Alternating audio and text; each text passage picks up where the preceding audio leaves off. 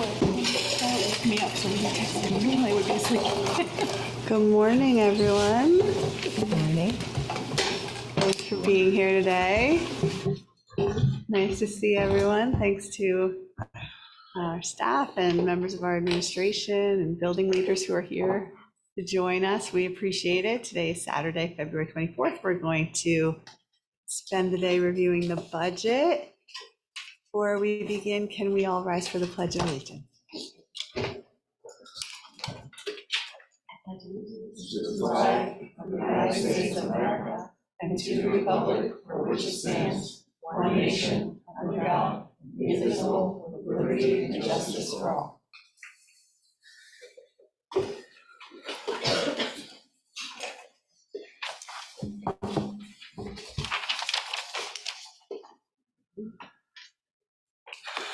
We got off to a good start on Thursday and looking forward to hearing about the budget for our instructional programs and facilities.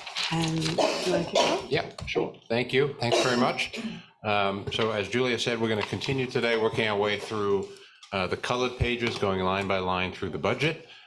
Very important part of this process for us is to gather your questions, which we started to do on Thursday night. And we'll also check in with you periodically to make sure that we're holding on to the questions that you think that we're holding on to. We want to make sure that we're gathering the information. After Thursday night, the two primary areas for further looking weren't necessarily directly budget related. We think we had health insurance noted as an area for further investigation, a question about pilots, but there were some questions asked that we felt were answered in the moment. We didn't leave on Thursday thinking that the board was waiting for any new information or additional information specific to the budget itself. So, and I see nodding around the table, so that's great. We're going to do the same thing again today. Today we're going to take a few pages at a time, which is what we've traditionally done. So we'll ask you again to just make note of any questions that you have, and then we'll pause after a certain number of pages, and then we want to hear all the questions you have. And if we can answer them in the moment, we will. If we need to go back and do some research and bring it back next time, we will. And we'll check in at the end of the day to be sure that we've got all the questions that you think you asked during the day. So that's the process. And if there aren't any questions to begin with, then I'll turn over to Lisa, and then I think we're going to quickly turn over to Julia to start the blue pages. Yes, good morning, everyone, and thank you for being here today for the second part of our budget presentation. And I will just turn over to Julia to start with our blue pages, our instructional programs. All right, thank you. Good morning. Before I begin, I'd like to express my gratitude to the Board of Education for the opportunity to present this part of the budget. And I'd also like to thank my colleagues, my fellow cabinet members, principals, and directors who have all worked collaboratively for the last few months on this budget. I'm really grateful to work with such dedicated colleagues. So thank you all. Thank you. The blue pages I'll be reviewing this morning represent more than $63 million of our budget. They focus on some of the main budget drivers that we talked about Thursday night: school program, enrollment, class size, professional learning. And the overarching focus of the budget is to provide an experience for our students that's aligned to our learning commitment and pays particular attention to our three areas of focus: diversity, equity, inclusion, and belonging, social emotional learning, and sustainability. Goals for our work in these areas include curriculum that's aligned to standards and the most updated standards, as you've heard about, instruction that's active, relevant, and intellectually engaging, professional learning experiences for faculty and administration that are relevant and reflect the most recent research on adult learning, and providing our teachers with ongoing opportunities to enhance their craft, and class size that supports responsive and student-centered instruction. Okay, so as Andrew said, I'll stop periodically if you have questions. And the first, we'll begin on page 1. So page 1 of the blue pages represents the cost associated with the Office of Curriculum. The overall budget for these codes for the upcoming school years, just over $1 million. This represents an increase of roughly $26,000. The funds in these codes are used for the salary of the assistant superintendent for curriculum and instruction, 1 clerical person. Half of the salaries of the 5 staff developers are in this section of the budget. And the staff development positions are budgeted in these codes as well as other codes that I'll talk about on page 4. These codes are funds for anticipated, also include funds for anticipated hourly curriculum development to compensate teachers for summer and after school work. in the coming year. And this has been an area where the board has supported growth in recent years and has allowed the district to support teacher collaboration. On the bottom of the page, you'll see that there are funds designated for contract services. Some of the increases here are due to adding things that were charged to grants previously that are ending this school year. In addition to other contracts, the increase in this line is also to provide greater opportunity to work with consultants to support culturally responsive teaching practices, specialized professional learning development across the content areas and subjects like math and social studies, and an area of focus of our learning commitment as well. But specifically, I'd like to talk about a couple of things we were able to add, which is exciting. Ongoing K-12 science professional learning, both through the Amplify program, also with professional development and on-site coaching, as well as through partnerships with consultants, specifically to support our secondary science work, which I talked about on February 8th with all of you. And I've also maintained funds to support ongoing partnerships with organizations like Facing History and Advancing Literacy to support our K-8 work with literacy. So we'll be using these funds to just continue to provide training on early reading instruction as well and intervention, and ongoing professional learning and support around emotional and social wellness and thoughtful, deliberate use of instructional technology to enhance our pedagogy in the classrooms. Let's go down to page 2. This represents the costs associated with supervision in each of our schools and departments, including administrators and clerical support. Building and department administrators play a key role in supporting and supervising staff and students. This overall budget that's proposed here is just over $5 million, with an overall increase of about $197,000. In addition to salaries, these codes include contract service expenses, funds for the cost of a full-time school resource officer position, our greeters, and a variety of supplies for the buildings. And then we'll go to page 3. Page 3 represents the continued funding for what now will be, or for next year will be, the 4th innovation cohort to foster new instructional practices, K-12. With your approval, next year will be year 1 of our 4th cohort of innovators. The funding, $75,000, is flat with no increase or decrease since last year. Just quickly, before we start the next page, I just want to point out that we are aware that there is a clerical error on that page, but it does not affect the bottom line numbers. The subtotal is correct at the bottom of the page. It's just the top half, there is an error there, which will be rectified before the final is put out there. On page 4, you're talking On about. page 4, yes, before we start page 4. Page 4. Okay, so this page, we're going to talk about page 4 now. This represents the costs associated with in-service training and professional development. The overall proposed budget for these codes is $795,000 approximately, which is an increase of about $66,000. On the top half of the page are a portion of the funds for the 5 staff developer positions that I referenced earlier. This represents that other half. There are also funds for professional development for teachers, teaching assistants, and other support staff. And we work with teams at both the building and district levels in making decisions about what professional learning is needed. Increases here, so you'll see increases here are a result of increased contractual obligations. I just ask what the clerical error is. Is that Yes. 15,000 It's should be 0? It or should be 0. 30? It should be 0, 0. correct. Thank The you. change is 0 there. Change is 0, thank you. And then, so the subtotal for the top half is 19,662. That's right. So we anticipate supporting faculty in areas of reading and writing instruction, including ongoing relationships that the district's had with Bard Institute for Writing and Thinking, science, as I've mentioned, math, the new K-12 computer science and digital fluency standards, and culturally responsive teaching practices.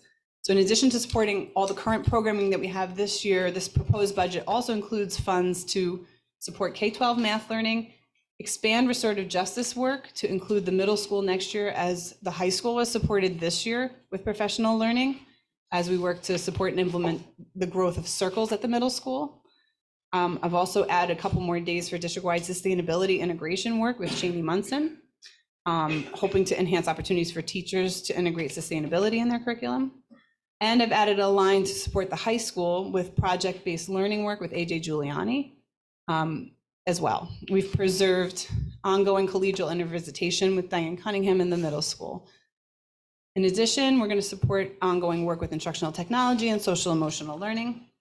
And the bottom of the page talks also about travel and conference rates, as well as consultants who come into the district to provide PD for the staff with a focus on enhancing our work in all the areas I've just mentioned and the focus areas within our learning commitment. So I've just said a lot. Does anybody have any questions about pages 1 through 4? On page 2, the increases of 114,000 and 51,000, those are just contractual salary increases? Yeah, and there's an assistant superintendent salary in there that will be updated from future years, right? That we will update in future years? Yes, and actually, a part of it also has to do with some shifting of where we are charging salaries in the IDA 611, 619 grants due to changes in restructuring of the special services department. So there's now an assistant principal in the special services department. Under this line? So now there is, exactly. So it is, so it's just, and so we just, it's just where we're just shifting some Where they're getting paid from. expenses. So we're still going to be, using those monies to supplement. It's just that, yes, there's more of that salary in here. Whereas in 2250, you'll see some salaries that will be charged, more of them will be charged to the grants. Thank you. Can I ask, and this may be like a end of day question, but how do we identify grants that we feel are like worth going after, and what is that? Do we have someone that's specifically part of their role, or do you all do that sort of within your area? Do we have a process for identifying grants that we might be eligible for? And I imagine in many cases we probably don't meet some of the eligibility criteria because of the composition of our demographics of our students, but is that your office, Lisa, or is Yeah, that like in the so curriculum area? Yeah, so the business office does, so primarily, we do not, most of the time, fall under eligibility to apply for other grants, but our grant funding consists of ESSA funding, which would be the titled funding, the old NCLB dollars.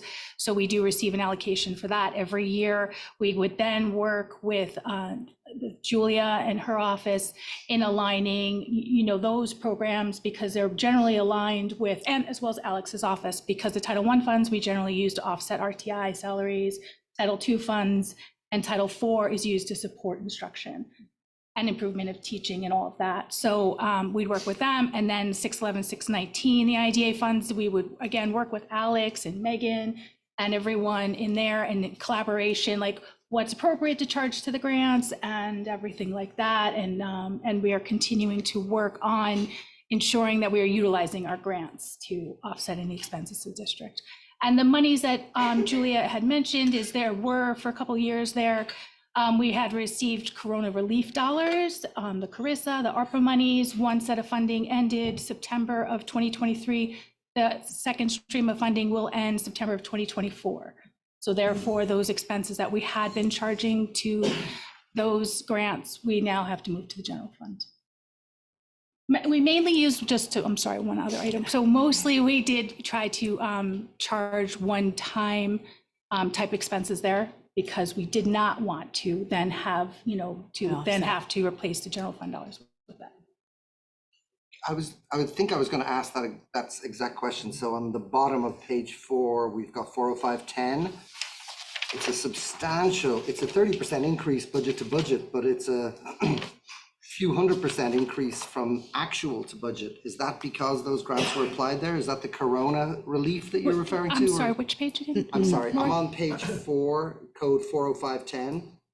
The service consultant, Contracted service consultants. Yes, there could be some things in there, as well as just as Additions that I made, like for RJ Ed, for example. RJ Ed specifically. So that is actually not necessarily items that we had been charging to the grant, but those are, growth in programs around the district. Which I knew the district was committed to expanding. So like, despite our circumstances, we were able to achieve that, which I thought was understood. So I guess what's in my head is there's a 30% increase year over year, budget to budget, right? The 85 to the 120. Mm-hmm. But if I look at the most recent actual number, it's less than 20,000. That's from the most recent actual, we've increased by 100,000.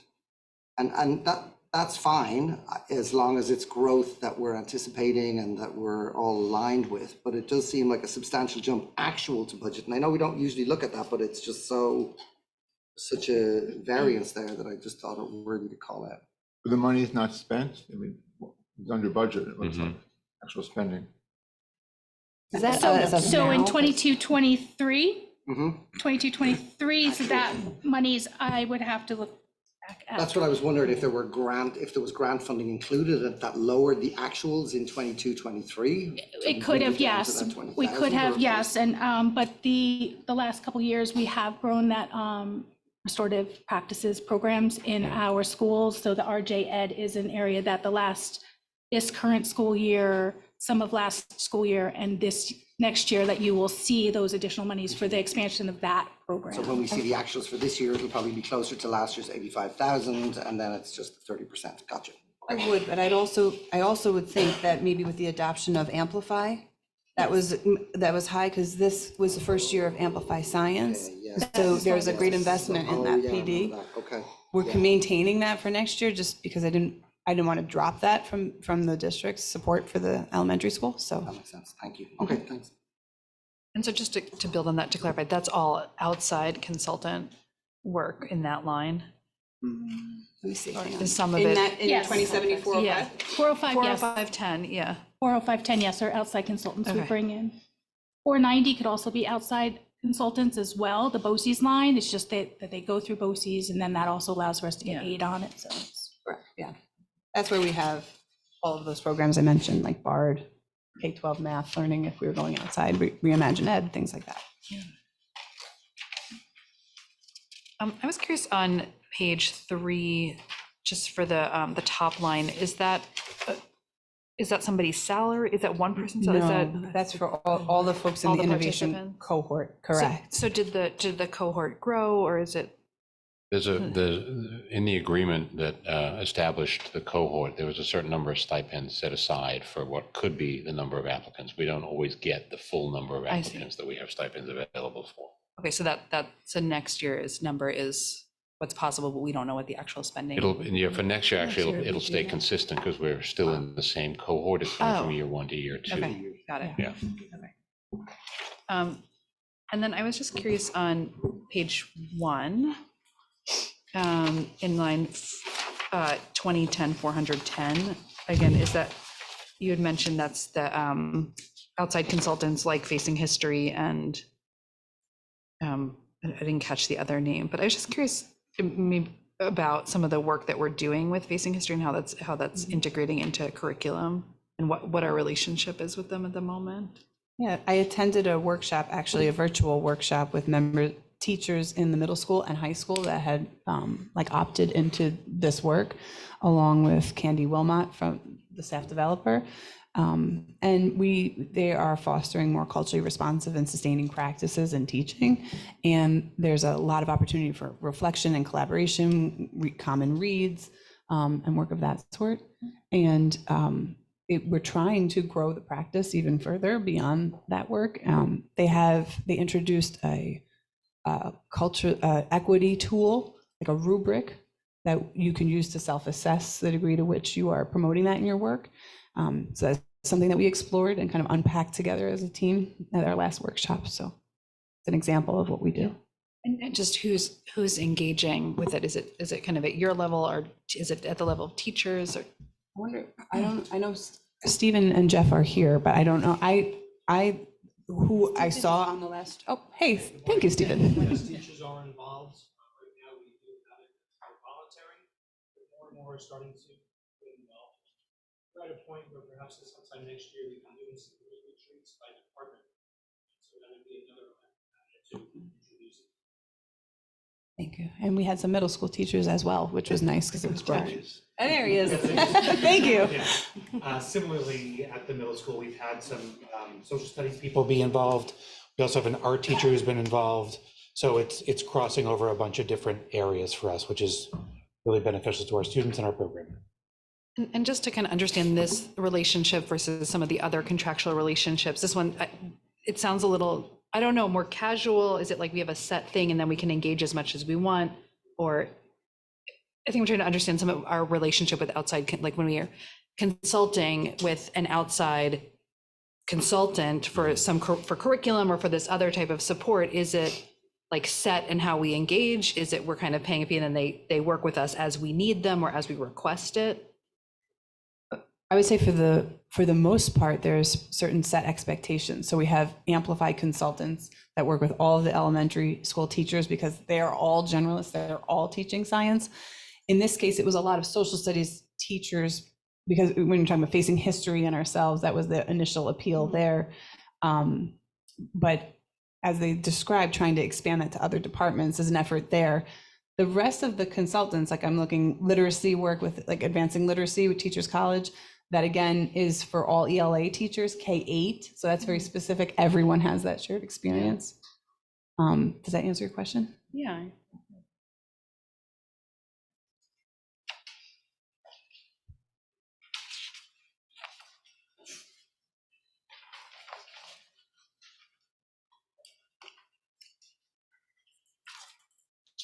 Okay.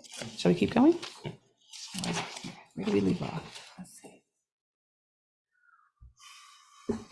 Okay, so now we'll talk about pages 5 through 9. These next 5 pages are the staffing costs for the 5 schools.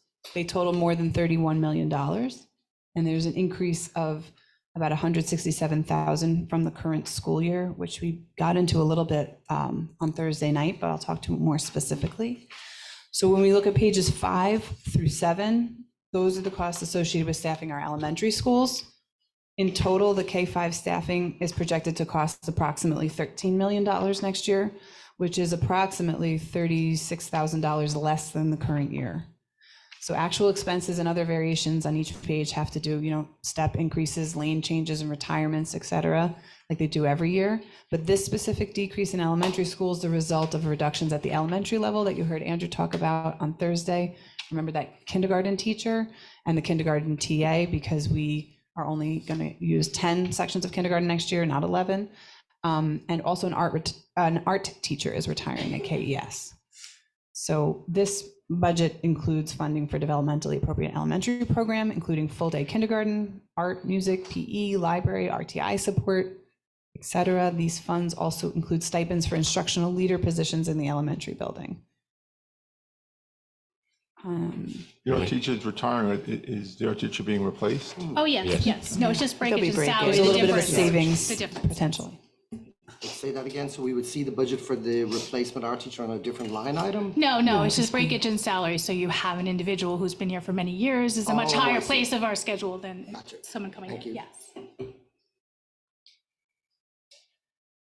Now on pages 8 and 9, we'll start, as we did with the elementary school, the next 2 pages, 8 and 9, are the secondary schools. So 612 staffing is projected to cost nearly $18 million next year, which is $2,000, $3,000 approximately more than this year. Again, variations are due to shared staff and other assignments. And this page reflects the close look at budget that Andrew and Lisa have already referred to. Page 8 represents the cost associated with staffing at the middle school. Here, the overall budget for staffing is $7.5 million, a decrease of about $162,000. Middle school is experiencing an overall decrease of 39 students, as we heard about on Thursday, next year. And they're also going to have the same number of sections as they have had this year. And the middle school curriculum leader stipends are also included on this page.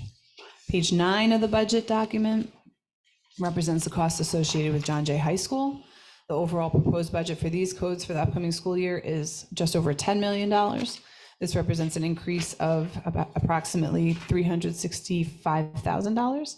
Increases here are contractually driven, and the funds pay for all the monitors, substitute teachers, high school teachers, and high school curriculum leaders as well. And as you know, the schedule continues to develop at the high school. As the schedule continues to develop at the high school, there may be fractional changes, and funding from that might come from those contingency funding lines we talked about. And the 9th and 12th grade enrollment next year is predicted to be higher than the current cohorts, while 10th and 11th grades are predicted to be lower, and the overall enrollment at the high school is predicted to grow by 37 students. Any clarifying questions regarding pages 5 through 9? On page 8, I think I recall last year, or maybe it was the year before, for the middle school, we spoke about somewhat augmenting the staffing because we were concerned about post-COVID, and there were cohorts that we wanted more staff applied to. Does that continue? Is that in this? Yeah, it is. And that's been useful, helpful? Been very helpful. Yeah. Jeff's provided us a lot of feedback, including recently on how the teachers have received that experience and how they think it's benefited the students. And so we're hoping to continue that. Julia, on the same page, 8, Yep. did you say the students declined by 39 at the middle school, but that the number of teachers is the same, Number of sections, yeah. or number of, right? And then why do I see a $170,000 decrease in the budget with the same number of sections? Just the difference to, it's really budgeted from last year to actual what will be needed. Just taking a closer look, as Andrew had mentioned, just making sure that any fraction, that we have everything Okay. correct. And then changes in salaries that may have been 2 years ago or a year ago when we were budgeting. There are different people possibly in positions, possible retirements that occurred that we do know of, at least, that happened after we did the budget. So it's not any, And that's I just know, really. to Bill's point, we did increase the budget last year in anticipation of post-COVID support. And maybe we didn't utilize all that, and you're looking at actuals and comparing that. It's quite a significant decline. I think they're taking a closer look at breakages in terms of instead of just sort of rolling forward a budget number, I think that Lisa's really trying to look more carefully It at is. where is the actual from this year and doing a projection, which is terrific. And Yeah. Yeah, exactly. Yeah, Great, thank there's you. no decrease in staff, right? It's just Right. a No. decrease in salaries or. Yes. It's refreshing, but Yeah. rare. Thank you. And just generally, there's, besides employee compensation, are other materials or things related to instructional just in other parts of the Yeah. budget? Okay, it's just not reflected here. No, you're correct. So there will be supplies that we talk about.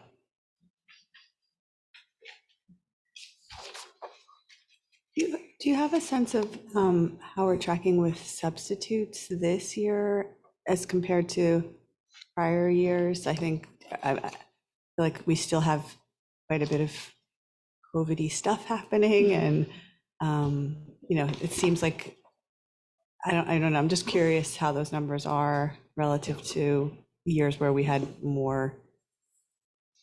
Are you specifically asking about the funds set aside or finding subs? The Yeah. funds, like how are we, are we finding that we're tracking similar to prior years? Is it going down at all because Yeah. of maybe So health? we absolutely do improvement? track it. I don't have the numbers on Yeah. hand, but I can say that it's been harder to find subs, especially at the elementary and secondary level. It's probably those lines are probably less. We could check on that for you, but we probably are using less, not because we want to use less, but just because it's just been much harder to find subs. Got it.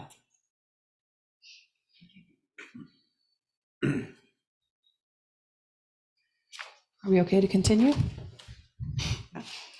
Okay, so now we're on page 10. Page 10 of the budget document represents the cost associated with certain district-wide curriculum leader and liaison positions. The proposed budget for these codes for the upcoming school year is $105,000 approximately, with a decrease of about $6,500. This is due to a change in where people are coded. We're not decreasing those positions. Other grade level and department stipends for curriculum leaders are included in the codes for those buildings, as I mentioned earlier. Page 11 of the budget document represents the cost associated with instructional equipment. Reminders, like equipment is items over $1,000. The overall proposed budget for these codes for the upcoming school year is $82,000 approximately, which represents an increase of about $37,000. The funds in this code are used for needed equipment, especially in PE, art, music, and science. And in the coming school year, we're planning on replacement of musical instruments and costs associated with moving the art room at Meadow Pond. Okay. Page 12. Page 12 represents the cost associated with contractual services and repairs. The overall proposed budget for these codes for the coming year is $100,000 $5,000 approximately, which is an increase of about $34,000.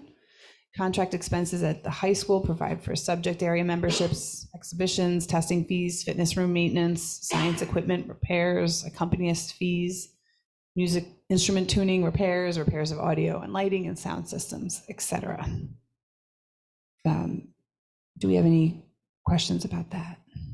Anything from 10 to 12? Could I ask a question on page 11? Mm-hmm. So I see the increase, it's almost doubled from 13 to 25, the first line item there, equipment district-wide, and you mentioned new musical instruments and you mentioned the move of the art room at MPS. Yeah. So I would think that we replace musical instruments on a rolling pattern, like we don't replace them all in 1 year. I don't know if that's fair to say. Like, it's just curious that number's almost doubled. And then maybe the art room accounts for it, but is the art room not related to the moving around of things due to the bond at Meadow Pond? So I know we're changing the library structure, and I know Ashton's here, but I'm just curious, like, why are we doubling that number? I would think that's kind of and it's not a big number, so I'm not overly That's a concerned good about question. Just specific to the art room is that we, separate from the bond, is that we are going to be moving the special classrooms to Meadow Pond. So we have to we have to relocate. Yes, thank you. So we do, so it's not bond related, it's related to moving of that. And So is that the bulk of that additional 12,000? it is, 8,000 is, go ahead. Oh, you could, No, so the 8,000, the elementary line, the 2110, 200, the last line there, the bottom half of the page, that is for Meadow Pond, that 8,000 there. The line that we saw the greatest change is the equipment at district level. So it's PE equipment, but it has actually, the PE equipment has, if you see from prior year to current year. Oh, I see now, yeah. Yeah, so it's got, so a couple years ago, yeah, so it kind of just goes up and down. It just has to do, it's like everything, it's cyclic somewhat of when you need to replace things. We try to replace things on a regular basis, so there aren't any major increases and decreases. But that is district-wide, and anything at high school, there, again, a lot of these things are items over $1,000. So it could be something such as cabinetry, as I mentioned. I think with the movement of the special classes, we've had to really think about space, and that's part of the art room thinking, turning the art room closet into an office. So that is all the cost with that, and moving all the supplies into the space. Thank you. Thanks, Ashton. Appreciate it. Answer my question. I missed that 65,000 actual from 2023, so that makes sense. Thank you. Any other questions?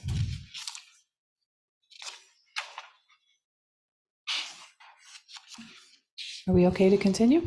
Yeah. Okay, so page 13.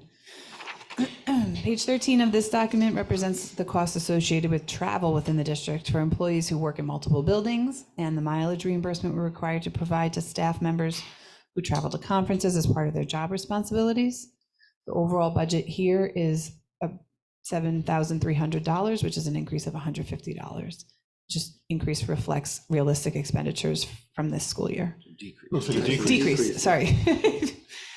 Decrease reflects realistic expenditures from this year. And based on analysis of prior years as well. Good? Okay. Page 14. Page 14 of the budget document represents the cost associated with some specialized BOCES services. The overall proposed budget here is approximately $253,000. It's flat with no increase or decrease since last year, based upon past usage and anticipated needs. These are things, funds for alternative and distance education, environmental education, arts and education, all of which support a number of programs and assemblies in our schools, and also supports concerts and other student performances. Julie, I want to call out here because there is a significant change in the line in the bottom half of the page. So that's coming out of COVID. We were supporting some distance learning still post-COVID, and those needs have dissipated. Sorry, That's Andrew, on the bottom talking about of the 245? page 14, the first line at the bottom of the page, The distance learning. Yeah.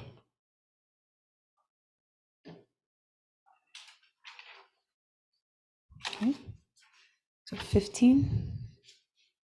This page represents the cost associated with nearly all of the instructional supplies purchased in the district. The overall proposed budget for these codes is approximately $551,000. This represents an overall decrease of approximately $198,000. In Andrew's overview of the budget on Thursday night, you heard about how in order to stay under the cap, we acted on instances where we might be able to purchase items this year for next year. So that reflects the decreases here that you see. So requests in these codes include most non-textbook supplies used by students in all courses, and priorities to supply requests are given to items that support our work with the learning commitment and enhance student engagement. Page 16. Page 16 of the budget document represents the cost associated with textbooks in all of our schools. The overall proposed budget for these codes for the upcoming school year is approximately $183,000. This represents a decrease of $166,000 approximately. Again, in order to bring the budget in below cap, we acted on instances where we could purchase this year for what we needed for next year, and the decreases reflect that for the purchasing of hardcover textbooks. But for the balance that remains is mainly for the digital textbooks or digital access that is associated with textbooks that have to be purchased in the year that they're used. The funds here are used to purchase textbooks at every level, some class sets of texts and replacement texts for courses many courses at the secondary level.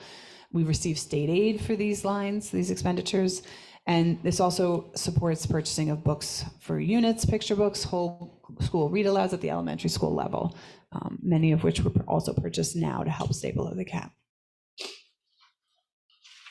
And these days, buying textbooks means as much access to some sort of online. Right, to stay most Content. current as well. Yeah, that's a helpful change in practice.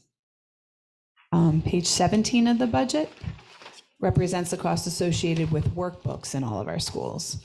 The overall proposed budget here for the upcoming school year is approximately $182,000, which is an increase of approximately $14,000. Again, same situation, purchase as many items as we could this year that we need for next year.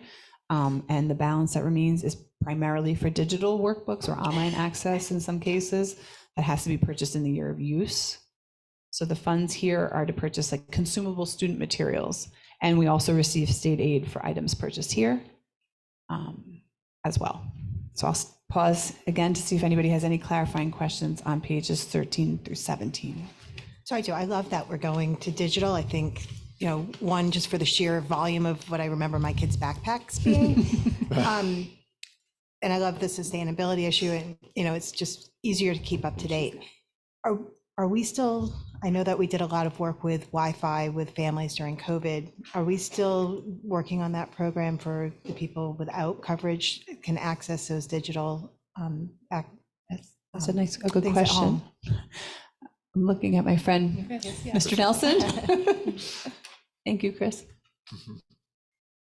Now you've done it. I get to enter early today, yes. So, yes, during COVID, we had partnerships with a lot of the telecom companies in the area.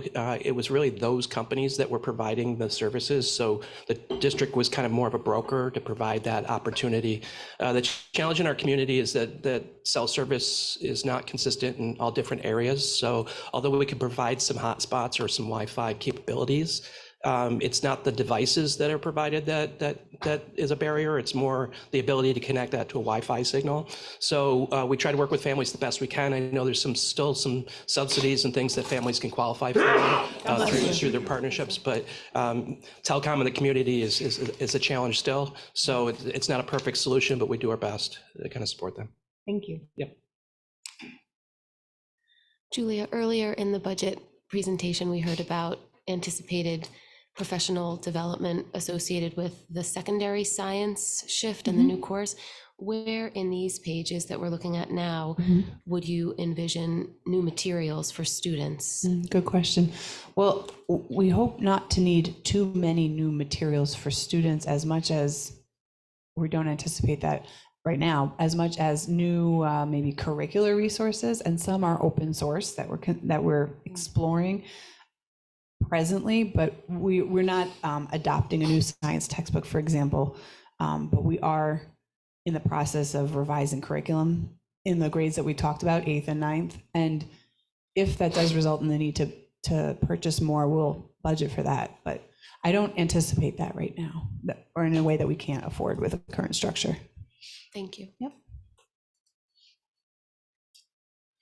Can we just clarify that I know that we're going to try to use funds from this year to offset some expenditures for next year, but some of these lines from a overall budget perspective, like if it went up by 10%, it would be $5,000. Like, I just, can you just reassure us that our teachers and our building administrators feel like they have the resources they need for next year with this budget, and that they're not going to feel that, like, wish I had this thing that would have been another $300 in the budget or whatever. And I appreciate our efforts to really look at these more closely and budget them as accurately as possible. But I also think if you came to us and said, actually, I cut this thing out, but it would be great to have, and it's $12,000.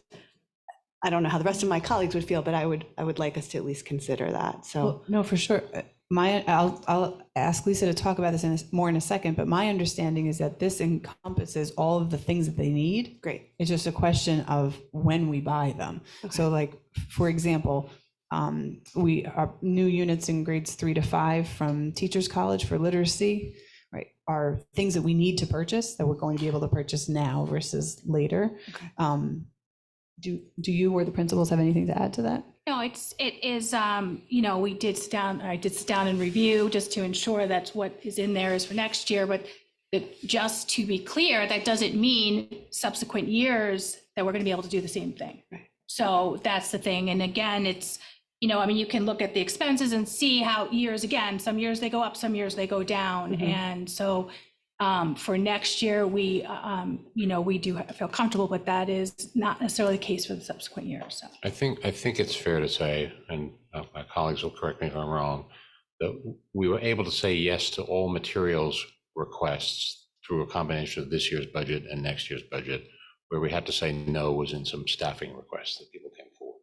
Whether they wanted to grow programs through staffing, we can't manage that in this budget. But in terms of the materials that our students will need, I don't think we turned any requests away completely. Okay. We found a way to fund them. May present a challenge in the future. Okay. Are we okay to move forward? Mm-hmm. Okay, so for the next 3 slides, you get a break from hearing from me. Alex is going to start with a review of page 18, and Megan, sorry, a review of page 18, and then Lisa will review 19 and 20. Thank you. So good morning, everybody. Nice to see you. Happy Saturday. So I will be presenting on page 18. We'll specifically be talking about costs specifically associated with our special services department. So in looking at the first line, the teacher salaries. So this line represents a portion of our Committee for Preschool Special Education Chairperson salary. And there is a little bit of a shift there, a decrease of $15,000. That denotes a portion that will be moved into our 611 or 619 IDEA grants. So we had to shift around. We heard earlier that an assistant principal moved into a different line, and so we were able to shift some salaries around. With regard to the school psychologists, this line depicts the salaries for all special education teachers across the district. It includes a portion of our district-wide psychologist who serves as our educational evaluator for the entire district. So whenever there are initial evaluations or reevaluations, that district-wide evaluator conducts those. It also includes an increase of 2 special education teachers, one which was a contingency position from last year, and we are adding a 12-1-1 special class for next year to accommodate some of our incoming kindergartners. So this change reflects those 2 teachers. And also an increase in salary of one of our high school psychologists who is new, and her salary was a little higher than the person who previously held that position. The remainder is inclusive of step increases, lane changes, and longevity payments that are contractual obligations. With regard to the teaching assistants, this line encompasses the cost for teaching assistants district-wide and our teaching district-wide. Our teaching assistants support our students in special education programming and are also considered program teaching assistants attached to specific programs. And the change represents shifts in funding so that some salaries can again be moved into our federal IDA grants. Speech and language therapists. This line represents our speech therapist district-wide, and budget to budget, the number of speech therapists will remain the same. And the increase you see reflects contractual obligations and actual salary versus projected salaries. And we do have one speech therapist who serves as our district's assistive technology specialist, and she is certified in both assistive technology and as a speech therapist, so she can serve in both capacities. In the hourly special education home or hospital tutors, so this is a 3-year average. We look historically at what we have spent providing home instruction to students, and typically students get home instruction if they're awaiting a placement or we're trying to find some resolution to programming or some issues that have come up. Also, when students are hospitalized for a variety of reasons, the hospitals typically provide the instruction that the students receive at the placement, and we're responsible for covering the cost. So this encompasses all of that.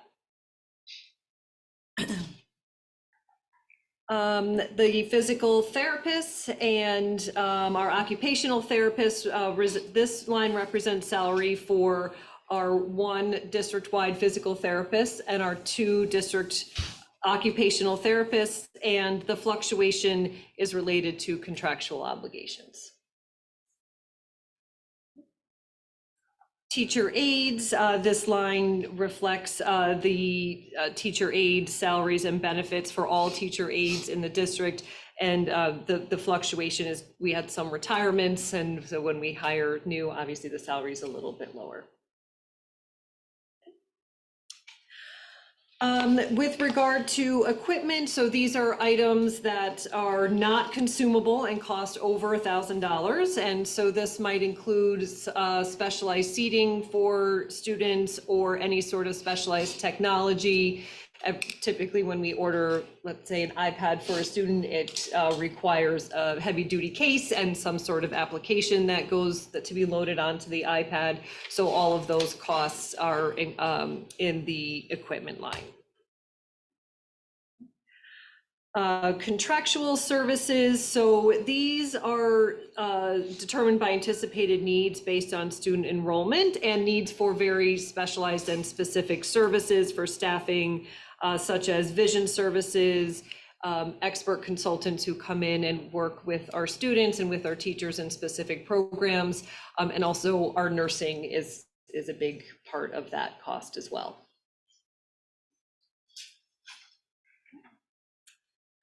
The travel and conference line, this line denotes money set aside for mileage for travel and participation in conferences and professional learning organizations, so the department can stay current and abreast of changes in the field. The New York State public school tuition, this line is, you will see an anticipated increase for students who have pending outplacements. We did have an increase of 3 student out-of-district placements for students this year. And we anticipate those for next year as well. We've also have 2 incoming kindergartners who will most likely need out-of-district placements, so they're included in this line. And This line can include students who are being referred and who also move in. We do have to anticipate, we typically have a few students who move into the district every year who are already in out-of-district placements. And so we honor their placement and have to find an out-of-district placement for them. Okay. For BOCE services, this line represents money set aside for projected programming needed for students who are placed out of district. So we typically place students in New York State approved private schools or BOCEs. Those are our two major places where that we can find placements for students who need out of district programming. And with supplies and reference materials, in this line, money set aside for supplies, reference materials, and equipment that costs less than $1,000. So teachers need any sort of equipment for their rooms, that comes out of this line. Okay. Any questions on those? 49010. There's a significant gap between the last actual and this year's budget and next year's budget. Do we have a sense this year that the actual is going to be closer to the million, and therefore that's why the budget is for that? Yeah, so we take a look at our out-of-district students and get a sense for what the projected tuition will be for next year. And we feel confident that we've been able to capture the placements of all students. And we do keep one pending placement in the budget just in case somebody does move in. So that number does include that pending placement. We also end up holding placements for students just in case who, you know, they had a placement, they've been, let's say, parentally placed in another placement, but we keep their placement just in case the student ends up coming back to make sure. Okay, so we need a little bit of a cushion. Yeah. Yeah. This is, I think, correct me if I'm wrong, but I think we would also typically say CSE decisions have to be driven by student need. They can't be determined by budget. Right. So it's one of those places where we have to make sure we have budget enough. available Yeah. for the needs that might arise. And then are we able to move across lines as that, like, or even across, how far across codes can we move money related to special service needs? So that's an area where we can transfer? Yes, we can transfer Yeah. monies, yes, it's needed to various codes, yes. Yeah, we had 5 students that exited last year. And so, you know, you'll see the shift between those. So last year, I believe it was a reduction of around 300,000. But with a new student that entered that was already parentally placed, with another student that we had that went placed residential. So it's kind of already evened out. And then the increase is in anticipation, like Megan said. Sure. You know, we have some preschool students who we anticipate their needs are so significant they would not be able to attend our special class program, and then the contingency position. Do we, for that reason, because we're padding, do we typically transfer out of these line items towards the end? In other words, are our actuals typically less than our budget? This page represents 10% of our total budget. And I'm wondering, do we hit that number routinely, or are we padding a lot and then transferring out to other things towards the end of the year? I mean, yes, we will transfer, but we do not pad because we have to remember that. I don't pad. We need a cushion, right? We need a cushion because when we're doing this budget, they're still doing CSE placements. We know typically families try to move during the summer. So we don't, you know, we can have new families move in during the summer who've not been placed. Yeah. We have, since I've been here, had families move in mid-year who've been placed mid-year. So we do need to anticipate both what is pending CSE as well as any unanticipated unknown movement of students into our district in order to accommodate their needs. Have we over the years become good at leveling out that volatility? Or to my question, are we transferring out at the end of the year? Are we typically transferring out of these line items? If we haven't spent the money Yes. that's in there for the tuition. I mean, I guess the question is, do we spend the money most years? We do. We do. So those will be against the these line items? transfers. Yes, those will transfers that you'll see in the spring, because by then we'll have the spring of the current year, those will be transfers. I think the answer to the question is more often than not, we will transfer funds out of these lines at the end of the year. There could be a year, and there probably have been years when all the money's been spent. Yes, That's how that's I'm true. hearing it. That's true as well. Yeah. Yes. Thank you. on line 410, last actual was about 300,000, budget was 700,000. What represents that increase? Do you know? What line was that? 410 contract services. Oh. 22-23 was about 300,000, 23-24 budget was 700,000, about 700,000. So the budget for, and you can speak probably more specifically, the budget for these items has always been very consistent at around the 689,000. In the 22-23 school year, we did not use all of it. Okay. So when I looked back at the historical data, that's what I was able to find. Right now, left in that line, we have about $189,000 left for the year. Okay. Yeah. Okay, great. It's also reflective of this is the first year we hired a BCBA, so we went 2 school years without a BCBA that was a district employee, so that, there was an increase in the contractual service line, but this year we have our own district BCBA. So like that's an example of one service that we've needed less.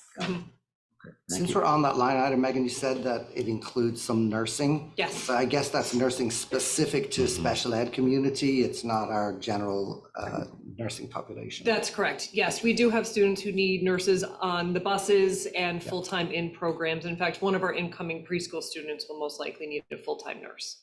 Those are that's on the list of hard to find? Yeah. That is absolutely on the list of hard to find. Impossible Yeah, to find. very difficult. Yeah, it's on the next list. So, and those students typically, because the children are so medically fragile, the best way to find those nurses is those families tend to have like Medicaid hours, so they're receiving nursing support, sometimes 24 hours a day, sometimes 12 hours a day. So typically those nurses will then contract with us, with an agency to serve the school day hours. So, but the students that have seizures or things like that require nursing just to transition from their home to school, that's a little more challenging. Very challenging. Right. Not immediately, but would it be possible today just to give us, in prior years, we've actually had the numbers of how many special education teachers, how many teaching assistants, how many psychologists. I think it's just helpful to see the actual FTEs in these budget codes, given that it is, it is a significant portion of the budget. And I don't need it this second, maybe after lunch or something would be great. Yeah, and the FTEs are under on page 2 of the beginning of the binder. I'm sorry that I must have gotten cut when I was formatting or something, but so page 2 in the beginning section, which is. Sorry, yeah, okay, got it. Yeah, so there is a breakdown there, and. Where are we? Staffing analysis, there's special education and Statistics. E&L, Statistics. occupational therapists, special education teachers, and then on page page 3, again, you'll see a breakdown of our special education teaching assistants and teaching aides specific to special education. But I can add that to the budget. Oh, the teaching assistants are on the next page. Okay, thank you. Got it. Okay.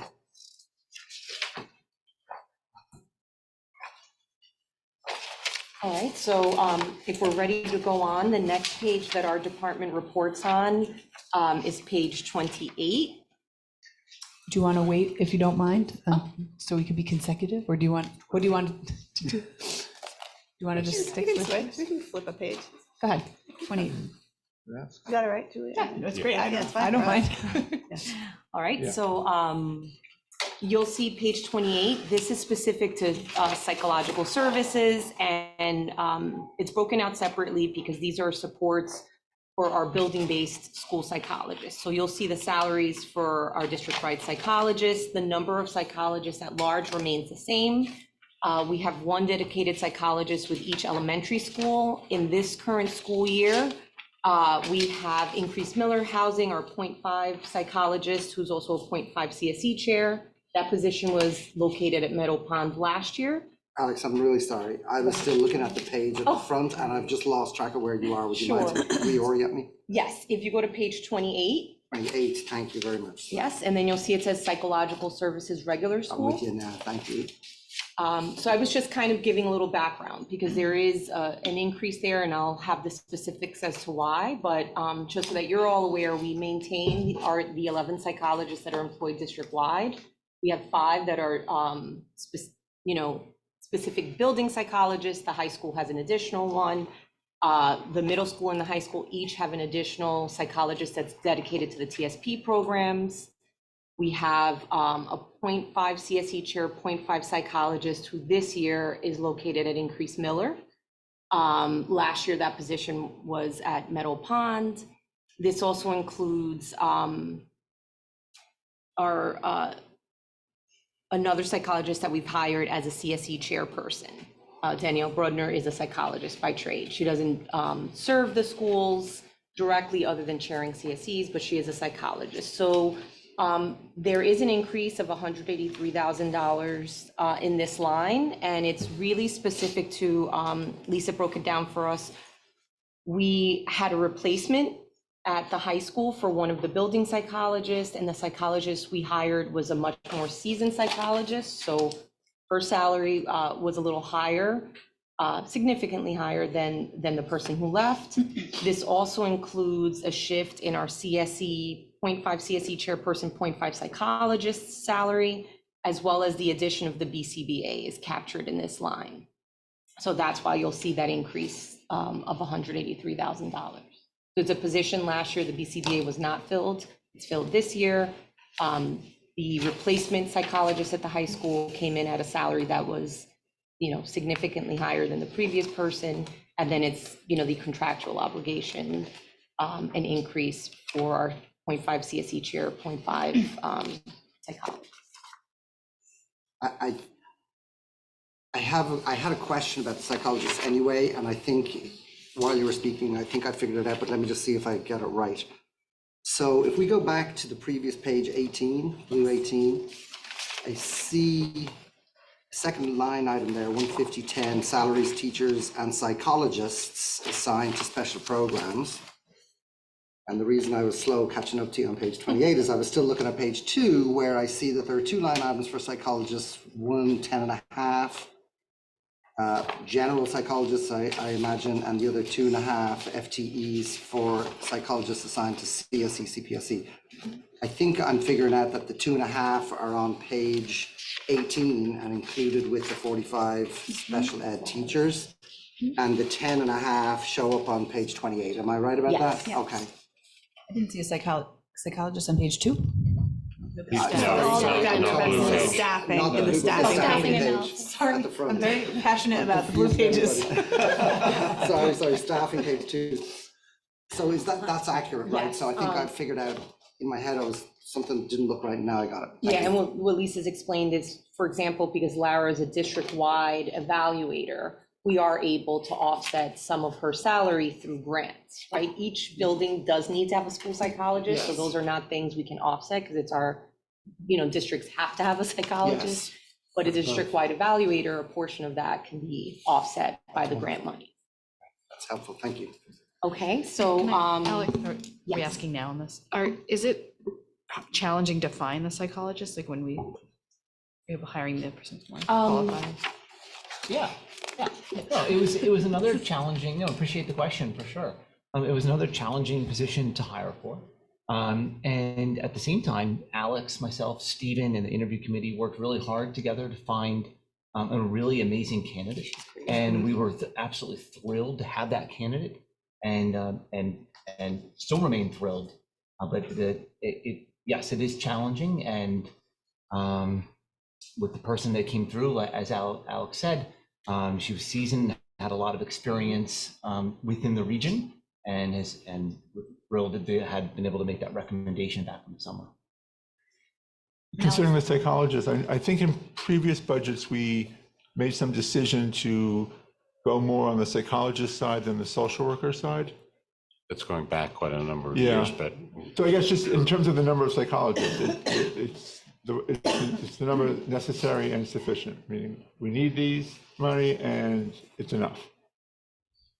It's never enough. It's never enough, but no, yes, I think that we are really, it puts us in a really good position to support, our district population at large. So they're really able to support students,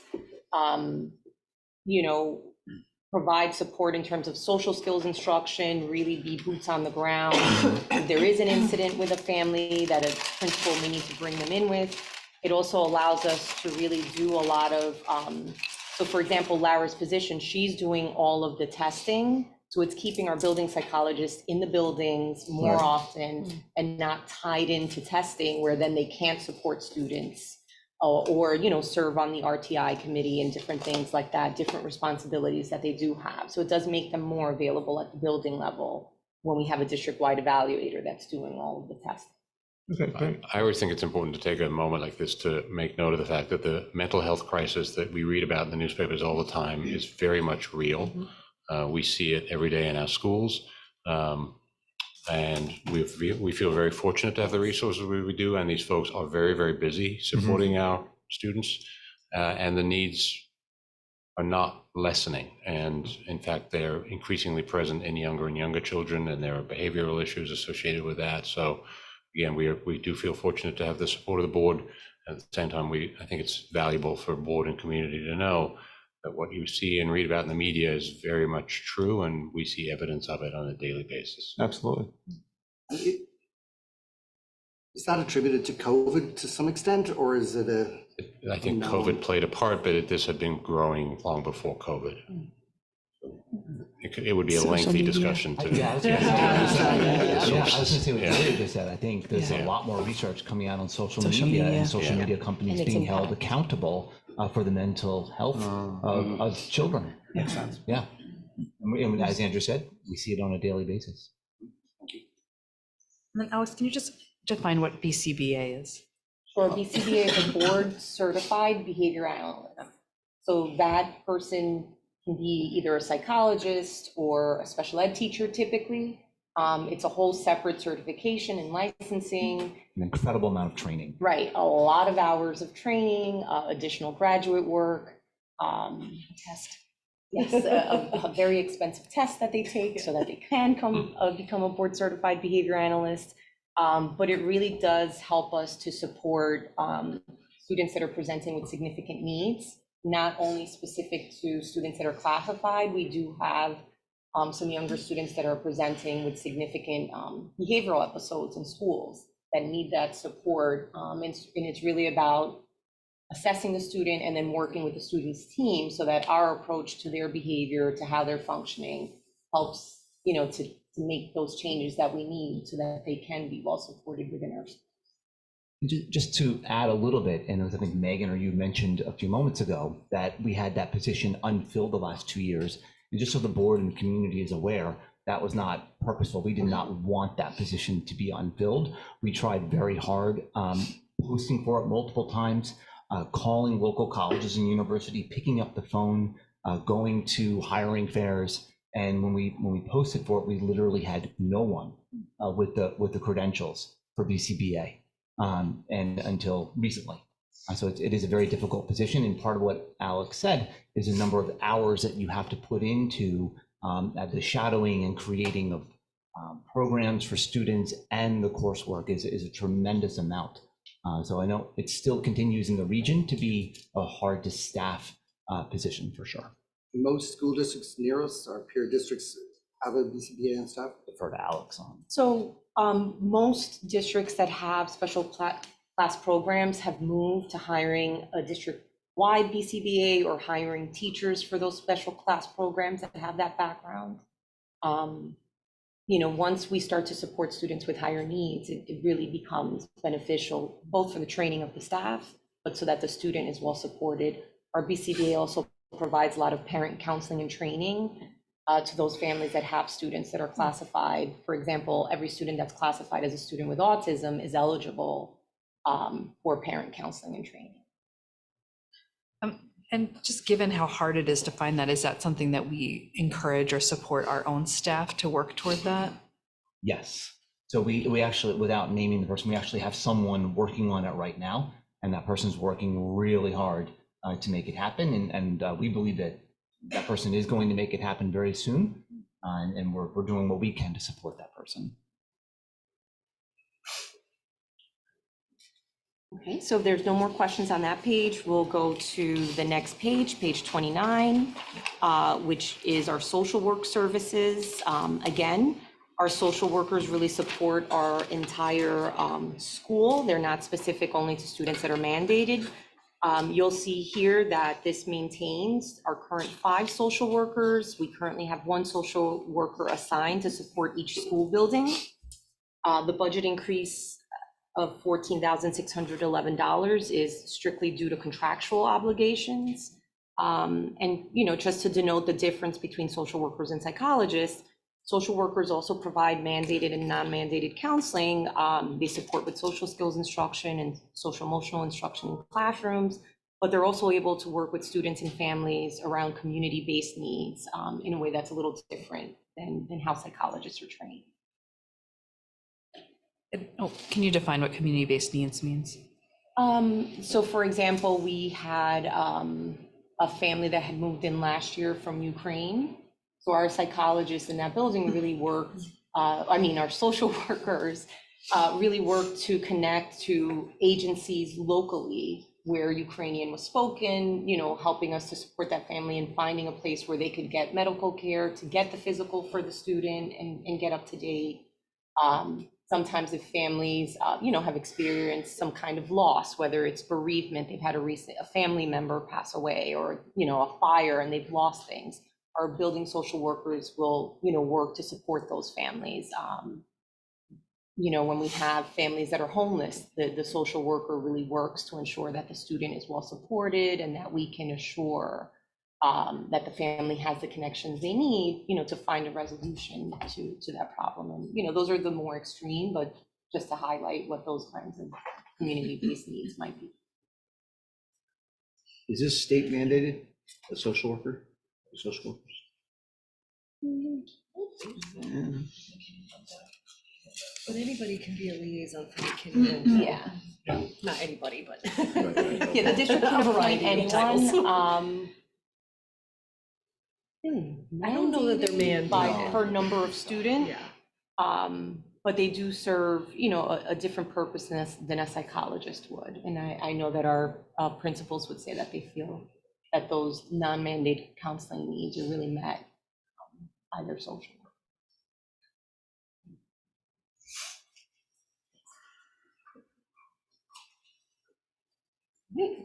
If you have no further questions, we can.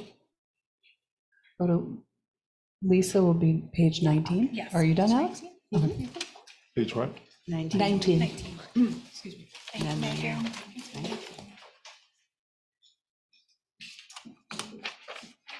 So we will turn to page 19, which is career and technical education. On this page, we show what is actually BOCES has told us will be our expense next year for CTE, and that for our students who attend the Tech Center at Yorktown, which again is career and technical education program, which prepares our students for post-secondary education, as well as entry-level positions in a wide variety of occupations, such as environmental career academy, the business career academy, teaching careers academy, transportation career academy, communications, construction, cosmetology, hospitality, as well as health services career academy. It's located at the Tech Center.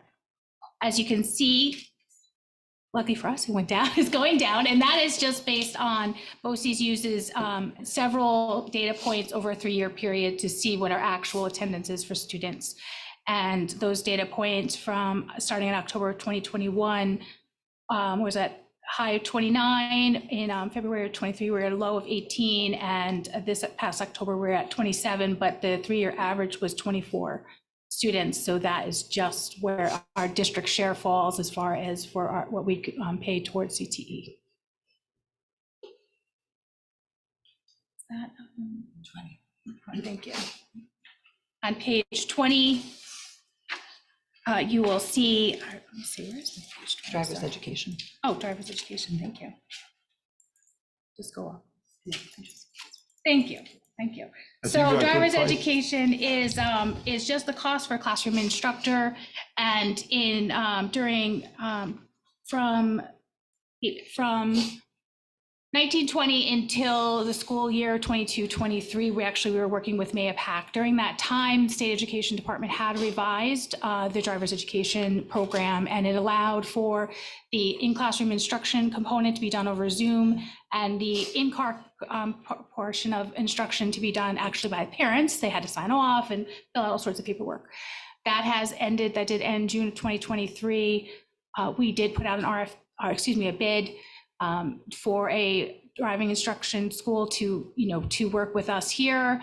That we did not receive any programs that we felt that would fit the needs of the district. And so we currently do not have a program, but we always are, we have not really received any, Stephen is here, any requests for the program, Stephen? Maybe one. Yeah. So, I mean, we'll always put out, a bid again, but we did put out a bid and it was not satisfactory for the needs of the district. So those rules that were for COVID have been rescinded? They ended June 30th of 2023, yes. So now it's back to where it used to be. Where it was exactly, where they have to be in the classroom for the instruction and under a certified driving instructor. I put 2 kids through myself. I trained them myself, and there's no amount of money you could put on here that would be too high. I can imagine. There's going to be this cohort of drivers, a decade, that will probably drive differently than the rest of them. Well, I do wonder if people aren't asking for the program because we're used to it not being here now. I know only one of my children got to take advantage of that, and I think the only thing that affects them now is that the senior versus junior license. So I think people are just either going to a different school, which they became accustomed to, or just waiting to get their senior license.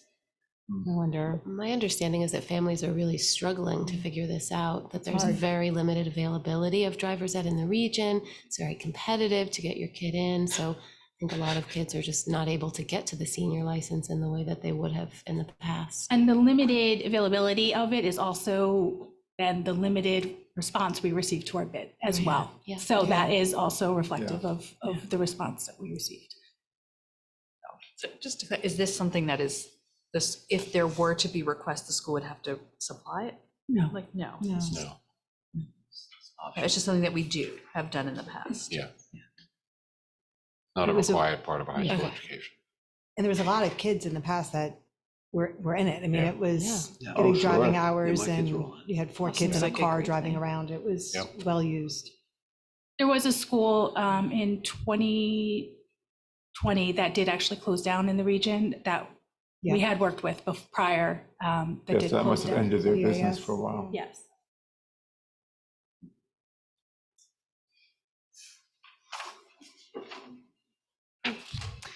So with I'm sorry, can I, before we go to the next thing, I was curious with the career and technical education. I get the sort of how you come up with the number. I was just curious what the vision is for that. I think I asked this last year also.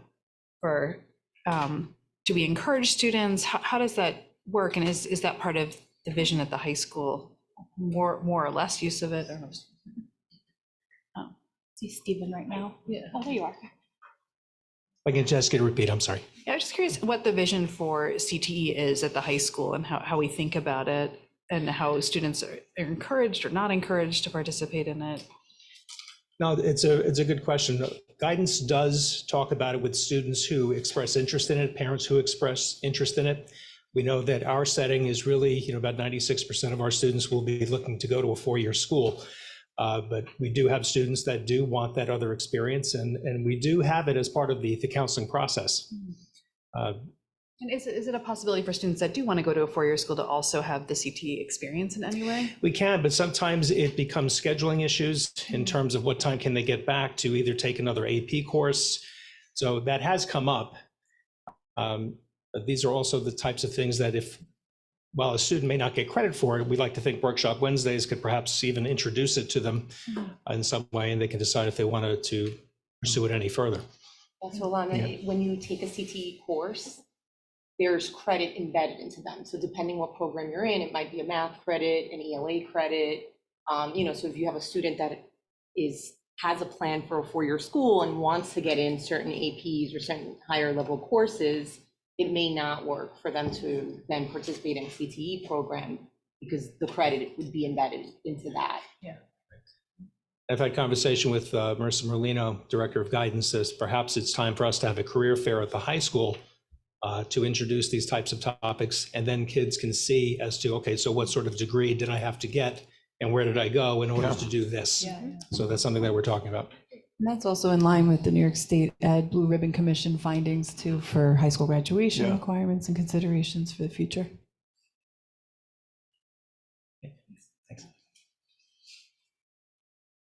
Thank you, Stephen. All right. Ready to hear more from me?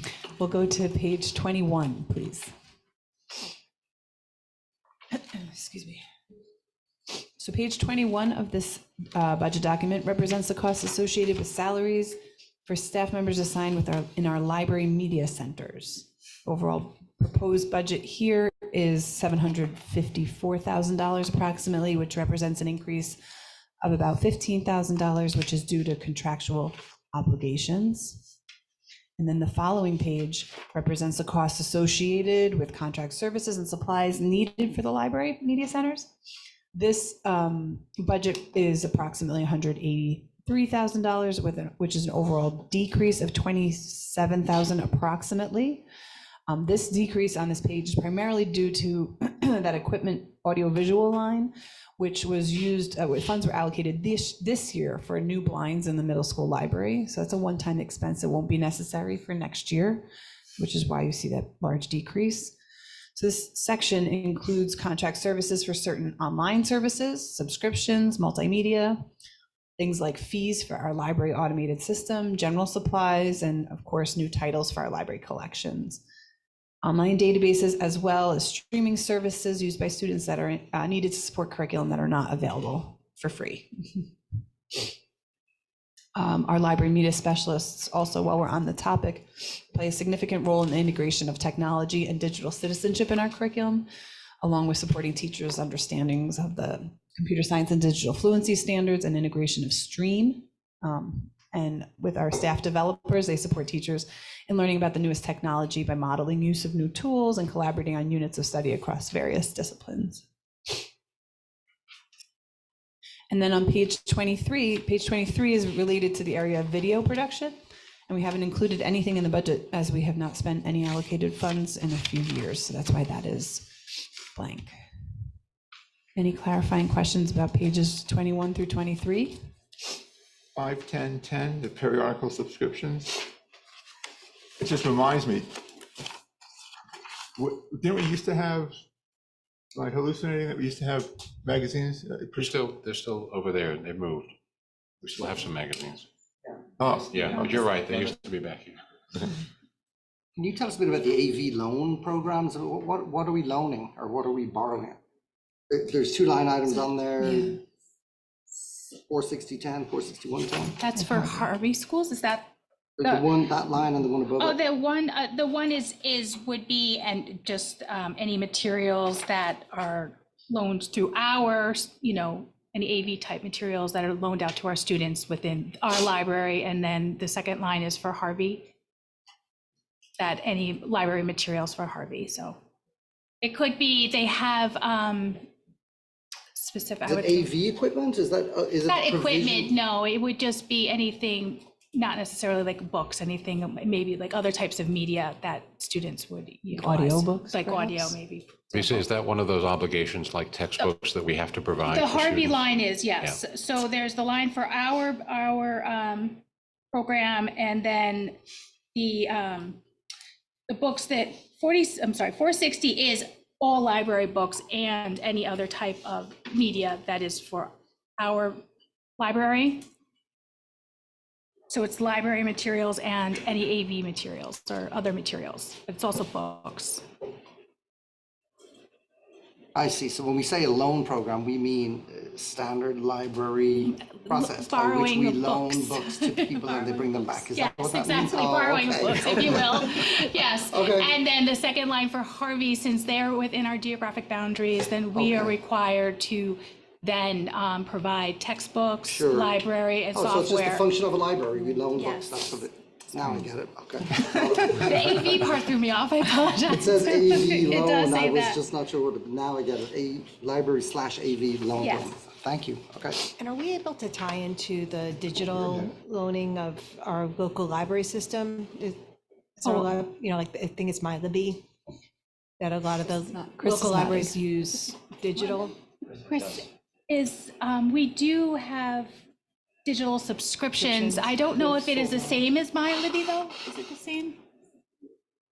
So in working with the librarians at each of the schools, they have partnerships with the local libraries. So I think it's the third grade where we start to partner in such a way that they get the library card formally.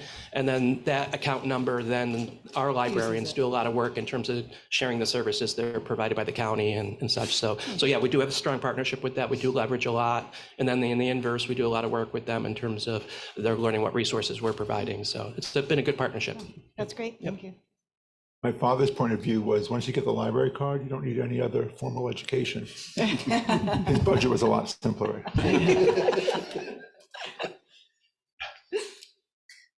So if there are no further questions, I'll invite Chris to come and take a seat. And he will review the proposed technology budget, which is going to be blue page 24 and pink page 20. Hi, Chris. It's nice to have a seat at the table. There you go. All things digital, sir. Just for the benefit of newer board members, this is kind of unique in such that the state requires us to break out our technology budget into two parts. So you'll see two sheets with two different colors because we have to identify what technology we're investing in for instructional purposes, as well as what technology that we need for the purposes of just doing the business of schools, right? So transportation department, food services, those types of things. So that's why there's two pages. And so as we look at this, there are different investments depending on our goals in terms of how we use this.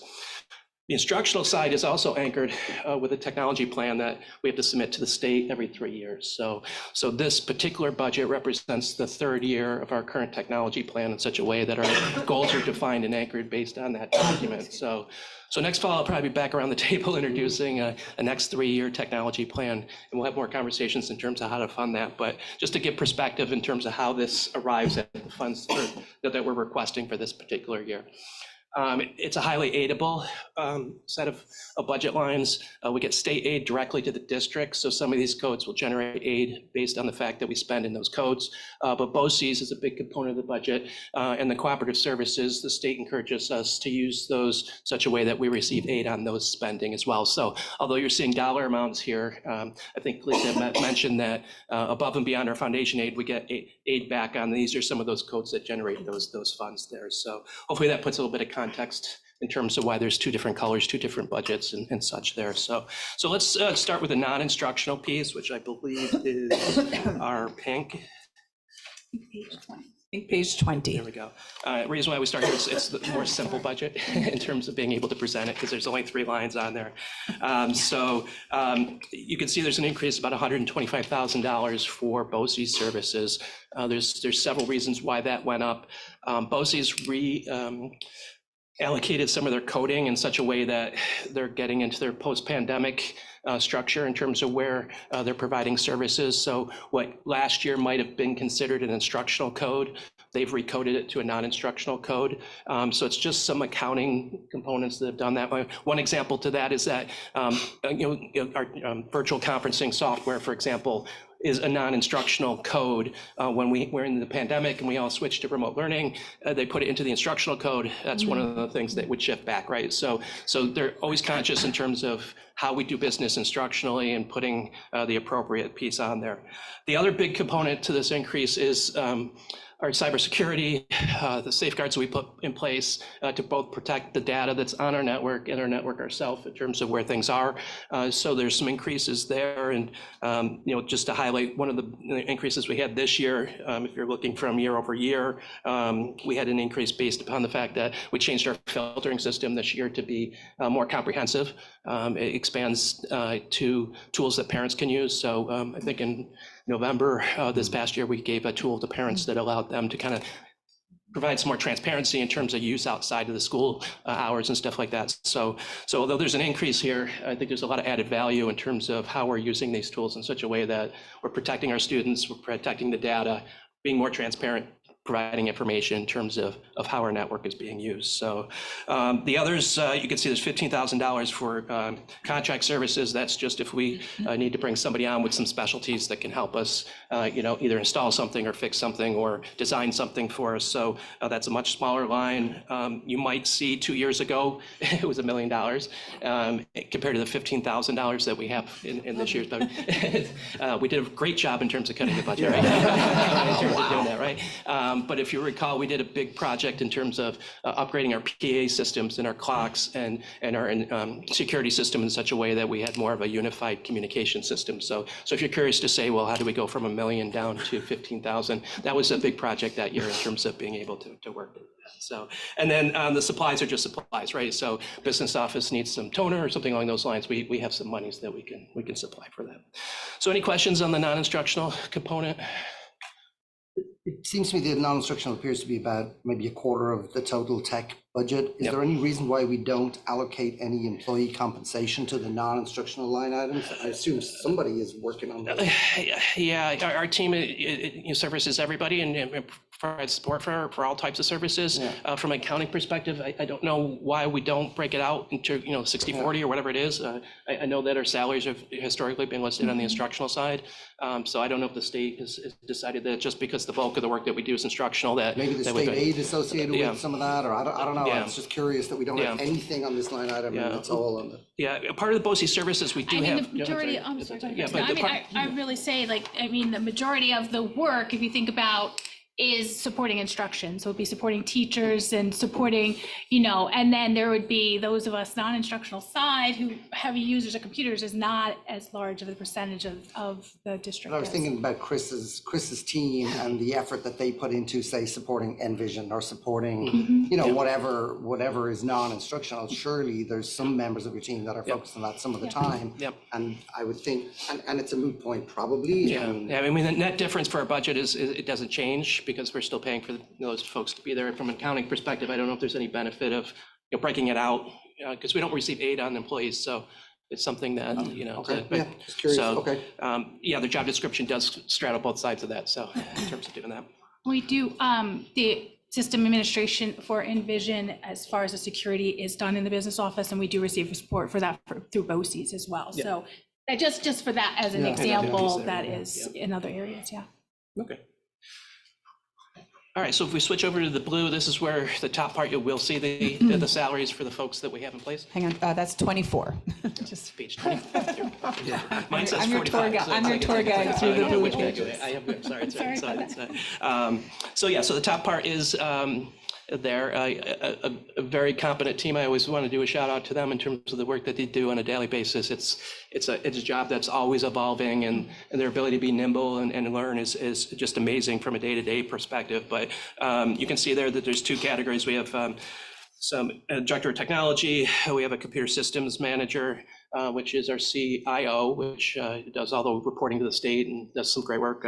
Maureen's been part of the team for a long time and is listed there. And then last year, if you recall, we had some retirements in the computer aid positions, and we expanded our teacher assistant roles so that as we're working more in the classrooms, especially with the shift to one-to-one, that our folks can be more directly working with students with the technology. So that's the staffing salaries are there. The technology support, we have a network support specialist, we have a data analyst that helps support our CIO. We do have one remaining computer aide that works here in the high school, as well as a junior network specialist. So the increases there are just salary-based, contractual-based in terms of what's listed there as we look at those codes. So any questions on staffing at all? I think is the difference from actual to budget here, I think is due to some unfilled positions that we had. Is that correct? We've had some vacancies, yes. Yeah. Yes. So the 22-23, 700,000 was because there were empty slots. Yes. Yeah.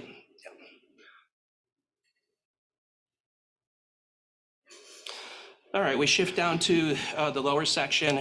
Again, equipment is just an itemization of any products or items that are over $1,000. So obviously some of our purchases are for like switches and higher end computers and those types of things. So we keep a balance there to be able to do that. That increase listed there, we're looking to update some of our servers, and so that represents some of the increase there in terms of upgrades.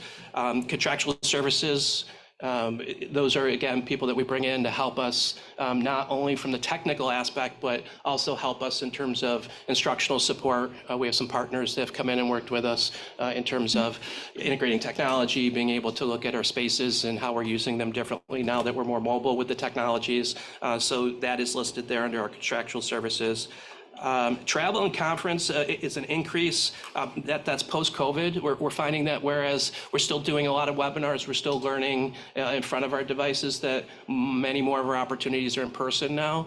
So we're starting to be asked to be on site in these different locations to be able to either participate on committees or learn about new things with our vendors and those types of things. So the increase listed there is just, again, returning to more in-person environment that's there. So.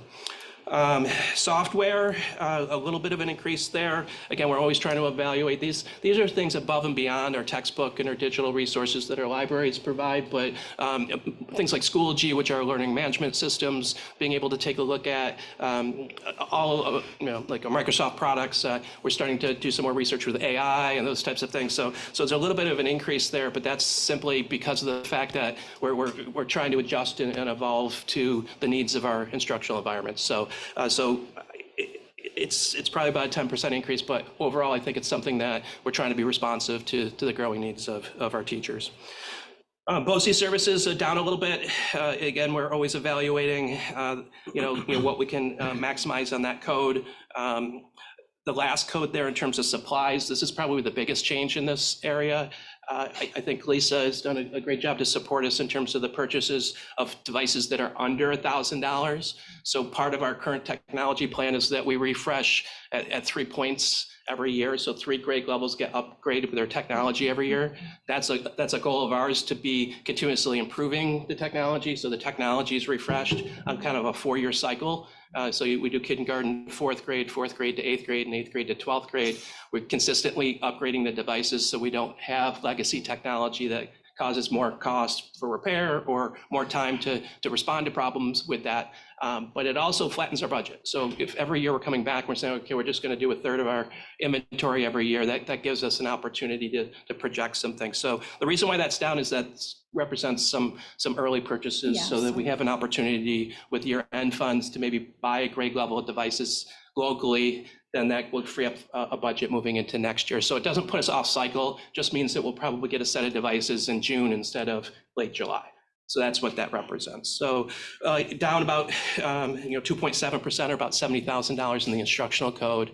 And again, see, this is a representation of efficiencies and not so much cuts. Our goal is to maximize the tools that we have. I think the levels that we're investing are appropriate.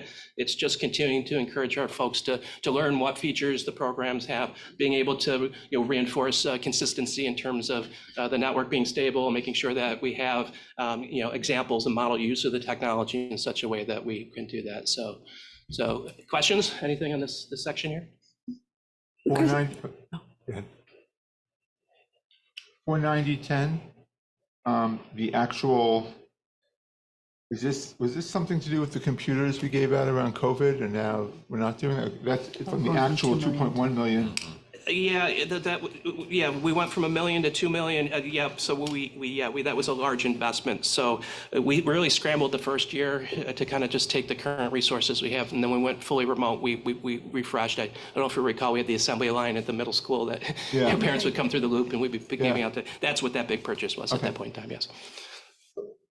Chris, I think, I might be wrong with this. I think we were moving away from iPads and we were starting to distribute laptops to most or all students, so there was a change in the device types. Am I right about that? It was actually the inverse. I think our original intention was for everyone to have an iPad, and the thought was that may be too much of a different approach to using technology than a desktop. Yeah.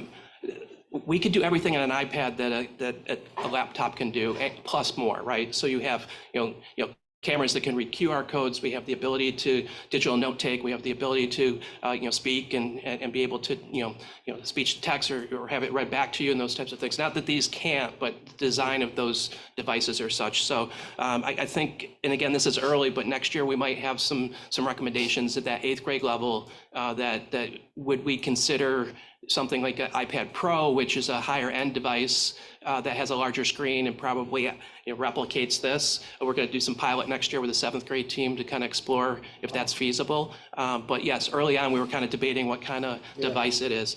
It's a cheaper solution if we can stay with the iPads, because you're down around that $450 price point. Whereas when we get into these devices here, the student devices are closer to $800, $900 each. So it costs us more to keep kind of the MacBook approach to it than it would be more of a tablet approach to things. So some more conversations to have, but nothing would change, at least in terms of what we're buying this year. The obvious difference is the keyboard. I presume you would But the supply cases, keyboards with right, and the iPad. cases have gotten better. So I didn't bring an iPad with me, but our elementary folks are taking the state assessments on there, or they're working with it. It would be hard pressed for you to tell it has a cursor on it now. It has a lot of things that just look and feel like a laptop. The only difference is that it's a tablet, and the kids can attach stuff and just walk around and use it as if it was a tablet. So, yep. And then with that is, when you do the technology planner, at some point, is there an evaluation of, I mean, I know that we're on kind of an Apple environment, but does that get looked at later? So Julia, we're just talking about this the other day. So the state does ask us to do a formal evaluation of our plan. Last time we did this process, it was going into COVID, so it was kind of rushed and probably not complete. But we're working with BOCES, that has a model schools program, and they have metrics and ways that objectively can take a look at how we're using different technologies. I don't think the plan would be platform specific. Why we chose Apple versus why we didn't go to Chromebooks versus why we didn't go with Windows or something along those lines. But I think any gaps that we might observe from our intentions of why we bought the technology, we could reflect on that and say, is it meeting our goals? And if it doesn't, then maybe it's time to maybe reconsider some other stuff. So, but yes, we're going to do that in the May process, May, June, and then we'll have enough data that when we get together in October, we can draft the first draft of the tech plan. And then my intentions are to come back to the board in November in advance of the budget to be able to kind of present a next 3-year plan. So that's kind of our timeline. Chris, on the 49010 code, I'm assuming that is the custodio. I don't know if it's custodio or I'm not sure how the. Yes, custodio, yeah, with a Q, right? Yes, that's it. Yes. Can you see on your side sort of the use of that by our parent population? And do we have continued plans to continue to help parents understand what the opportunity is to use that? And so that I think it's great that we have it, but if we're paying for it, I would want to make sure that as many parents who have been thinking about wanting that kind of technology window into their child's technology are using it. So do you have any feedback on that? So this time last year, I had some parents, we had lots of conversations at different levels in terms of, student performance or, using technology outside the school setting. And we just didn't have the data. It was one of those things that, it's like a parent would call me up and say they're on YouTube all day long. Our approach to filtering was basically you have access or you don't have access. It was basically that black and white in terms of being able to provide filtering. LineWise, which is the parent company to Custodio, was the company that we switched over last summer. And they do more of a behavioral approach to filtering, which allows us to really collect data, not only on whether or not they've been blocked, but it journalizes all their activity in such a way that if a parent were to call me and say they were on YouTube for 2 hours, not only would we have better data that they were on it for 2 hours, but it would give us specifically what they viewed and those types of things. So the reason why we shifted to that gave us better data for parents. And then this custodial product is actually a free add-on that the company provides for parents that they can do that as well. So my original intention, and I think I underestimated, I think when I first presented this to cabinet, was like, I anticipated probably 10% of the population or parents would feel that this would be a good fit to want to monitor everything, merely because that's the type of phone calls I was getting. It wasn't a crisis, but it was enough that it was there. I think at last look, and I haven't looked in a couple of weeks, we're up around 45%. Wow, that's great. So that's which means fantastic. parents are using the tool well. which isn't unexpected because our K2 population doesn't use a lot of technology at home. So you take that population off, and our junior senior population's already in a routine and those types of things. So if you look at 45%, I think that's a pretty good saturation of parents that are there. So we're hoping to do a better job to communicate that. It was kind of a soft rollout just so that the parents that had some concerns could work with it, but it spread pretty quick. I think the parents themselves have been sharing a lot of the benefits of that. So is that people, so, I mean, I get these and I flip through them. Yep. But I don't ever click on anything. So is that capturing like my just receiving the email, or is it the 45%, is that parents like actually going into the email and opening links and seeing? No, we don't get the second part of that, right? So we know that 45% of the parents have signed up for it and are receiving reports. Okay. It's harder to unpack what parents do with those reports because it really might be just validation. Okay, my kid hasn't been on as much as I thought they were, or oh, I looked at the YouTube videos and it's more mindless stuff versus stuff that's inappropriate, right? So it might be just a check-in versus a parent that really is struggling with how do I change behavior in such a way that we can coach. And our guidance department has been outstanding and at all different levels of support to kind of not only identify students at risk that are really using probably more screen time than usual to help give them some strategies to kind of work off that. Yeah, So, it's a great report. It's very user-friendly. At a glance, it gives me what I need. Yeah, and the other benefit too, and again, I haven't had a chance to survey parents on that, is that you also get licensing to put on personal devices in the family as well. So seventh grader gets a new cell phone. You can put that same software on the cell phone in addition to the school device. So you get reports not only on school devices, but you can see the full ecosystem of students using the technology. Kids love that, We've had mixed opinions on that, but you know, kids rise to the level we hold them accountable, right? So and if they know they're being watched, it's a good tool to have them kind of be on better behavior.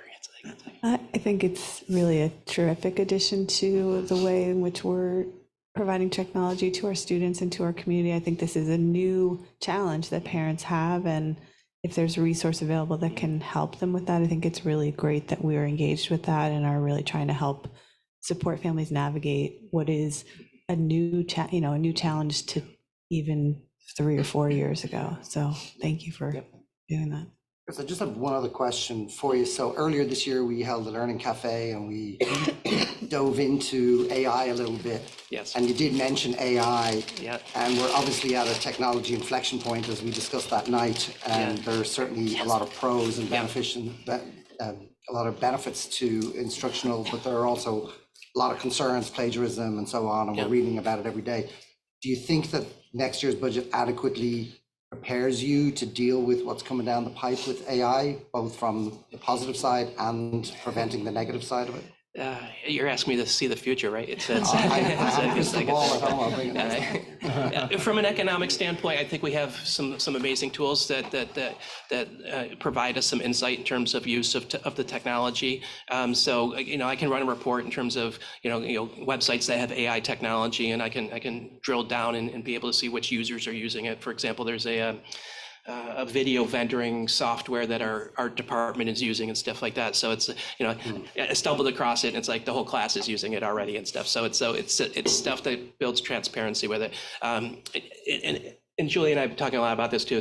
It's finding time to have conversations with our professionals and our students to really process all these changes. So and I think that the opportunity we had one of our professional developers did a whole keynote speech the other day in terms of sharing what the trends are with AI, just to continue the conversation with our professionals to be able to say, this is emerging technology. There's still a lot of things we have to learn about it. I think there's far more benefits than the risks if we really take it from a perspective of investing in understanding it. I think our kids will explore it whether or not we model it or not. I think our kids tend to go off task when they're not modeled, right? And I think that's where we've been trying to kind of push into our classrooms to say, okay, don't let it sit in the abyss. Let's integrate it and have conversations around it. And then the kids are pretty honest. So I was in a 6th grade classroom the other day, and we had some students say, yeah, I was on an AI bot the other day, and I was trying to convince them that, I was somebody else. I don't know, whatever kids do at that age group in terms of doing that. But they were afraid to kind of bring that into the classroom because they didn't know where it fit, and those types of things. So we were able to allow them to express that. At the same time, the teachers had some very creative ways to kind of build some creative writing projects that modeled how the kids could use the technology to either proofread or go back and rewrite, or even ask questions about their writings in such a way that they can get some support on there. So long story, I wouldn't recommend any budget increase, but I think we do need to continue the conversation and find time to. And professional learning around I was that just going to topic. say, maybe the budget increase ought to be on the professional learning side. Well, we were fortunate to have a lot of in-house experts. So Chris, of course, and then Mike Sammartano, our staff developer for technology, is the one who gave the keynote at our last superintendent conference day, and to rave reviews. And it was really inspiring. We had a couple of sessions related to AI and social emotional learning. And then our goal is for November's superintendent conference day to have that be like the exclusive focus, to really try to dive in deep, to stay as informed as we can possibly stay as a staff, to meet the needs and use it for good. Wonderful. And I guess my question directly is, do you feel like the budget adequately prepares us for what's coming down the pipe, both from a professional learning and from a technology standpoint? I think it gives us the ability to be nimble because we don't necessarily know what's coming down the pike. And we're using things like Copilot. That's part of Microsoft, and teachers were given the ability to sign up to employ it, and that was advertised at Superintendent Conference Day too, right? Yeah, and we have summer summits for technology summits. We dedicate 9 days. That's been a practice at least the last 6 years. It was trying to be intentional in terms of conversations around technology during the summer. So we have the mechanisms in place. I think this summer might lean more on the topic of AI, whereas I think 3 years ago it was more focused on how do you become more mobile with the technology we have. I don't know, the topics evolved, but I think the structures are in place. And seeing that, I don't think there's cuts to the PD budget this year. I think we can continue to kind of evolve that and kind of work. And then AJ Giuliani, the consultant I referenced earlier, that will be doing project-based assessment learning work with the high school, also does a lot with AI. So there will be an interesting opportunity to integrate those things moving forward. I'm also, you touched on this a little bit, but wondering if in the plan or in the budget, there's anything reflected around doing the community engagement piece or parent education or anything like through the school. Yeah. We need to do a better job of that. I agree with you. It's an area that I kind of struggle with. It's I've attended parent council a few times. I know Mike, I think, was with parent council not too long ago in terms of being able to work at least at the higher levels of the teams there. But I know PTO nights. I was at 3 different. I think I was at Meadow Pond in the fall. I was able to do the cafe with Andrew this year. So we're trying to find opportunities. It's parents' lives are very busy in the evening, and we're just trying to find, how's the best way to do that? And then I guess, I don't know, maybe webinars, I don't know. We're trying to be creative in terms of how we might be able to find a forum that's usable for parents without trying to add one more thing to parents, although I know it's a need that parents want to learn more about it. So I don't know if that answered the question, but yes, we know the need, but I don't know. The custodio thing is like is a responsive thing, but I think with any new thing, just in the way that we do so much teacher training to go along with changes, there's also a need to do training for the community. And I think this is a place where the school plays a unique role in that, being all educators, and all day thinking about it for our kids and how to help it also be reinforced at home. I think the parents being the people that are teaching at home. And again, I go back, I have an amazing team, and I keep reinforcing how great they are. Our help desk probably on average gets about 40 or 50 parent phone calls a week in terms of questions, concerns, how can I do this? What can I do in terms of doing that? So when we think about, this team supporting our teachers, it's not a formal response, but I think parents have found that we're responsive when they get a hold of us in terms of being able to work through their challenges or problems that are there. I just think about like a proactive approach and what that might be. I think it's also an opportunity for the school district to be more in the community also, and to kind of have that school community connection more deeply. Alana, as Chris was talking, actually made a note to bring up at cabinet that is something to talk about community engagement and tech, just given the interest in some of the statistics that Chris cited. So definitely, I think on our mind as well. And just to kind of build on Julia and Chris, as far as professional learning, we've begun to sketch out our, just ever so gently, our July retreat dates with our administrators. Have already begun to think about what that might look like relative to AI and how we can support ourselves and our building leaders or our APs or directors with AI, and how that might help us plan a little bit more for November's conference as well. Yeah, I think it's just I don't know what the right word is. Chronic, it sounds negative, but I think in any domain, there's sort of always a tendency to underutilize the applications that you have and then switch to a new one. I mean, we see that all the time. Right. And so I think insofar as I feel like I'm feeling that Schoology is being well received by our students and our families, as well as Custodio. So if there's opportunities as young as possible within our parent community to really help people be able to use those with fidelity, so that, you know, we're not looking at what's the next thing that we need to switch to, but we're actually really using those tools in a way that's effective, would be amazing. And I think we're getting there. And I think the longer we maintain the same software across the entire system, the better, and just use it with the greatest level of fidelity possible, rather than changing to something new. Yeah, and again, going back to the cabinet conversations, I think our goal, and you'll see this, it will be apparent in our next tech plan, is how can we build a more common toolbox? We've had parts, and the parts don't always add up to the whole. And I agree with you. There's probably 15 different apps that, depending on who you are as a parent in our community, you probably have access to for different purposes. And we've been talking about this concept of unifying or simplifying, getting a better core. To be fair to our vendors, I think they're recognizing it too. And I think things are more full featured. Schoology, we've got a lot of solutions anchored back into Schoology. So although they're different vendors, it's a one point of entry for our students. So they go in, they click one thing, they don't have to learn, 6 different websites and those types of things, because it centralizes some things. So yes, we got a lot of work ahead of us. It's, I always enjoy the job security of this job in terms of being able to hold on to that. But in the same regards, I appreciate the feedback. Thank you, Chris. Are we okay to continue? Yeah. Thanks a lot. Thanks, guys. Okay. Wait, we're on page 25 now.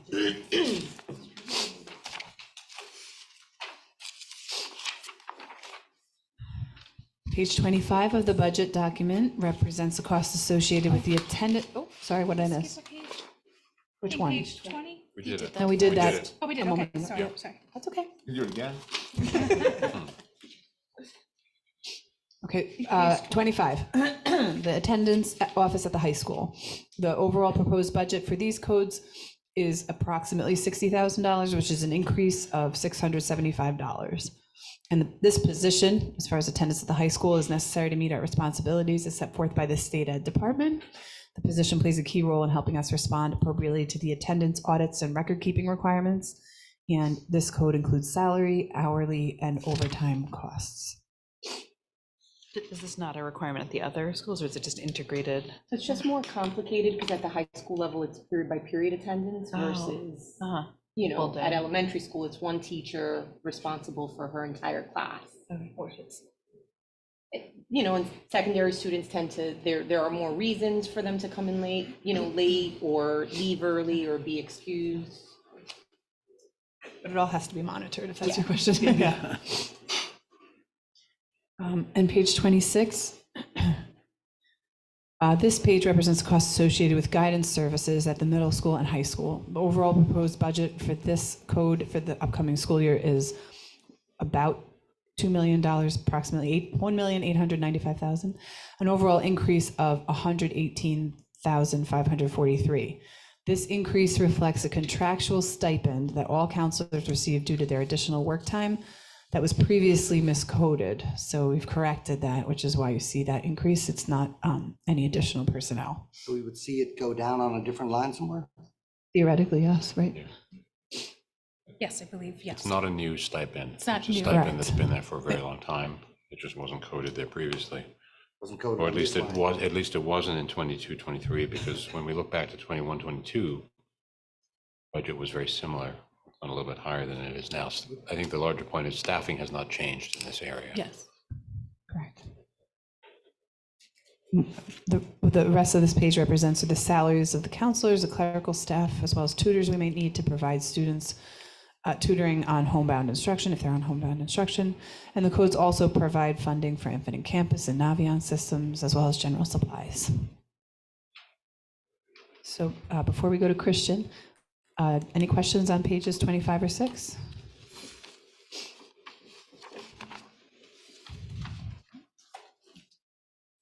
All right. Thank you. Christian's going to talk about health services.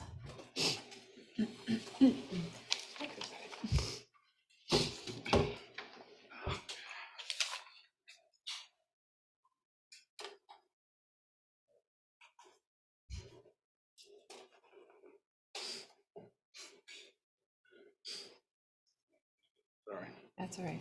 This will be on page 27 of your blue pages. You can look at mine if you want. That's okay. Okay. I'll come back to it. No, but it's, yeah, okay. Hi, sorry. So we start with our nurses program. We currently have 7 nurses across the district. We have 1 in each elementary school, 2 at the middle school, and 2 at the high school. Our biggest challenge still remains coverage. When nurses are out, we're also spread thin that we have some requirements with nurses on buses for medically fragile students. So we're stretched pretty thin, but working hard to cover those needs. We often have nurses from the high school and middle school move around in order to cover gaps when we are unable to get subs, to ensure that we always have someone in at least 1 nurse per building whenever possible. And we've been able to hold to that throughout the year. As we move down the equipment piece, you see a slight rise of $1,121. And it's our AED program. So we are in the process of replacing all the AEDs throughout the district. So that's a big undertaking. It's been we'd be going into year 3, I believe, of this process. So we've been working hard to do that. How many do we have? Off the top of my head, I can't remember, but we're bringing in about 6 to 7 a year, and it's going to. We've already taken care of the high school and the middle school, and now we're working on the elementaries. So we're close to covering that, and we are putting the G5s in, which, if you are big into AEDs, is the Maserati of Your heart will in get that really option. So started. we will bring you back. So that's important, because that level of technology really provides the best comfort at levels, I think, for each of our buildings. Are there pediatric AEDs? So no, what they do is it's the pads that differ. Okay. Yeah, and so the way the pediatric pads are able to offset the shock, but if you're in a situation where you don't have AED pads, you can actually use the adult pads, and you actually put one in the front and one in the back in order to do that, and it is safe to use in that scenario. So just because you're on pediatric pads does not mean you can't revive that age level. Yes, those machines are unbelievable, and they are incredibly high end, and they talk you through the whole process. They probably talk too much, in my opinion, but I don't get to talk very often. True, very fair. The contract service piece is, you see an increase of 1,500. This is basically the health web that covers all of the information on our students. So that's their cloud that pretty much gobbles up that entire piece. As you see, the school physician is Dr. Crisaro. He makes all the decisions on athletes, on students coming in, on immunizations. So he's a valued resource that we utilize throughout the year. Health services, other districts are students who are placed out of districts, so it's probably better if you have any questions about that. I can push that to the left. But those are students that are not going to our schools and are placed outside. Travel and conference is one of their contractual obligations that we have to meet each year. So it's just a jumping contract. And their supply code, it's just simply the costs of everything, unfortunately, keep going up in order to keep us status quo. Are there any questions around that? Have we had to use our AEDs? So we have, years ago, we've used an AED. We had our Girls Across team, probably in maybe 2010 or 11, was at Lakeland High School. And a parent walking up to their softball field went down. And our coach actually jumped with our AED because they have one with them. And they were able to, they got there at the same time as the trainer, and it was actually our AED that was utilized. And that person is actually alive and well. So you just have to be prepared. It is part of our training, not only for our, our phys ed staff and our coaches, but for our students. They do that as part of the PE program. Do we have EpiPens distributed? No, the EpiPen's a little bit different because there are scenarios where we were looking to move to have almost like an AED type box for EpiPens, but that it kind of fell apart. So the EpiPens are in the nurses' offices and not posted anywhere else. Or the kids could have their own. Some have their own. Right.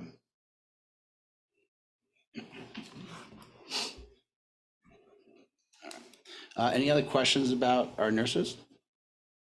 Sorry. Would offering more money help us? I'm not sure if it's negotiable or not, but if we're so hard to recruit, would extra funds help that? Well, I would say we've done that. So our sub pay was more towards the bottom end, and that has been increased. It's really availability. Just people. It's people. Shortage. Yeah, they're looking for either full-time work or part-time work. They're not looking for Hospitals have it sporadic. too. Yeah. Yeah, so it's really just challenging from that perspective. And basically what we do is we'll have nurses, we're on an ongoing conversations with whatever nurses that we have in our loop. And basically whatever they give us, we try to schedule whatever possible, also to help us catch up on immunization work that has to be done or testing things. It really is the availability. Okay. Chris, the other district's health services cost looks like it's about, I don't know, what is that, about a quarter of the total nursing costs? Well, I don't know if they're nurses or not, but how does that cost get allocated? Like, how do we monitor what's in that 230,000? Sure. So that, I know that jumps around, but I'll push it left because it does come out of the business office, not mine.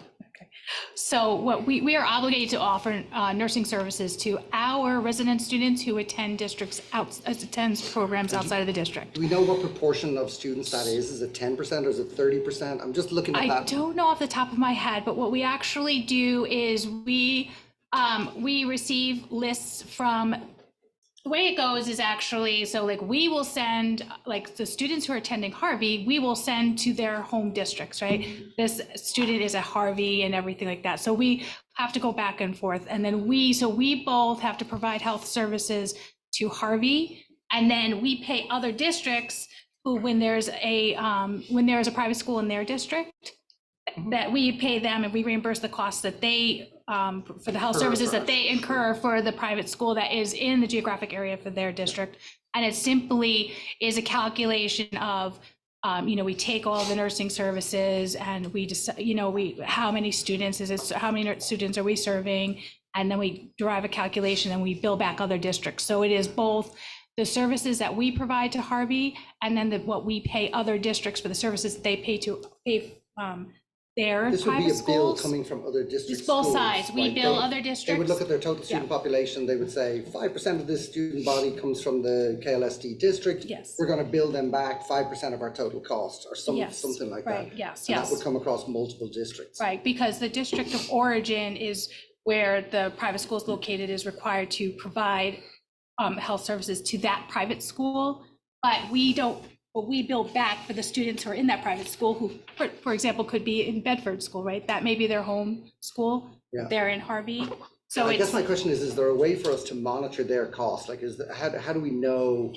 we certify lists back Okay. and forth between districts, so. Oh, so we do see all the detail behind Oh, their yeah, costs. yes, Gotcha. yeah. Okay, We that's all- we that's all. certify lists, we make sure that they are, in fact, when we receive lists from other school districts, our registrar, certifies that those are in fact our students, so. Yeah, that was if you look on the consent agenda from Thursday, it's probably about 22 districts that have maybe, I don't know what the total number was, maybe 40. So like that, that have a contract with us because of Harvey. So there's 40 different school districts sending students to Harvey that we are able to be in contract with to bill them for the health services they receive. But on the other side, we Yeah, have this to is the pay. other side of it. That's the other side, Right, so right, we right, pay, yeah. right, Yeah. so the reverse, So do you exactly. know how many districts we are? Probably, I would, off the top of my head, just based on purchase orders, probably at least 15 to 20. So 15 to 20 districts that we're paying. So on the other side, there are, let's say the school district of New Rochelle provides the health services for Iona Prep. And so we would have a contract with Iona Prep for We would any have student. I mean, with New Rochelle, sorry, with New schools, Rochelle for any of our students who are there. So what you're saying is there's about 18 to 20 districts that we're paying for health services. That's what you're asking. I Yes? think my question was more about not so much the mechanics, but the cost. How do we know that the cost that we're being allocated, this is a substantial part of this budget page. How do we know that those costs are not the allocation necessarily of the cost, but how do we know that some school in the Bronx isn't saying, we'll pay our nurses 500,000 a year? And, I'm assuming it's all. So I think we heard in there that it's a regulated amount. Is that correct? Well, it is determined by the school. Each school sets it, but they do send us a detailed we get the detailed invoice to breakdown. break down how they could That's drive the to answer. that rate, yes. And then just to say it again, what we heard also is you're looking at the expense portion that we pay, and then there's also a revenue portion that we receive for quite a number of Which would show up in the revenue line. It is a revenue under line. other health yes. services, yeah. Yeah. No, it's its own revenue It's line, still health line for health services. services. All right. We have no input into what the other schools are charging. And I think from the bills that we've seen so far this year, most of them seem to be pretty much in line with, of course, it's more depending on the number of students that we have there, but most, haven't seen any school that's like extravagantly, dramatic difference than others, I think. No, we don't see anything that's, but I mean, but I'm sure as far as, rates of pay, all different depending on the school. Right. But yes, no, we don't see anything that seems outrageous. Yeah, we would definitely touch base to see if there's something off. Thank you. Just had another question about the AED, so just curious about Sure. them. So are they going with every team to every game? Or like what- Yeah, so every site has to have an AED for us to play there. So anytime we're going to a site that doesn't have it, we send one. Anytime we're going to, all of our facilities have them as well as our trainers. So it all depends on the setup, but there's never a place they go that doesn't have one. And when you say that students are trained, is that any student or just our student No, athletes? so as part of our PE program, we train them every year. Now it was about its graduation requirement, but now we're seeing the importance that we're just going to include it every year, each spring. Is that every year in high school, Chris? Yep, we do it grades 10, 11. Now we're exposing 9 and 10 to it as well. So it's become part of the program moving forward. Our athletic trainers come in and help with because it's a large number of kids, obviously, that we're putting basically the whole school through over a couple of days. But it is something that we value, and we're really looking to move to a cardiac certified school, which just speaks to the level of training that we have in place. And then are there other trainings that we do like that, like in CPR? Other So things that are yeah, required? I'm an instructor, so I do CPR and first aid training for the coaches 3 times a year. And you did it for the teachers last superintendent Yeah, conference day? last superintendent conference, I did it for a group of teachers as well. And I guess, is that also for students? If we have student requests, the current setup right now is the certification process that we do is all tied to New York State Ed. So our students really can't use that to get like a lifeguarding job. So we're actually moving towards changing my certification, the certification we give out, that would either be American Red Cross or American Heart. And once we have that, then the students would be able to actually receive the actual level of certification that they need, that they could take out into camps and things like So that. Chris, they do get training currently, they just They don't currently, yeah, receive the they currently get certification. hands-only CPR and AED. No, there's no mouth-to-mouth. Because they're students, or didn't they change? They changed it a lot. It's all about the compressions now. All about the compressions. They still include the rescue breaths, but you know, the effectiveness of rescue breaths was about 13% oxygen that we expel. So the effectiveness is very limited. Right. It's more designed for keep it clearing and keeping things open that way. But as far as its effectiveness, it is minimal compared to compression. So if we get them comfortable, just when in doubt, give compressions, then that's what we want. Yeah. There's no further questions. Christian, would you like to, since you're here, would you like to speak about page 31? I would love to. Thank you. He'll be speaking about interscholastic activities. So first, I want to start with a quick shout out to our state-bound athletes. We have a number of our student athletes heading to states for the winter season. Thomas Brown for swimming. Porter Bish and Sean O'Mara are part of our section champion ski team. Kayla Cambreri is heading for gymnastics for a second year in a row. They're also our section champions. And Sloan Wasserman is heading to states for the second time this year. She did so during the cross-country season, and now she's heading for indoor track. So pretty exciting stuff. Incredible accomplishments by all the student athletes, and we wish them the best of luck over the next couple weekends. As far as our athletic program, you know, it's always important to share our purpose, which is to maximize the student experience through a culture of belonging, which students, athletes feel valued when learning the importance of commitment, focus, empathy, and respect. And that's something we push with our coaches during our trainings. We now have restructured our coaches' meetings. We do them over two nights as opposed to one. We used to just kind of pack it all in. Now we do like the nuts and bolts in the first one, and then we do professional development in the second one. And we've done it for all 3 seasons. And together it makes up our preseason meeting. And in that, it really is about this focus and training them and helping them become more transformational leaders and building their relationship with their student athletes as we move forward. So that is ongoing work that we will continue. It's a long path, one that we will never come off because, you know, we'll never have it perfect, but it will be part of what we do and ongoing. So we're excited about that work. Our program has 20 sports that make up a total of 72 teams. There's 35 male and 37 female teams, 31 varsity, 19 JV, 1 freshman currently, and 21 modified. We have 104 coaches that service those teams. When it comes to giving you kind of these next numbers, it does include multi-sport athletes. At the high school, there's 515 male, 352 female, 289 male at the middle school, and 167 female at the middle school.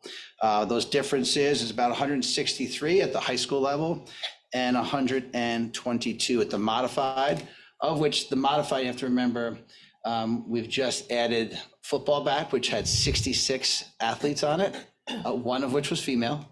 So 65, so that makes up a big portion of that difference at the modified level. And the other piece, it's not through a lack of options. We actually have more singletons that we have out there. We have gymnastics, which only has 4 girls, but provides an incredible opportunity. We have 1 student athlete in the ice hockey program for our girls ice hockey program. We have 1 female that plays goalie for our boys team because she plays at such a high level and she chose that path. But from that perspective, so you're seeing a little bit different things. You're also seeing like a sport like golf. We've had some outstanding female golfers, but they choose to play the male route against the males during the year, and then they can branch back for they declare to be in the state championships for the females across the state. And that just has them playing at just a much more competitive nature, because the boys programs have been around for many, many years, and the girls golf programs are still developing in the area. As far as it comes to the budgetary piece, we'll start at the top. Our site coordinator position, that's the change there is simply I know that it's all tied to contract because we pay out exactly what is in the contract. Our coaching piece, you see an addition of 13,563, and that's basically us funding our girls flag football program, which we were able to do with existing funds this year, and we want to keep that as part of our program moving forward. And obviously, it's an additional female sport that is an opportunity for our female students. So that particular sport is not part of what the numbers I just gave you, because I had to give you last spring's numbers because we're prior to the spring season right now. So that's going to be an addition to help close that gap as far as the participation piece. Moving down, our equipment piece, you see a decrease in 71,000. It's unfortunate, but a necessity. Currently, we're working on our scoreboard exchange and a number of different things why the number was so big. We're working with our booster club to make that a reality, as well as some other things. So we're back down to real life. So with lots of therapy, I'm sure I'll be fine with that number. As we move to contract services, you see a jump. The jump you're seeing is really about our athletic training contracts that are in there, the jump there. We also are installing shot clocks to the stadium fields and as well as AP Farm as a requirement moving forward for lacrosse during next year. And we also have our continued turf maintenance. This is not to be a downer. This is good and bad news. Our AP Farm turf is now about 14 years old, which is amazing. That their lifespan is about 7 to 8 years. Ours is in year 14 and is still in pretty good shape. And that is simply because of the ongoing work that we do to keep it there and the maintenance. And we are even growing long in the tooth with the stadium one, but that's also in excellent shape right now and not in need of repair or replacement. So it's inevitable that turf won't last forever, but we're excited about the maintenance program that we teamed up with Mike Lavoie in creating over the past 10 years that I've been here, or 15 years that I've been here, in order to keep the longevity of these turfs as long as possible and keeping them safe. The big piece about that is the impact testing that gets done each year, and that just tests the surface to make sure that it's as similar to grass as possible is the best way to explain it. Over time, it can get compacted and become harder and harder, and then it becomes more dangerous. So those are things that we are doing. So we're adding rubber each year, replacing it as needed, and so far so good, but it should be on the long-term radar. As far as equipment repair and refurbish, you see a jump, and that's simply because we've added now football at the modified level, as well as we're welcoming for the first time boys lacrosse to the spring season, which has helmets, shoulder pads. So we're just increasing the actual volume that's going out. The other ones, the next one is a little bit out there just because there was adjustments and we combined a couple of codes, right, that we hadn't done in the past. So you're seeing the traffic service and facility rentals. So facility rental is what we're doing for our ice hockey programs, swim programs, golf programs, bowling programs that we're sending out. And then the traffic and service is what we're working through with our local police departments, to provide additional coverage at games moving forward. The travel and conference that you see is we're really we try to come up with a number because we're often, like a perfect example is we're currently sending all those teams, all those individuals to the States. Well, they also go with coaches. And then we have to, through this fund is how we pay for their hotel rooms, their travel, their food expenses per the district policy that we have in place. So this is just keeping us kind of on task with the volume that's actually been going out. You see the number can kind of jump around a little bit, but you're seeing, when the good years, you're seeing up around 14. We've actually had higher than that in a couple of years back. So that's what that is. The BOE services, that jump too is we're waiting on the final contract negotiations going on with our officials. Officials, as you know, is one of the most challenging scenarios in high school sports across the country and locally. To give an example, our soccer programs, 32 games that were played or scheduled at the JV level in boys and girls soccer, we had about 6 or 7 officials for all those games. So we're really in a crisis scenario there. We are making some moves to hopefully next year, we're going to push for double headers. And we've done some things. We've already taken overtime out of soccer in order to, help that. They don't play overtime anywhere else in the world. So we're going to go with that. They know better than we, hopefully. But we're also looking at even shortening a JV game potentially a little bit in order to help piggybacking so it's a little more palatable like it would be for lacrosse and basketball. When you play the full games, it would actually get pretty long in the tooth. So, and the officials' ability to survive that would also be a concern. So those are all things that we're working on, and the challenges within that. Our supply code stays status quo, and I am open for questions. I got a question for you. Sorry. Athletic trainers, Yes. are they full-time? Are they part-time? That we ever gonna get to a point where? So currently our athletic trainers come from the outside, they're contracted, they do work full-time. We did a whole survey and looking at bringing them on as potential employees of the district. And the reality, currently there are 45 schools that have that model, and we're one of 7 schools that are in the outsourced model. It is a place where we want to go.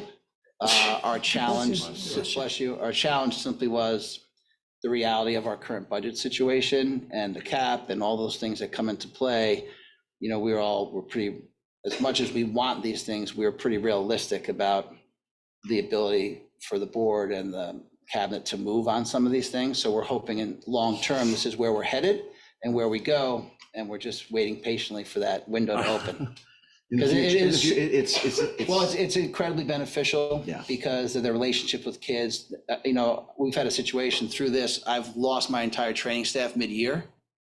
Company pulled their training staff. We went from having trainers to no trainers. So then the program you've built over a number of years also disappears, that you have to start over. So there's huge benefits to having them in-house. We're just waiting for the opportunity where it can be done. Okay, all right, great. Am I missing something at the bottom of the page where it shows the change in budget? And it says 583,099. Oh, I'm sorry, that's the total for all of the blue. I think that's that's another total. The total for the blue, yeah. Yeah. I'll delete that. Yeah, we're keeping up the program. No, thank you, Margie, for pointing that out. Thank you. Well, Chris, maybe on that note, do you have any sense of, like, 1.3 million for athletics seems like a reasonable number, but do we have any sense of its comparison to other peer districts who are as competitive as we are, or is it not a fair analysis? It's really a mixed bag, where it almost can come down to codes and how they code. Certain codes are funded at higher levels, other codes aren't. So that's part of the balance that goes on. Like I shared, like other codes have their athletic trainers as part of their staff, where we don't.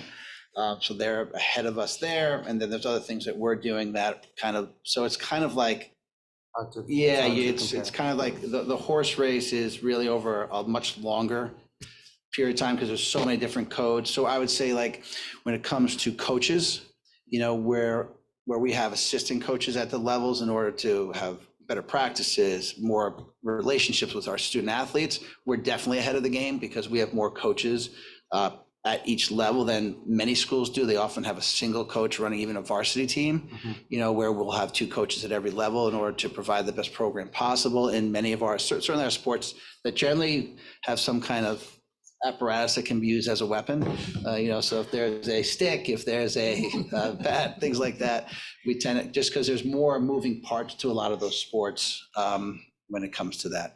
So we are working to get that for all of our sports, but again, we're being mindful and realistic about our current budget situation. And then a quick question on the officials and the dilemma we're facing there. Yeah. So that 30% increase that we're seeing to BOCES, and you mentioned official contracts, like are BOCES trying to encourage more referees to get into the game and increasing the stipends? Like what's well, that's part of, I think, what this will be. You'll see a somewhat of an increase, higher increase than normal. The push is really across the country to try to get more people involved in officiating. Our challenge is, we have programs in place now like bench bad behavior.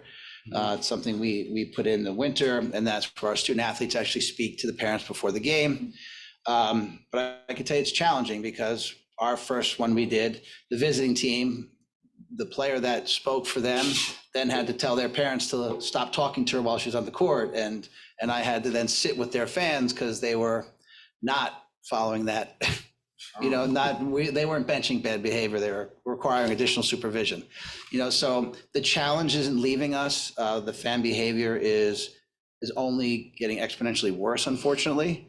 And I could say that's changed dramatically over a period. It's always been there, but now it's everywhere and it's very consistent. Is it largely parents or is it students? It's almost exclusively parents.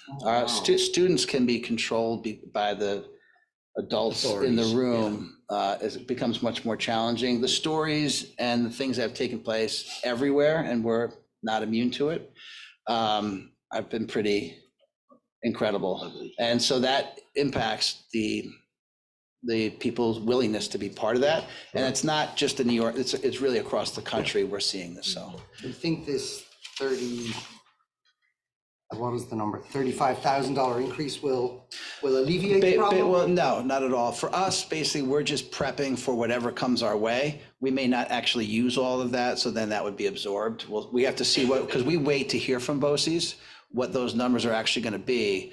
So we have added some program, and that's requiring additional officials as well. So now we have the flag football, we have modified football, we have modified boys lacrosse. So all those things are at additional expense. And then we're looking at whatever their contract increase is as those negotiations finalize. So then we'll know where we are, but I'm hoping we won't be in the red. I would imagine that the referee rate might go up 15-20%. I don't know. Like, because they're not, because just percentage wise, the numbers aren't that big. So if it went from $60 to $70, that's a 15% increase. I mean, so percentage wise. The salary is pretty low.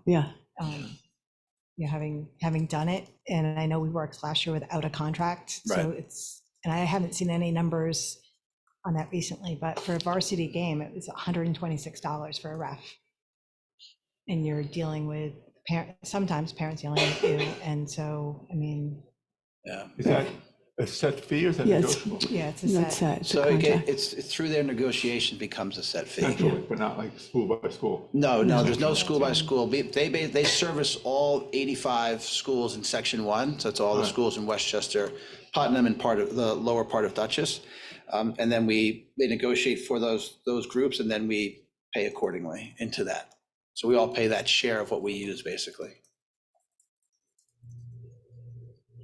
And just to point out that it's also, if you look at the 22-23 expense, it was 130,000 in that code. So it's really, if you're looking at prior year expenses, it's $20,000 increase. So got it, thanks. Yes. Any other questions for Chris?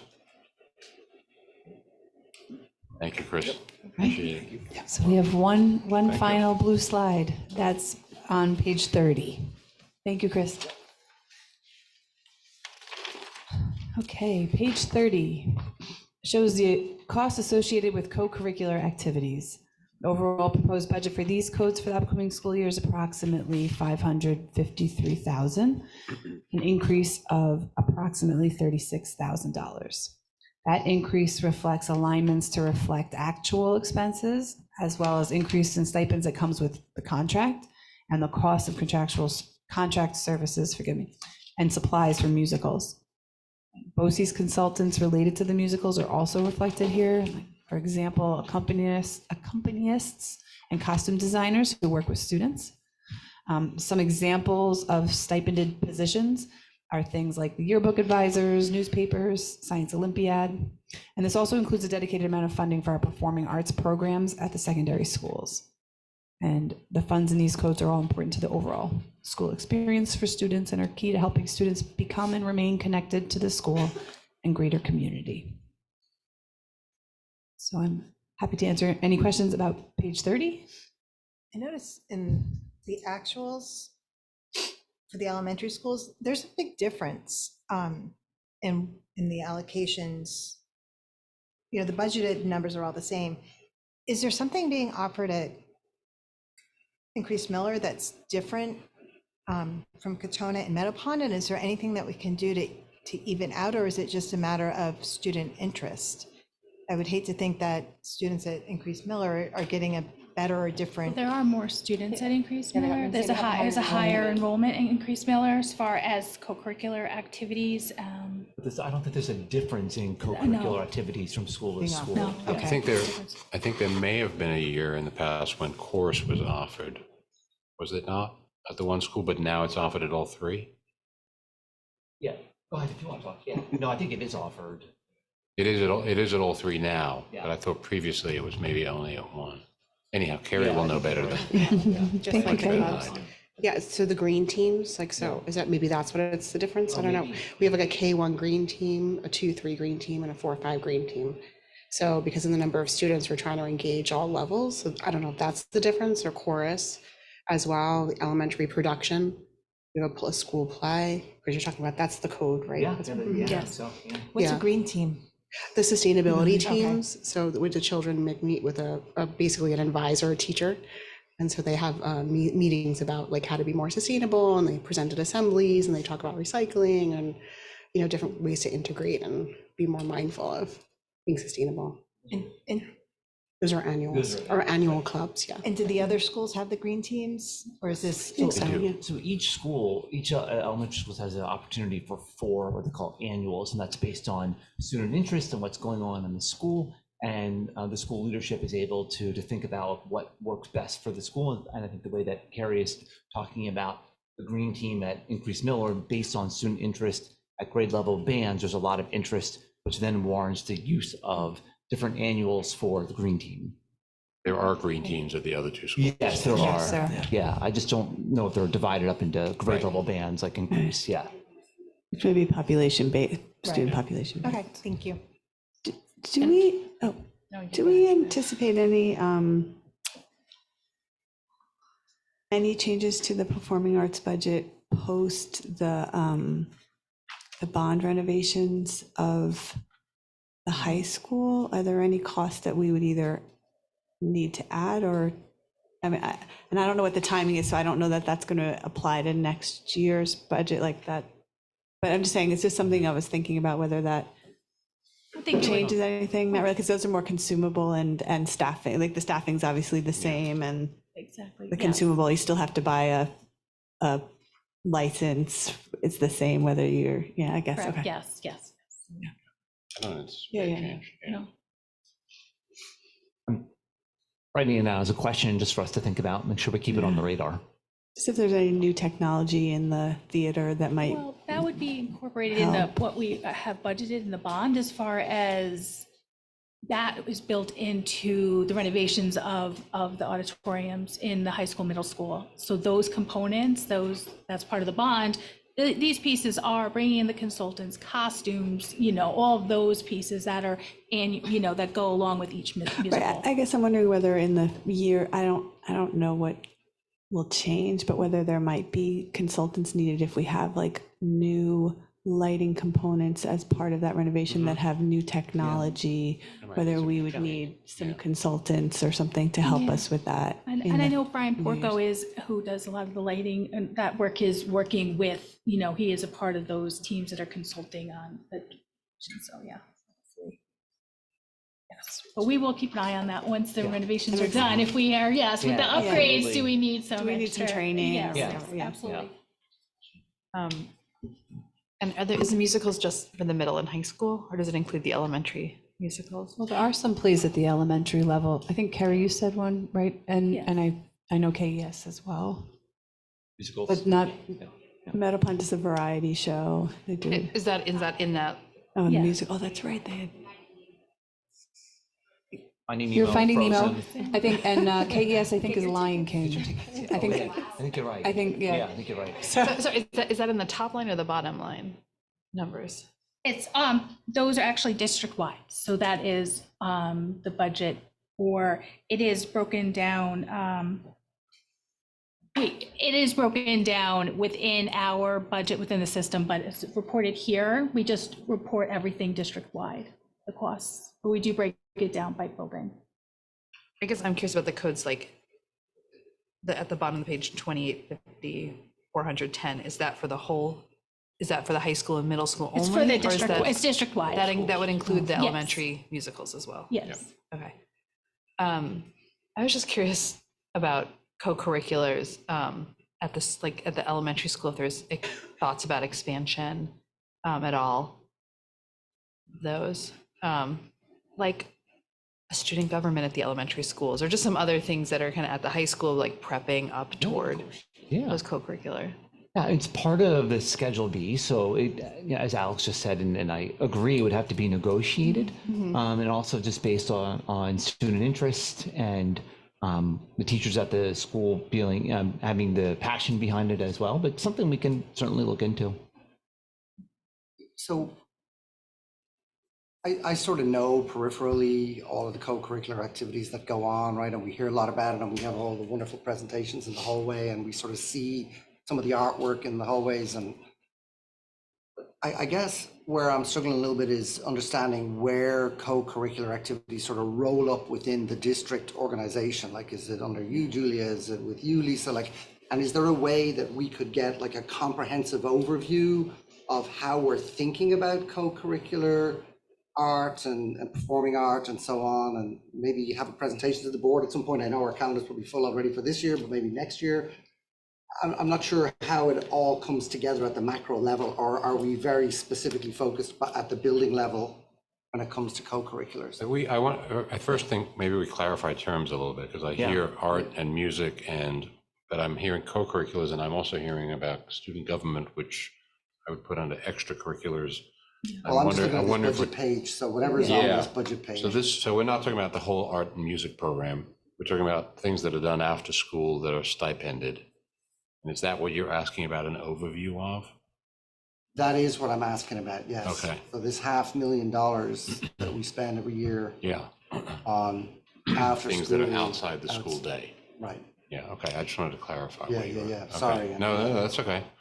That's how I interpreted Alana's Yeah. question earlier about that it's not co-curricular, it's extracurricular. And those are I mentioned the annuals, those are after school, sometimes before school. And each of the schools has the opportunity for 4 annuals, which I mentioned about the elementary. So thinking about expanding programs, if those annuals are unused in some way, we could think about, as Alana said, student government, or some of your suggestions as well, and think about what that looks like on the elementary level. As far as the process goes, there's a certain form within the contract that comes up to the principal and then to me, and then it's negotiated with the Teachers Association, just because it's a negotiated item. And then we pay attention to those and look closely, and it depends on what the ask is, right? And the student interest in it. And that's the process we go through. It can happen throughout the year. It usually happens in the summer and early fall. I think In the what I'm spring, I really should saying say. is that we don't really have holistic oversight of this $500,000 spend, that it's more or less discretionary at the building level, and we've come to. No, it's all, so for us, it's all B1. And then just to kind of like, I guess, just distinguish, so it's all in one stipended area. But then under those stipends, you have co-curricular and you have extra classrooms. Our extra classroom are the programs that are run by, that we tried that by, state ed law, are supposed to be organized and run by our students. We have co-curricular items too, but they all fall under this line from a budget place. But from a, as far as like from a design place, they're different pieces, all of which Neil discusses, because it is all part of the schedule. And he discusses with the buildings and Amy and the union as far as, there are annuals that are built into that schedule that is somewhat elective for the buildings, as well as specific clubs. Yeah, absolutely. Or, different pieces. So it is done at the building level, but there is other discussion outside of the building level. The only thing I would add there is that it's not so much, it also is very dependent on staff members' interests in running clubs. So it's not necessarily discretion of the principal, like I want to or not, but you may not find a teacher willing to do it. Traditionally, also, and this is not to say what's right or wrong, just what has been, the number of clubs and extra classroom activities has always been significantly more in secondary schools, and this is true across the state, because the idea is students are learning to run those kinds of things themselves, and so the state has always wanted public education to include that component, where outside the school day, which we kind of oversee and tightly govern, outside the school day, students have this opportunity to pursue their own interests and oversee it themselves, and that's why they get training on how to be treasurers and that kind of thing. And for the same reason, there's traditionally, again, been much less of that at the elementary school. Whereas at the elementary school, we have the PTOs. We're very thankful to them for supporting activities that students might be involved in, but it's not seen educationally quite the same light, sort of in the eyes of the state, which is why, again, traditionally, there's less at the elementary and a lot more at the secondary for that reason, but not to say it has to remain that way forevermore. I see Carrie Ford is eager to add to the conversation.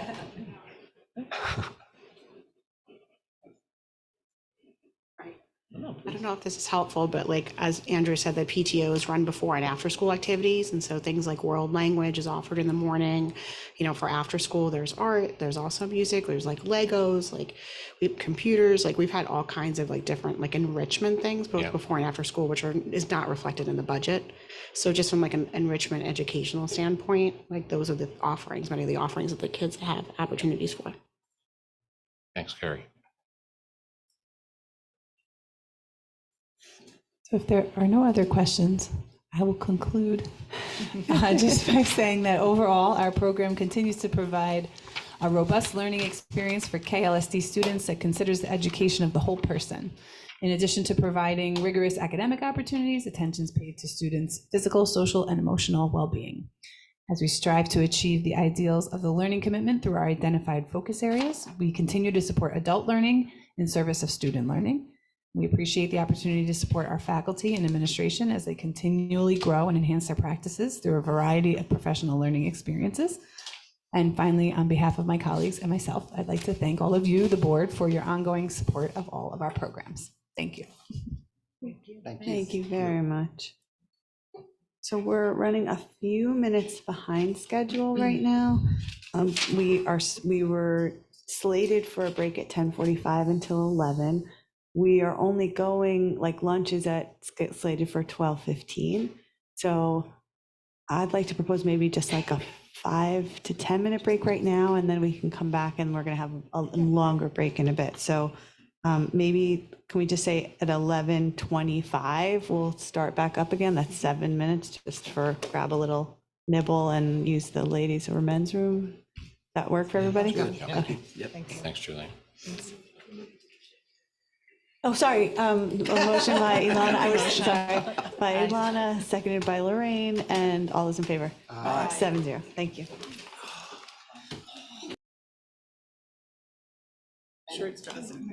Okay, we're back on hot mic.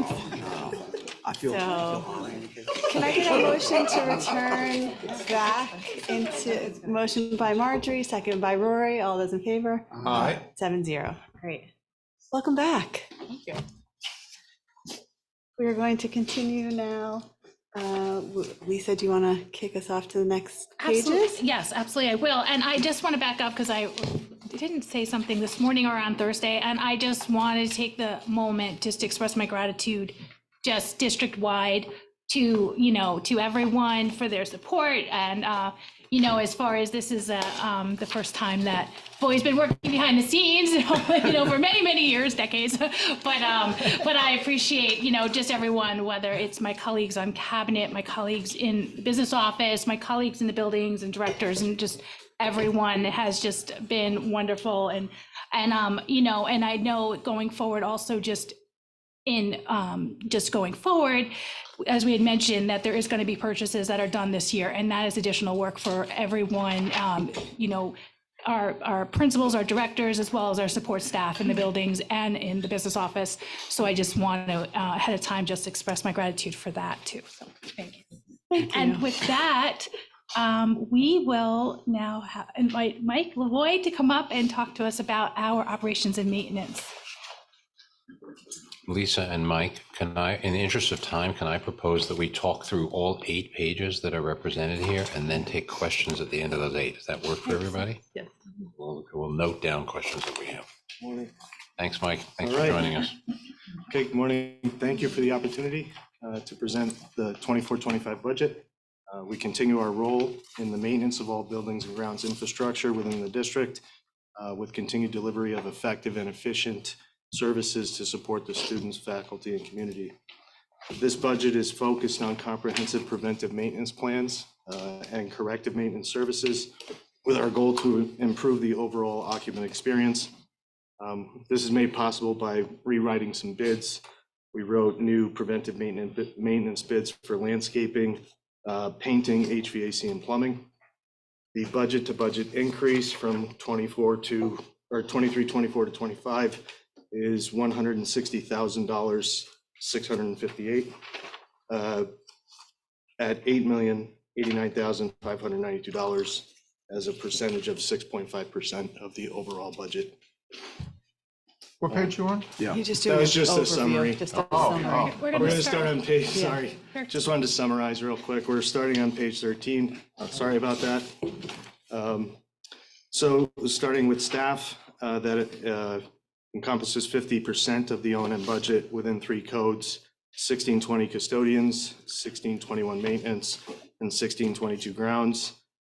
We have 47 FTEs. We don't anticipate any changes as that number meets the requirements and national average needs for school buildings of our size, which is 658,000 square feet. We filled 2 openings this year, and I've got 4 more openings to fill. I've got 3 at the high school to fill and 1 at the middle school. We're working on that right now. The budget to budget increase in this is $86,991 due to support staff contract agreement increases. This code, the benefits of our in-house employees is their quality and care and their connections with the students and staff. Our custodians are famous in our schools. I can't say our maintenance workers are, but our custodians really connect with people, and we hope you enjoy their services. That's page 13. Does anybody have any questions? Let's go right to the end. We'll go straight through and then we'll take questions. Gotcha. Okay. Thanks, Mike. I forgot that. Sorry. Andrew. That's okay. Okay. O&M equipment, smaller portion, 0.9% of the total O&M budget. This is all the equipment in 1620 for custodial, 21 for maintenance, and 22 grounds. We continue to move towards green flooring products, ductless mini split systems, and heat pumps. We still need to buy the latest in variable frequency drive fans and pumps. So we're trying to use newer, more efficient product lines and equipment. This helps us with our own maintenance tasks, but also with small building equipment repairs. Just makes the building run more efficiently. The reason why there's a drop of 21,000 is we Paul and I worked on some anticipating needs for the last 2 budget cycles, and I think we got ahead of the curve. So we dropped it down a little bit. We're not losing. It's just that I think we did a good job in that area. So that brings us to page 15. Let me see here. Page 15, utilities is a big portion of our budget, 19.1%. The utilities lines, as we can go line by line, but to just quickly summarize, the change is primarily due to the cost of fuel oil, which we use a special fuel oil in Westchester County called B5 biodiesel, biofuel. And we're anticipating a cost increase from what we previously paid, about $2.80 a gallon, to possibly $3.40 a gallon. Wow. So we're still dropping our usage because we're using a building management system to reduce our usage, but the unit pricing is going up. The unit pricing also is going up a little bit in electricity, but we're using a professional service for that, EPEX, and there'll be a bid for that, which we think is a more controllable number. That's why you see a smaller uptick in electricity. And we're keeping a close eye on it, but we feel that the number that we put in there at 15 cents per kilowatt all in should cover all of our needs. The water increase is really just a slight uptick at Katona Elementary School. We're tied to the Bedford Water District for sewer and potable water. They just had a slight increase. And the BOCES increase is a request from our department. I would like to ask for additional funding for efforts in compliance with Westchester County, DEC, DEP, and New York State regulations. There's some changes in laws and requirements with lead and water compliance, with underground storage tank compliance. PFAS is another one that just came up in water. So we're seeing an uptick, and the COSER services are you call it aidable or refundable? Yeah, it's a better choice than yeah. Sorry, I don't know all the words. So with that, the utilities increase is $153,926. And that summarizes that page. Page 16. If I'm going too fast, I apologize, just tell me. 16, services and contracts, 24% of the O&M budget. There are 9 different codes in this, and 3 of them are big drivers and something that I focus on the most. Code 1621-401, 1621-434, and 1622-401. That's how we operate. That's how we run the schools. That's how we fix things. That's how we do most of our work. You can see stuff go up and down. So the insurance, that's over with business office. That's, I guess, We'll talk about it later. We'll talk about that later. But when you look at 401 reduction, you'd have to look at the difference between the 22-23 to the 23-24 increase. And you'll see that I kind of looked at that. And what I'm trying to do is balance out codes a little bit.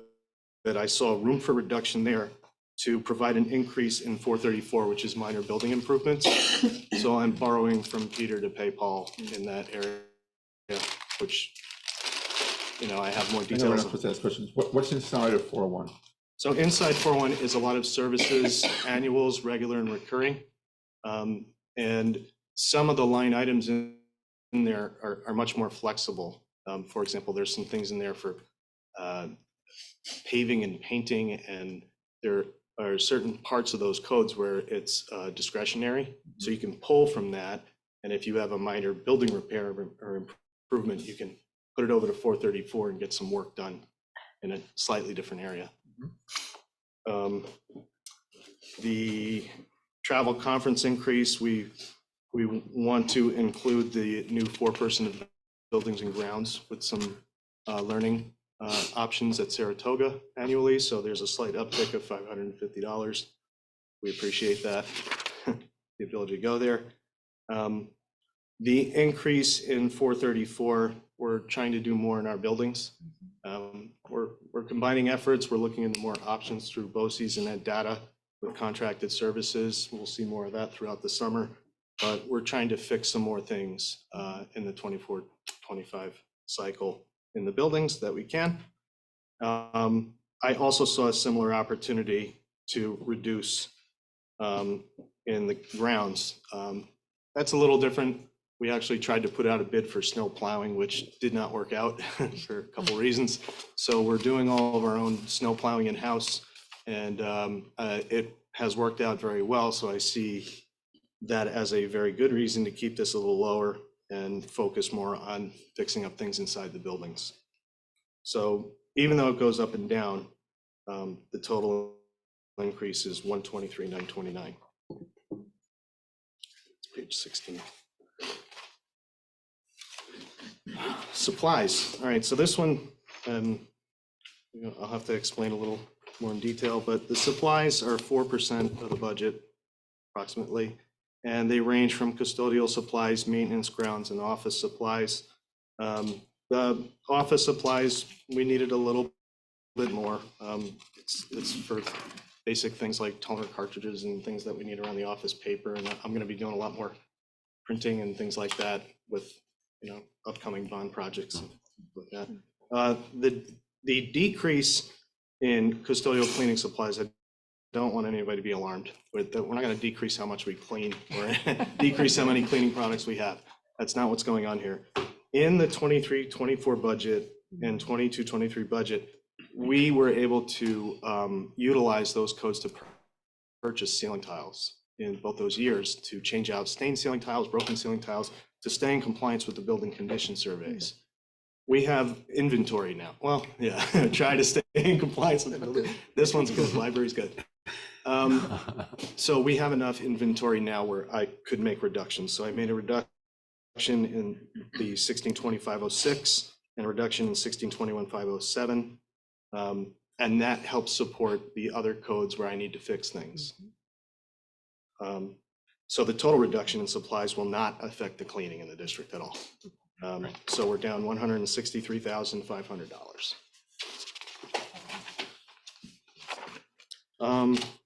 This is page 18, 0.04% of the budget. It's flat. There's not much to talk about there. We do our mailing and print jobs. We work with Rich Harkowick, who also does a lot of AV work for us. We've split that work between mailing and printing. I have a goal to get him moved out from underneath the warehouse over to the high school. So we're working on that. But right now, I just don't see a need to move dollars up or down in that category. And page 19, central printing and mailing.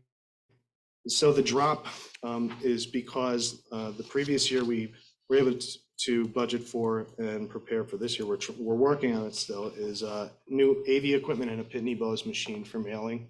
Our Pitney Bowes machine is very old. Still works, we're able to do our mail, but it's on its last legs. And we didn't need that in the 24-25, so we just made that drop for that equipment. So that quickly summarizes, and any questions? You go back through them all. So for your whole section, what's up or down? The budget, I'm down. I'm sorry, the total budget from 23 to 24 to 24-25, I'm up 160,658. That's the total. It seems like about half of that is that insurance number that we haven't Yeah. talked about yet. Yes. Yeah, Some of that- that is insurance, yes. Yep. Which- So can you just characterize the adequacy of the $115,099 for building improvements? I think you've done an excellent job of really reviewing closely the budget and have been able to balance most of the increases with deductions in other areas, like in the 1620, 50210 codes, et cetera, Yeah. or 50610 codes.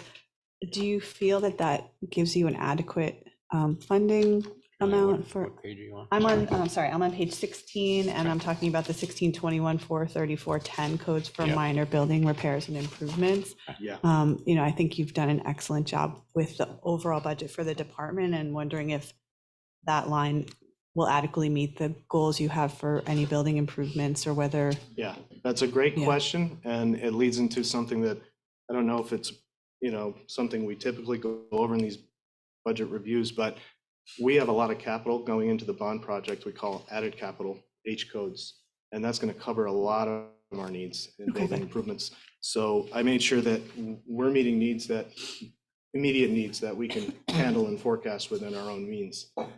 So yes, I think it's enough money, and it was focused mostly on areas like roofing, painting, HVAC, and those 434 codes. We're looking to do some good things.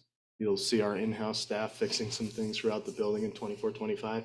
But having that support of capital, being able to move some H codes forward, which maybe normally we would try to take on ourselves within general fund, I think gives us a sense of relief in that area. Maybe related to that, it just crossed my mind, is some portion of that 446,000 allocatable to maintenance of buildings that we no longer use as school buildings? Yes, yeah, we still have to maintain Lewisboro. There's some cost implications there. We're actually going to be reviewing that. So when we have maintenance services or repair line items at Lewisboro, we keep track of it. We don't know where that's going to go. Right now, we're doing the essential needs only. Got to have heat, lighting, water. But there are some projections we're receiving from the architect, and we would like to scale that back. But sometimes, because of the fact and the age of the building, we take on some heavy bills for emergency repairs. So we have a little contingency in there set aside to be able to keep it open. Thank you. Yeah. I remember a couple of years ago, might have been even more than a couple of years ago, but we did some work in the girls' locker room in the high school. And more recently, when we were preparing for the bond, we toured some of the bathrooms in the high school that were in the most dire need of attention, and they have been enfolded into the bond. Is it your sense that the other bathrooms in the high school are fine and not in need of repair, or is it envisioned that any of this money for repairs outside of the bond work might go towards those bathrooms? I'm just looking for your assessment of how we're doing. So I have about $35,000 in a TBD based upon what contracted service I could use either through BOCES or data for things of this nature, if I can't get my in-house staff to handle all of it. So it's really, I have it split. And yes, we're going to be looking at a lot of things in these bathrooms. There's some issues with the doors and locks and some maintenance items like that we're aware of. We have a work order system we try to keep up with. The overall aesthetic of some of these bathrooms we know are pretty bad. We went through a building and did our own little renovation to get the girls' bathroom back online, and I think that came out really nice. Everyone wants to go take a look at a bathroom. But we didn't know that, so thank you for telling us. Yeah, take a look. Part of the tour. Yeah, so we can try to do something like that if it's not obviously in B-wing and C-wing. That's part of the bond. So if there's other areas, the buildings that look a little bit like that, I do have a little money set aside. That's great, and it's great to know that you're addressing it as you can. For example, with a bathroom, that's great. Thank you. Not a question, but maybe just an observation. So you mentioned that the cost of heating oil is increasing at a rate beyond the cost at which our green electricity is increasing. Is that a fair assessment? That's a fair assessment, yes. So there's benefit to switching away from oil burning. Yeah, and that's why our goal is to reduce usage to offset the increasing unit price. So I have to really drive that through our building management system.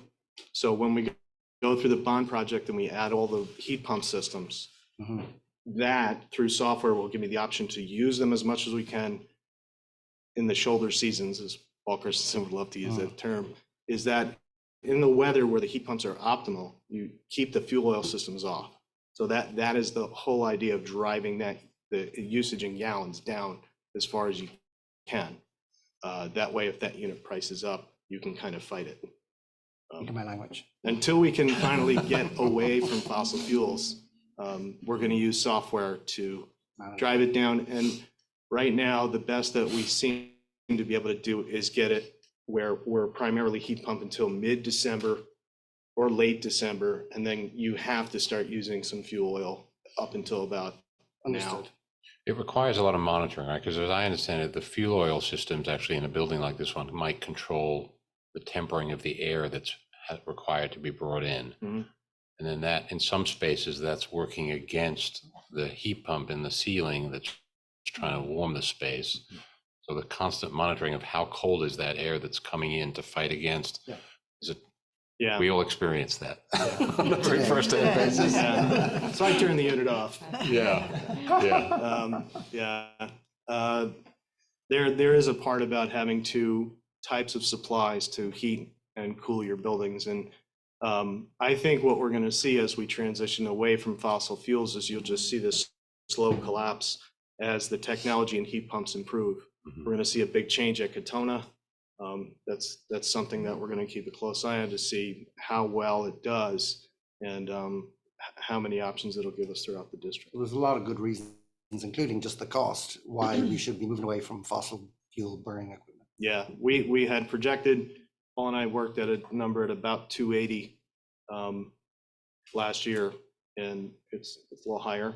So, and now we're looking, and we're using NYSERDA numbers, and well, Paul's not with us, but I'm using NYSERDA numbers, and I'm trying to keep it close to what we were doing, and the 340 seems pretty accurate.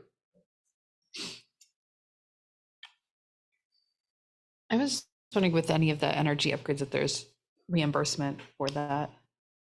I think the architects are going to have to go after those certificates. Yeah, I think a lot of the new equipment's going to have some significant performance improvements that they should be able to get. Yeah, well, it Something would be back. the individuals who are installing it generally, Yeah. would, they could apply for the monies on our behalf, or we would apply for it. And is there anything with what we're currently doing around like the green flooring that you mentioned, or some of the, like switching some to the? It's smaller ducts or- okay. figures, and it's really maintenance line items. I think in the, throughout the bond and the capital, I think when you're talking about closer to $56 million, you're going to see that. You're definitely going to see marks of improvement in green. But within my budget, we're striving towards that goal where we get away from the forever chemicals, extra wax and all this other stuff on the floors. We're trying to get away from all of that, but we're doing it in smaller increments. Got it. And then I was just curious about training or development for your maintenance team. Because I didn't see it in like a line item, but. Training and development, a line item? I was just, no, I didn't see it, I guess, where. As a line item? Yeah, I was just wondering if that is something that exists in the maintenance, or like if you kind of train people up or get them, like move them to different. No, I saw the conferences there, but. Yeah. If that is part of, Well, how you think about that. I think that the training for our teams, we do the GCN required trainings annually. We have our own OSHA trainings independently, but there's no cost.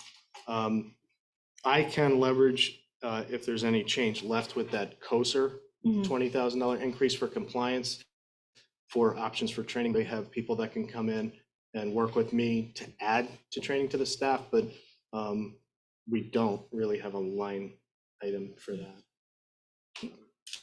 Mike, you've mentioned to me in the past, right, for example, when we onboard a new custodian, say at any of our schools, they're able to shadow and be kind of partnered with someone with a lot of experience in the building, so they understand their roles and responsibilities relative to their shift. Yes, and one thing we try to do is pre-interview using substitutes, and we get a really good feel as to whether or not they understand the culture and our service and their bedside manner. And if they have all those things over the course of time substituting, then when they come in and they have their interview with their role model, it's usually a really good turnout. We usually end up hiring that person. So, You said you're looking for 3 high school positions. What are those? Right now, I have to hire a senior custodian and 2 night custodians at the high school, and I need to hire a night custodian at the middle school. So we're working on that now. Ashley Gallo helps me with interviews and pulling people in, and we're working on OLAS and other resources for substitutes. I will say I've heard that as a narrative that it's hard to find people.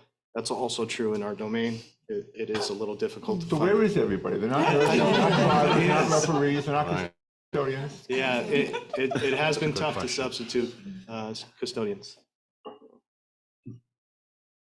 Just on that note, though, those two of those positions are, without going into any personnel matter, there are two people who have recently left the system too. Correct. Right, okay.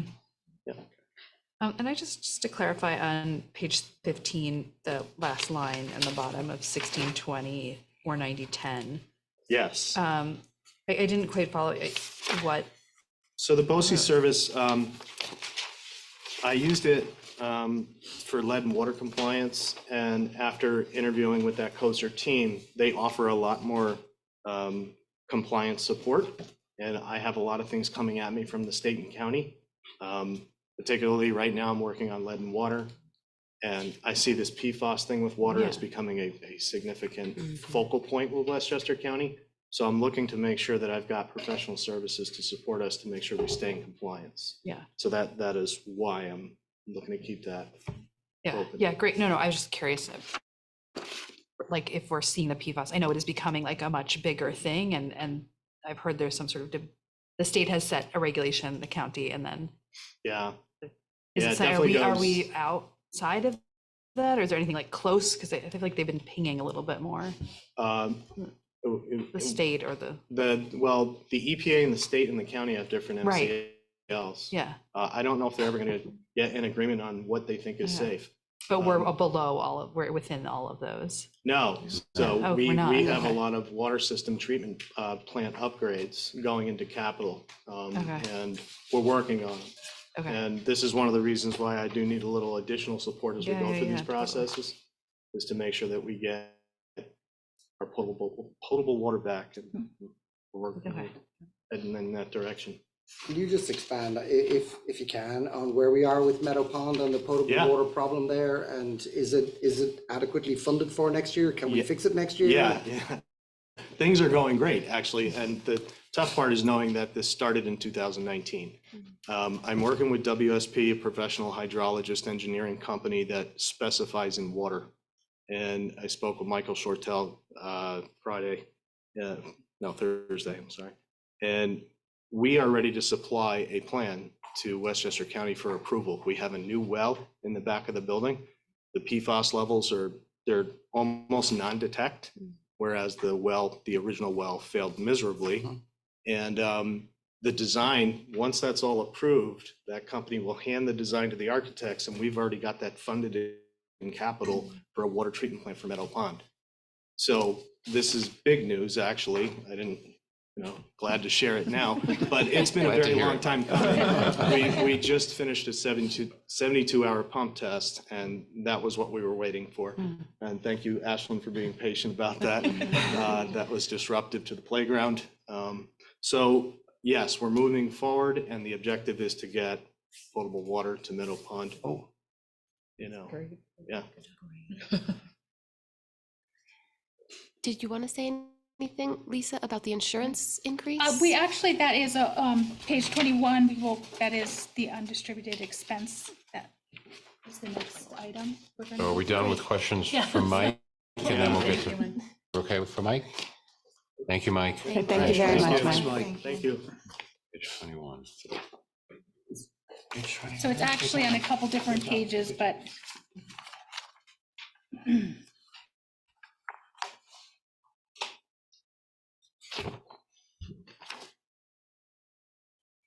so it starts there, but starts on page 21. So this portion of the budget is actually on a few different pages, and then we're going to talk about is the undistributed expenses, specifically having to do with insurance, liability insurances, et cetera. And so if you start on page 21, you all see 1010 insurance for the board liability.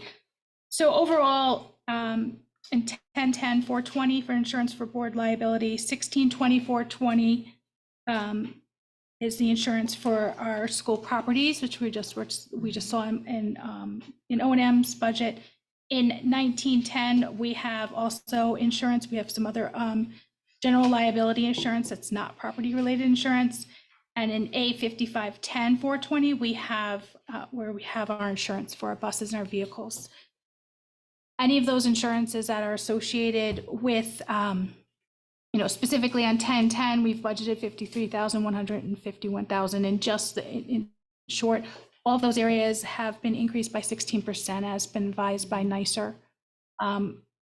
We hope that it may come up below that, but at the same time, this is really going to be bond associated, but we will have to take on other insurances, but that will probably be charged to the bond most likely. But specifically NYSER, we've been advised that that their insurance is going up by 16%, and that has to do with such things as increase weather-related insurance claims, just with the changes in weather as we continue to see. So there's been increases there in as far as the increase claims around the CVA, the Child Victims Act, increases in bullying claims and payouts. I'm trying to think which other items they had said, but those were some of the more substantial areas where they've seen payouts, and so that is why we're seeing that increase. The one line. Lisa, I'm sorry. Payouts in general, not. Not specific to Not KLSD. I'm sorry. Right, Thank you, Andrew, for clarifying. All right. Because I know Rory had asked on Thursday, why is it attributed? What is this big increase as far as our health insurance? So this is what NYSER says is I did touch base with our agent on Friday. Overall, that is why that is it. Now, for us, we actually have a relatively low claim, so we may see a lower increase, but they cannot tell us until we renew and they go through all of our documentation. I think, so that's generally. So Lisa, just for clarification, obviously we're in NYSER as at a macro level, but then we get a scoring within that for our own utilization rates, et cetera, for the district. Yes. So your ability to budget is sort of based on what's the global dialogue with NYSER, but then we'll get something related to our own. Exactly. Like we're not victim to if other districts are having more significant claims related to other things. It'll affect us. It could affect some effect, exactly. But then we can counter that with our own rating scale. Exactly right. Okay. So so there's a range in which people will see their insurance increase. And Lee and I touched base with, like I said, our agent on Friday, and we're likely to be on the lower end of that range, but he still continued to advise us to go on the higher end of that range as far as for projections for next year. We also have been advised by NYSER that there is going to be a new deductible for just for Westchester County starting next year, and it is associated with any claims that are associated with any named storms. So that is something too that we'll have to look at, and whether or not we need to set up. It could be 1% of the value of your building. So our buildings are worth tens of millions of dollars. So it could be substantial if we do have a claim against building. So it's something we'll have to look at as far as possible a reserve or something like that. But that is a new, because of all these weather-related claims, not specific to us, in general, they have become quite costly to the insurance industry. You said you're budgeting for a 16% Yes. increase. What is the range? It was. How low could it go? It could go 12. Last year it did go up 15, or for the current year. Okay. So it could go as low as 12. It could. Okay. But National we average didn't. is about 20. It's like over 20. Yeah. So I think he suggested for us probably between 14 and 16. I'm just looking back at Lee because Lee was on the phone with me, on Zoom with me. But he still suggested that we do keep it at 16% until we do renew and they can review everything. And because the other part of that also is, again, the value of our buildings, the value of the assets in our buildings, how many assets are we going to add? When I'm looking at the automobile insurance, we have quite a number of buses that we're proposing to add to our fleet next year. So that is going to increase our automobile insurance. So there are different pieces there. So can we just go back to the ops and maintenance page, if you don't mind, 16? So we have that insurance line item there. It's increasing from 229 to 301, a $72,000 or 31% increase. Yes. Why is that line item going up by 31? It's actually based on expense. So I increased it. Correct. So budget to budget's 32%, as you said, but expense to budget is 16%. So we were not anticipating last year at this time that there would be such a large increase year to year. So so it's based on actual. It's based on this the actual rates. what this year's insurance, what we paid. And because we didn't fund it adequately last year, we weren't expecting. I got you. Okay, thank you. Yes. So the Yeah. Yes. So budget to budget for the board insurance is actually 13%. Again, just based on on actual expense to next year's budget. The general insurance liability in 1910 is 14% because there are a couple other insurances that are in there, our student liability insurance and other insurances that are not projecting as high of an increase. So it just overall is a 14% change. And our insurance budget to budget is actually 3%. But again, I actually anticipating it even possibly higher based on the number of vehicles we're adding. So its expense to budget is about 20% just based on that. Can I ask you about why we're adding additional vehicles? We're talking about driver shortages. I'm not sure we even have drivers to drive all the vehicles we do have. We're adding vehicles to the fleet? The propositions that we. No, I understand, but I always thought that the older buses rolled off as we brought new buses. But there'll be less, when you have a newer vehicle, you pay more it's not that there are more insurance, vehicles, right? it's that Like the when rates are you, higher The for rates newer can be vehicles. Right, a higher newer if vehicle you has have a more higher vehicles. rate. Yeah, so no, I'm sorry, so the overall fleet won't, but Thank the you. rates can go up when you because, buy a yeah, new they're car, you- more, they have a higher value than the 10-year-old That's bus that fine. was coming I off, thought I yeah. heard you say that we were adding. Sorry. Thank you. Yeah. That's fine. We, Do you want to? we complete with page 21? Yes. Yeah. Do we want to go straight on to? Yeah. Yeah. We're going to the green pages now. Go towards the back of your packet. We're on the home stretch.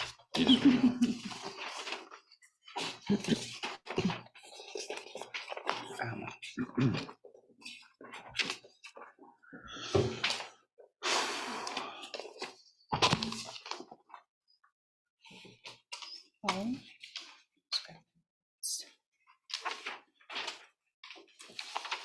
Okay, so we'll begin with green page 1, which is employee benefits. Overall, our employee benefits are projected to increase by a little bit over $3 million. And there's several factors contributed to this. Of course, as discussed, the largest is health insurance, but I will go into each line. The first budget line is of this page is associated with the New York State Employees Retirement System. This retirement system, which is utilized by all of our staff, including but not limited to our clerical staff, our custodians, bus drivers, monitors, and teacher aides. While the rates for ERS are projected to increase, we project expenses based on each current tier. So there's actually 6 tiers in TRS or ERS, both systems have 6 tiers. But really, we have people generally in 4, 5, and 6 because 1, 2, and 3 mostly are retired. Well, we still have people in 3, but anyway, mostly 4. I'm sorry, 4, 5, 6. So, and since they have different rates based on the tier you're in and the associated projected expenses due in retirement, because they have different rates. So we actually break down and see who's in which tier, and then we projected the expense this year based on that. So even though the rate is going up, each of the rates are going up, we can right now are projecting that it will be flat, mainly flat, based on what was budgeted in the current year for next year. It's remarkable that all of that yielded a $350 difference over a $1.9 million line item. Yeah. So, the second line on this page is for our teachers' retirement system, TRS, and this is the employer contribution for teachers' retirement system for the 24-25 year is projected to increase from 9.76 to 10.02. And that is paid on salaries. And as you can see, that total budget line is projected to increase by $188,000. So Can you just, I'm sorry, you said 9.06 to 10.02? Is that a combination of the Social Security and the TRS? no, that's just TRS's rate. So we pay current Oh, year sorry, is that was the 9. rate. That's the TRS, yeah, that's the employer contribution Sorry, I rate. just wasn't following. Thank you. That's okay. Yeah. But the next is Social Security. So, so the next is Social Security, and this again is the employer contribution to Social Security is 6.2% of Social Security eligible wages. And the government does cap those at a certain amount in 2024. That cap is increased by $8,400. It was, for the current year rather, it is $160,200, and it's being increased to $168,600. That alone will increase what we are paying to Social Security, since that cap is increased by roughly $32,000. But overall, the net increase of the Social Security budget is $89,000, and that's based on all salaries that'll be paid by the district next year.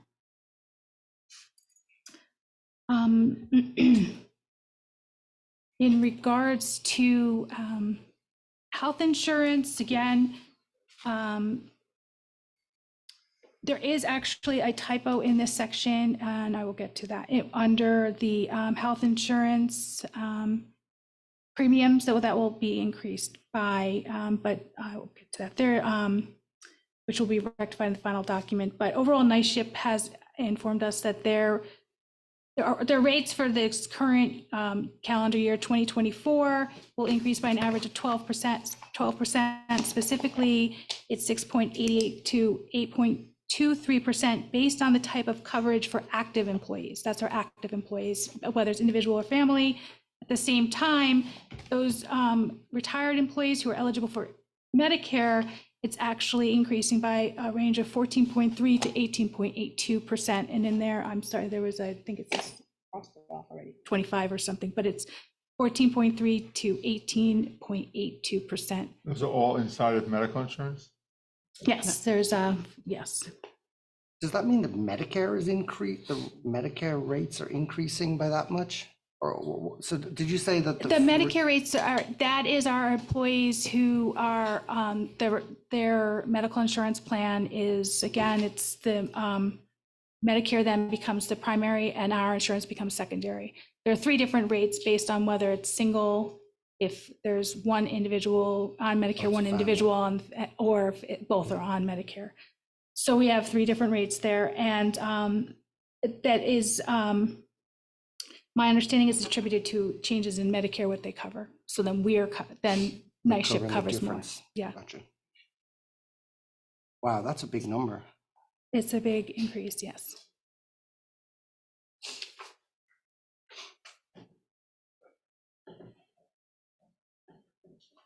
And also just below, speaking of just below the health insurance budget line, you'll see the budget line for Medicare reimbursement.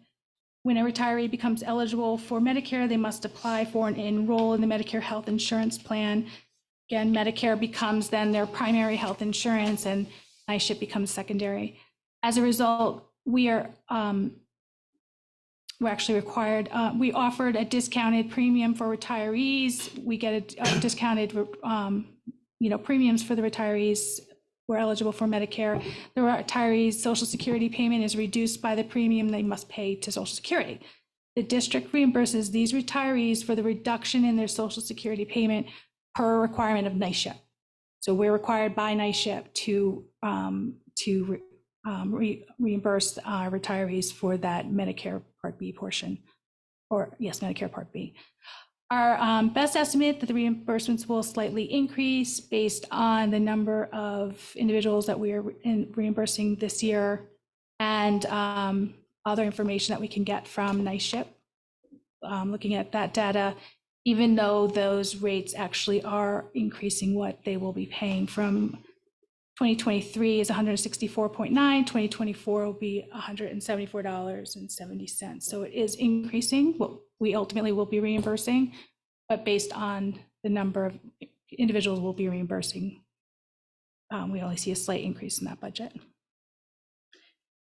The final increase I'd like to speak to on this page is associated with 9089 budget code, and that's the budget code we utilize for several different expenses. There's 2 lines there at the bottom of page 1. All of our length of service payments are paid from the 401 line. In total, we budgeted $465,750 for length of service payments. We estimated that we're saving approximately $35,000 in Social Security costs by paying these length of service payments into a tax sheltered annuity rather than paying it out of salary line. Anytime an employee goes out on any sort of paid leave of absence, we interpret that as a benefit. As such, we budget for their salaries out of the 401 line of budget codes, or out of the 401 line, and then we pay the replacement out of the salary code that they would be paid out of. And then certain groups of employees actually still have the option to cash out of any accrued time up to a certain amount of time. So we have to, and vacation accrued time. So we budget for that.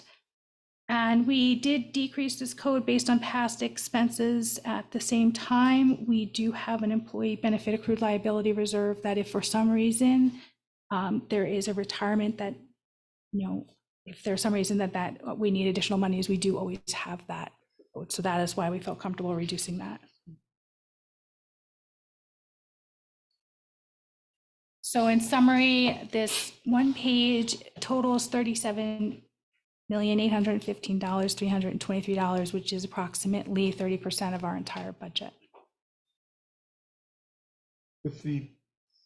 When the retirees turn 65, they get Medicare as primary, we're the secondary.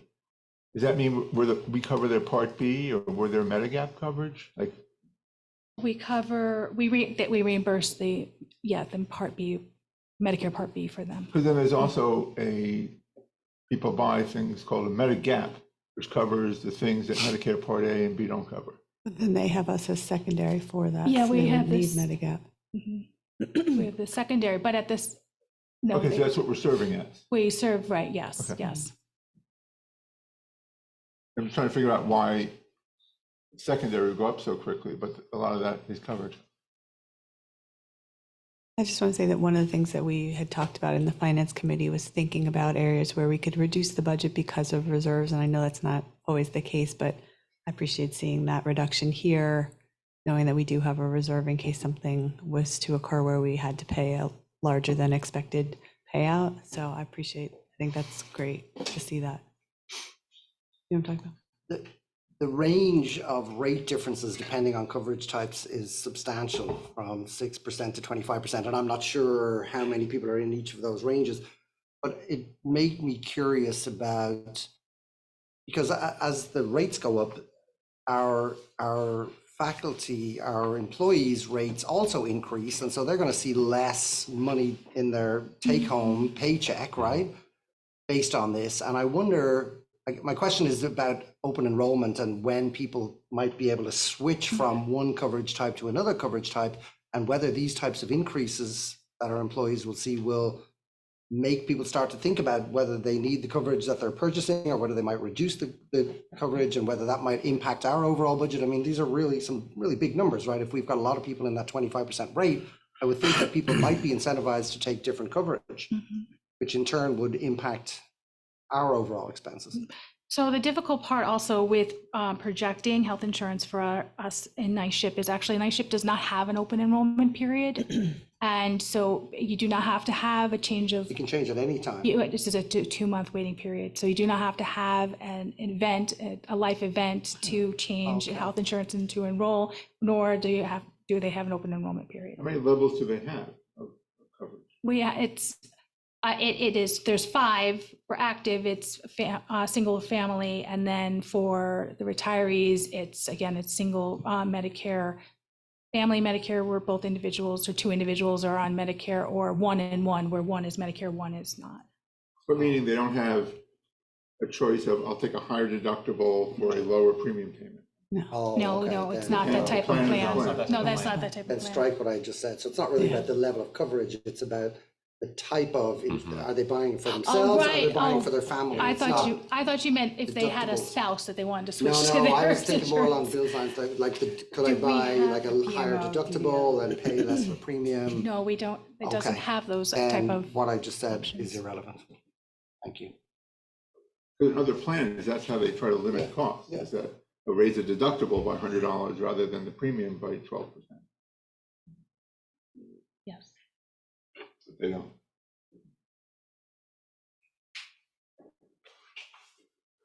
Any other questions about benefits? I mean, we covered this the other night, right? We talked about the fact that this is the biggest biggest challenge facing the budget this year. Is We'll this, be is talking this about it one on Tuesday, page? probably. So I don't know, it's It is.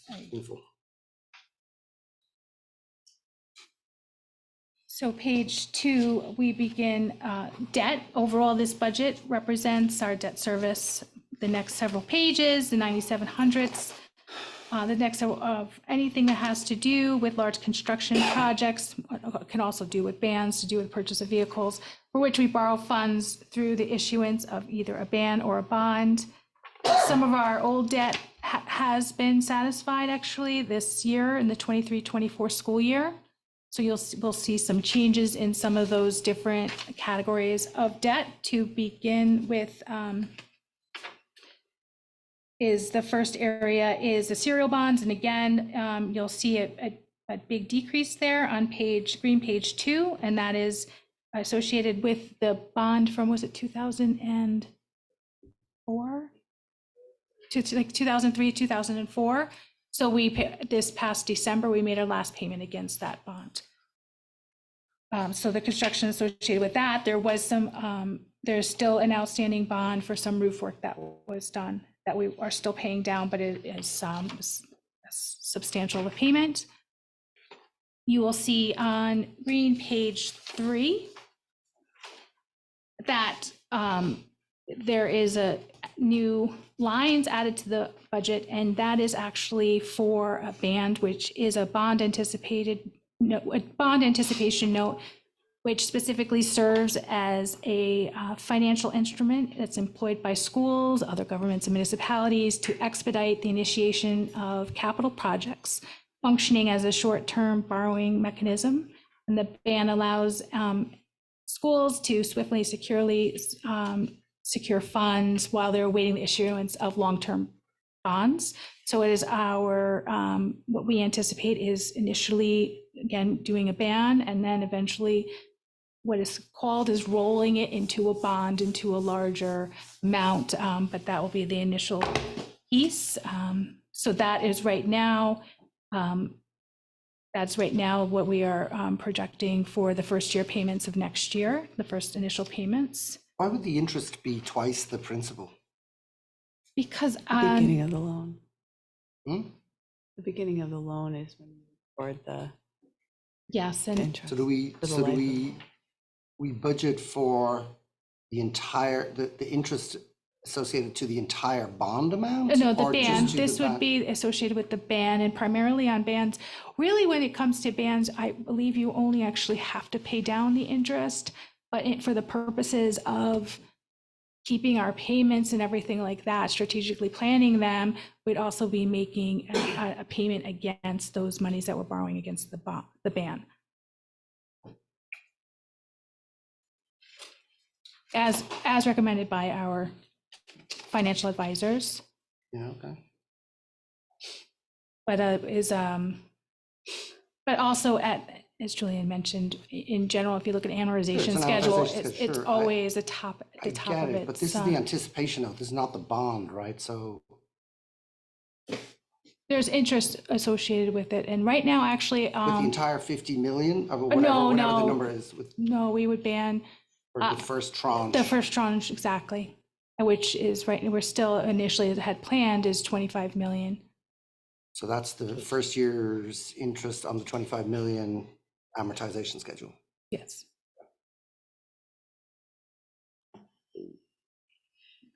Green page 4, there aren't anything associated with that. That is if debt service associated with vans for buses, which we do not currently employ. And green page 5 is the debt service associated with our EPC. So those are, they're called installment leases, but those are the energy performance contracts in which the district completed in the 2015-2016 year. And these expenses are relatively flat. Again, this started in 15-16. It's an 18-year period, so we're roughly in the middle of that amortization schedule.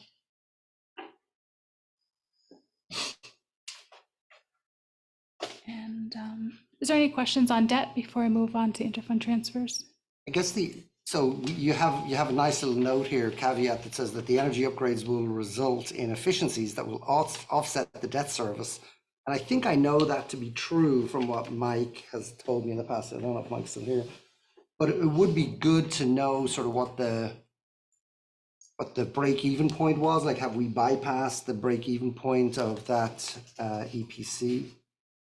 We can look into that. I'm just curious sort of at what point are we there, right? We've obviously gained a lot of efficiencies in the new equipment that we put in under this Honeywell contract, but we're also paying $500,000 a year. So just curious if there's any, and maybe that's something we could talk about at sustainability. I don't know. Okay, we'll absolutely look into that. Okay. I just had a question. Just to build on what Rory was asking before, are there other options for short-term financing? No. No. Okay.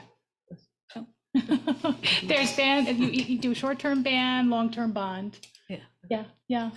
Sorry. Right now, we have been spending, right now, some of the initial costs, like for architects and engineers, we haven't actually had to borrow yet. So we have been, but once we start awarding bids, then we're going to need to borrow. There's going to be a lot of money going spent.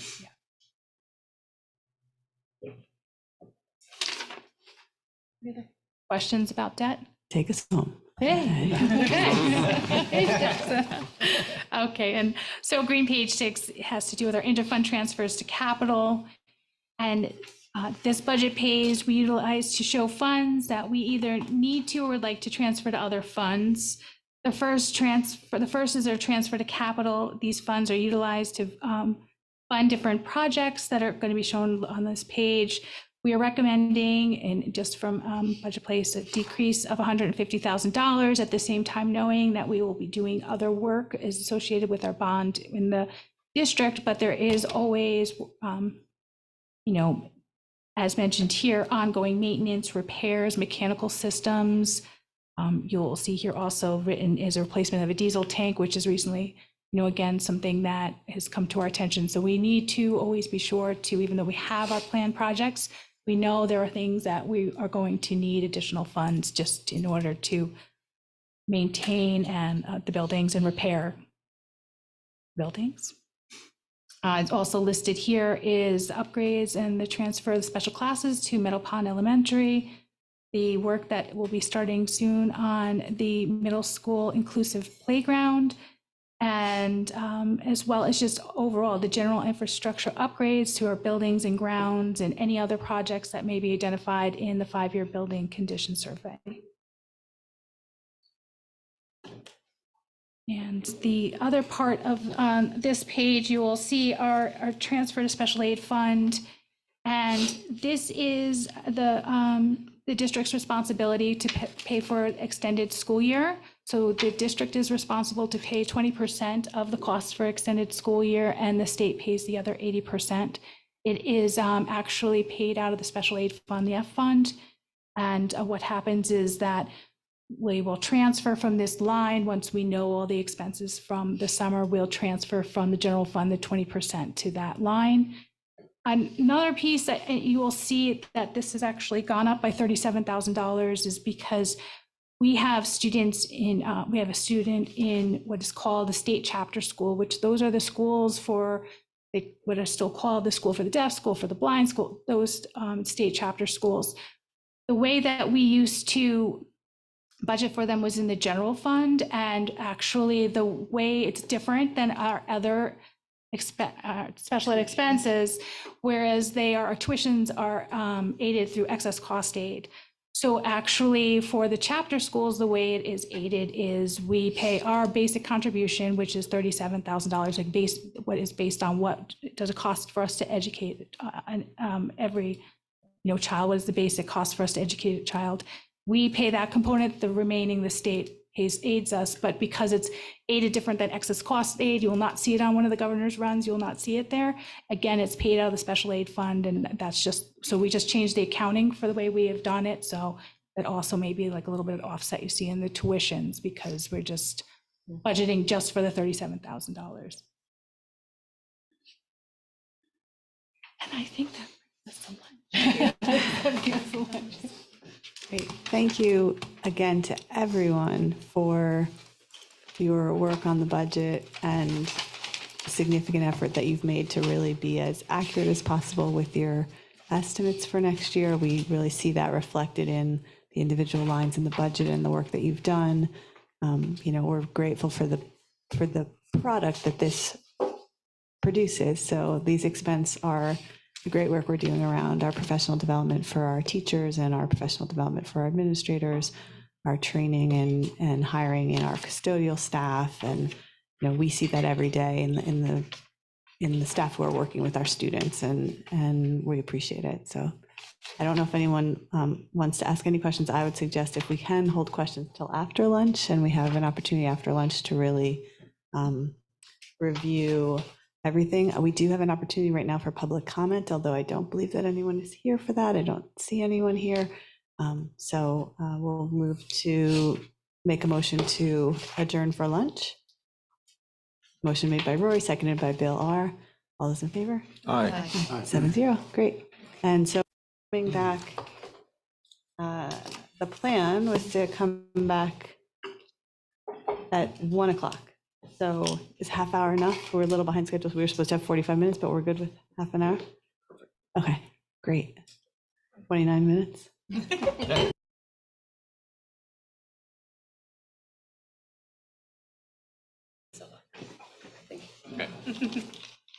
Great, thank you, everyone. Welcome back. Can I get a motion to return back to session? Motion by Rory, seconded by Bill R. All's in favor? Aye. 6-0. Andrew, you want to? Yeah, so first of all, thank you all. Thank you to our trustees for giving us your very careful attention through a lengthy morning as we went very carefully through the entire budget. I want to particularly thank Lisa for all of the work that you did in putting this together, and to all of our other colleagues and our administrators who are here with us this morning. I hope you felt that it was a thorough review of all the different lines within the budget. As I said this morning, I've written down a lot of questions.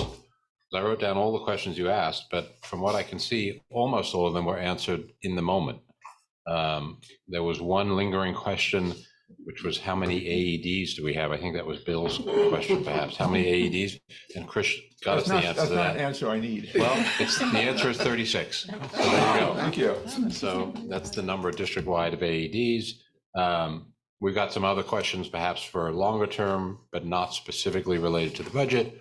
Rory has a question about looking at after-school activities, which I think is something that could happen down the road.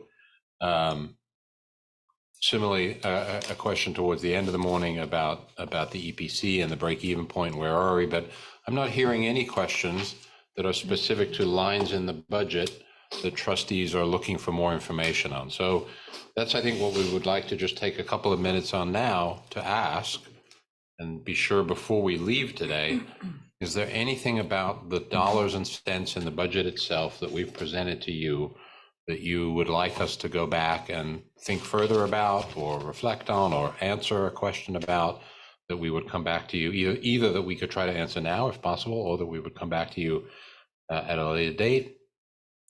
That's what we want to hear. Just a general question. Yeah. The monies that were left over from last year that we didn't use in the budget, where do they go? When you say last year, do you mean 22, 23? 22, 23, yeah. Right, so a significant, well, A significant portion go back to the taxpayers. Are used to offset the levy. So I think that number was 3.2 million. I'm working from memory here, but. Yes, Oh, it goes back to taxpayers. Yes. It's. It was applied to the next budget. Yeah, okay. Yes. It's applied as revenue. It's applied as revenue, that so reduces it reduces the tax levy that we're required to collect. So that's a significant piece. And then we had a bus proposition last year, just as we're proposing for this year. So those funds are in the budget at the end of the year, and we asked the taxpayers' permission to hold on to those funds and use them to purchase buses. And they can only be used to purchase buses. You cannot move those funds. They can only be used to else. purchase the vehicles that are described in that proposition, correct? And then we do, just as we were describing over the last couple of days here, some other funds we might use to purchase items that we In can advance. consume in the following year, or purchase computers, things like that, if we have some additional funds. So that's what happens to that funding. And as the board knows, the state is very strict about the percentage that's allowed to go into reserves and allowed to be remaining in that fund balance at the end of the year. And we have to remain below that 4% number that the state requires. And there's a minimum also, or there's no minimum on the reserve. It's not a minimum, but there's a maximum. there's a maximum for each calendar year and how much money can be carried over into reserves. And then there's benefit in having healthy reserves in terms of the rates that we get when we apply for bonds and things like that. So you want to have healthy reserves, and then you also want to have them in the event of some kind of crisis that they would be used for. So, Gil, one thing I found when I first joined the board to be interesting, and I don't know whether you've noticed yet or not, but on most consent agendas, there's a line or maybe sometimes two line items for interfund transfers. Yes. And what those are reallocation of monies, and it's normally towards the latter half of the year, where we take money out of one budget line item and allocate it to a different line item where there may be a higher need, or we've recognized a need that we didn't anticipate. When we know we're not going to need those funds, we'll transfer over. Exactly. Yes. So if you take a look at consent agenda, you'll see that's all broken down. Every time we meet, it's broken down by line item, what line item it's coming out of, what line item it's going into. So a lot of it just gets sort of redistributed, and then there's that about 2.5 million every year that we put towards the next year's budget. And the are there contingency. restrictions on what can go where, which funds can go to which? yes, there are very strict restrictions. Lisa, did you want to correct my number about? Well, yeah, so Yeah. the total number we do for the current year was $750,000 from reserves, and roughly 2.450 it is from, that's the money back that goes back to the taxpayer. So it's a total of 3.2 million between the reserves, and so the 3.2 Okay, was I was correct. right on the 3.2, Yes. but only 2.5 offsets the levy. Yes, And the yes. other part goes, and then yes, the reserves are all very strictly defined. And there are categories that are defined by the state that we're allowed to put into reserve, and then those funds can only be used for that purpose. So we have certain liability reserves. We have tax certiorari reserves. We have the new TRS reserve that was just created by the state a few years ago that we have been funding. Capital reserve, or capital repair reserve. Capital That's very reserve, specific, right. Again, what we can use. And we're in Yeah. good shape on the reserves. We're in good shape on the reserves. And we will, at the end of the year, also request if, if there's monies available to transfer, just to make sure those reserves are, yes. Funded. that have funded. So, Yes. because some of the items, you said we're buying it with this year's funds, so meaning the 23, 24 Yes. funds that you're fairly sure you're not going to need, so that we could sort of pre-buy some of the things we wanted to buy. Yeah, now there are rules about that also that you heard referred to today. There are certain things that have to be purchased in the year that they're going to be used. So we're restricted on that too, but Lisa and others have been able to identify those things that it's okay for us to purchase this year. Sure. And some of them, in some cases too, like they're the textbooks, new curricula that would be benefit, to have it before like the end of the year. The computers, the sooner we order, luckily we don't have the that long lag of them coming in. But again, the sooner they come in, when school ends, the technology can start programming them and configuring.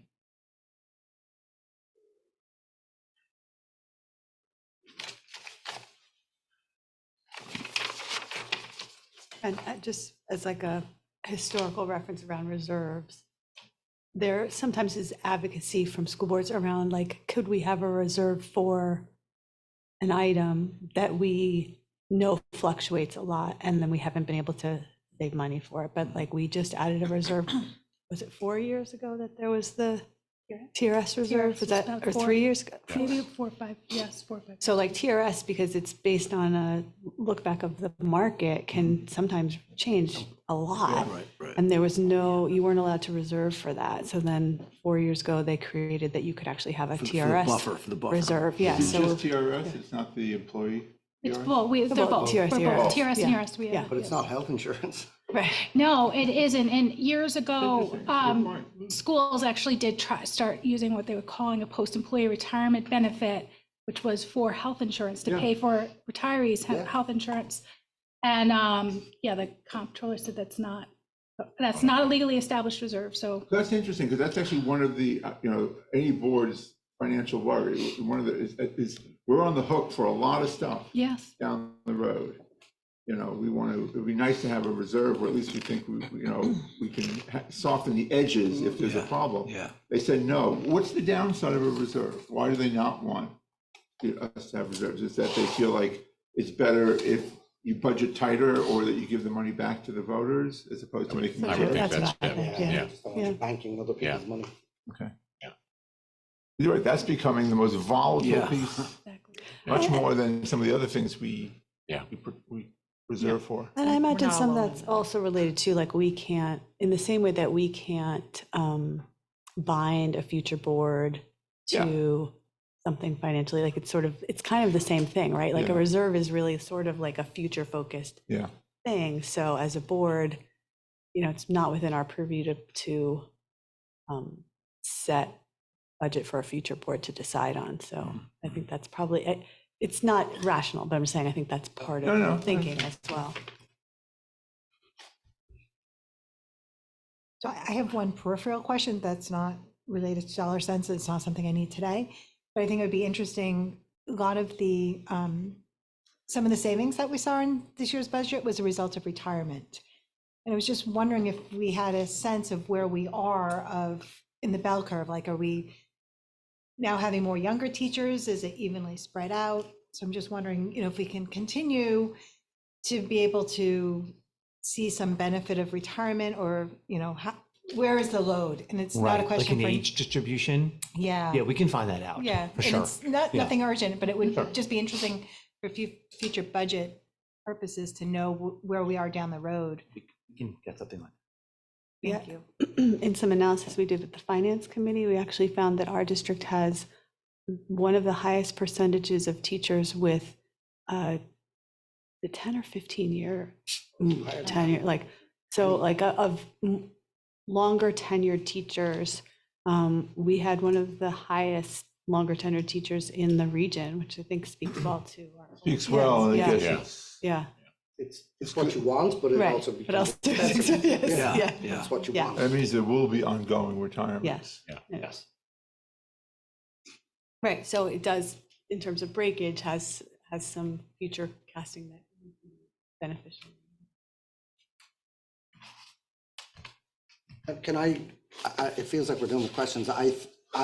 Last year, people know that I was quite vocal about the budget, and I felt like there were some things there, and, in retrospect, I'm not sure any of it really mattered, but this year, I feel so confident with the numbers, Lisa, that you and the whole team have provided, and it seemed to me, just sort of looking at it from, I know we go into detail, we don't go into all the underpinnings of each of those numbers. It just feels like it's much more based on actuals or the progression of actuals than we've seen in the past. I'm not sure how much that changes the budget per se, but it certainly gave me a lot of confidence in the way it's been presented. And so I don't really, I know I had a lot of questions as we went through, but they're all sort of minor issues with the exception of the health plan. I really commend you for putting together such a confidence-inspiring budget. I really enjoyed working with you guys to go through it, and it's as good as I can imagine. So thank you all very, very much. And I know it goes way beyond your team, Lisa, and you, Andrew, but thank you guys. It really Very good job. Thank you, Very Rory. Thank confidence you very inspiring. I much. think the community will stand behind it. It's a hard budget. I think this is one of the harder budgets Yeah. I've had to review because it's so much of your increase, some of those tailwinds we had are now headwinds. And a lot of so much of the increase is out of our control, and it was a priority to protect certain things. It made it very tough. Yeah. It was tighter this year than most years, so some hard decisions had to be made. And I commend you because they were made, and it seems like you succeeded in protecting what had to be protected. Bringing it in under the tax Right. cap. Yeah, well done. That was absolutely under Andrew's leadership. And I said to him before that I should have started with thanking him, and he knows that there's many days that I was sitting across the desk from him like, okay, Andrew. And he was very patient and very supportive, and I really appreciate it. So thank you, Andrew. Thanks, Lisa. So. I have a couple of go ahead. questions. I completely echo Rory's sentiments. I think it was a extremely well-presented budget. It centered students and the work that we're doing and the budget that's in support of that. So, and then I think it gives a strong sense to the community that we're supporting our students to become helpful, constructive citizens, and that benefits all of us. And so it's a worthy investment from our community to support the schools. I did have this brought up a couple policy or sort of larger themes that I want to just raise as questions and don't need to be for now, but one was thinking about the mental health of students in our schools, and like at some point maybe we have another discussion about that or a presentation or something on that. So we spent so much time talking about that in the psychologist section and hearing that, but a little more detail might be interesting, and to think about how to keep supporting that work. Another question I had was just around, I think we touched on different places, and maybe next year when there's the digital plan, but just thinking about how we continue to support digital integration in the district and what that plan is. I feel like I have clarity on it for students for a large extent, but I'm also curious about the digitization and digital plan for our district operations a little bit more. We hit on postage and things like that, but where are we in that? Where are we trying to go with that? Would that produce any savings longer term? I mean, that's like a planning question. And then just in the presentation, this is sort of a question of, is this the only time where we see kind of the budget to actuals in that kind of like, so we're looking back 2 years to see the actuals, but kind of that. So, yeah, well, every month, the treasurer's report. Right. That will have actual like expenses, so their expenses are there. And so you can see where we are, and Kim Parks, our treasurer, she always has a bar graph. She has a graph in the front to kind of show where we are expense-wise and revenue-wise compared to the prior year. So there is that visual piece as well. But I think like in its entirety, is this? It's not at the budget line item level, the comparison report. But not even at the budget line item, but just kind of like at the end of the fiscal year, do we see that the full budget reconciliation, budget to actual? Because like, I guess I know it like the monthly, it's like kind of a month by month picture, but kind of that bigger.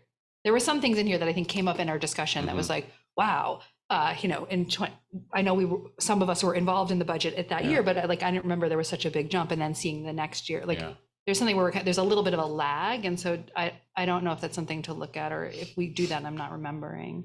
So the treasurer's report, Kim, I believe, uploads the appropriation report, right? This is correct, yes. So that has a column for original budget, and then the adjusted budget, so like any transfers, and then the current budget, and then it'll have an expense line and encumbrance line available. So if you want to, I'm happy, or Kim could go through it with you, but that appropriation report will give you a picture of where we are. That's like in August, or it's the. No, it's every month. It goes month by month. I think I'm saying that like it's the month by month. It's hard.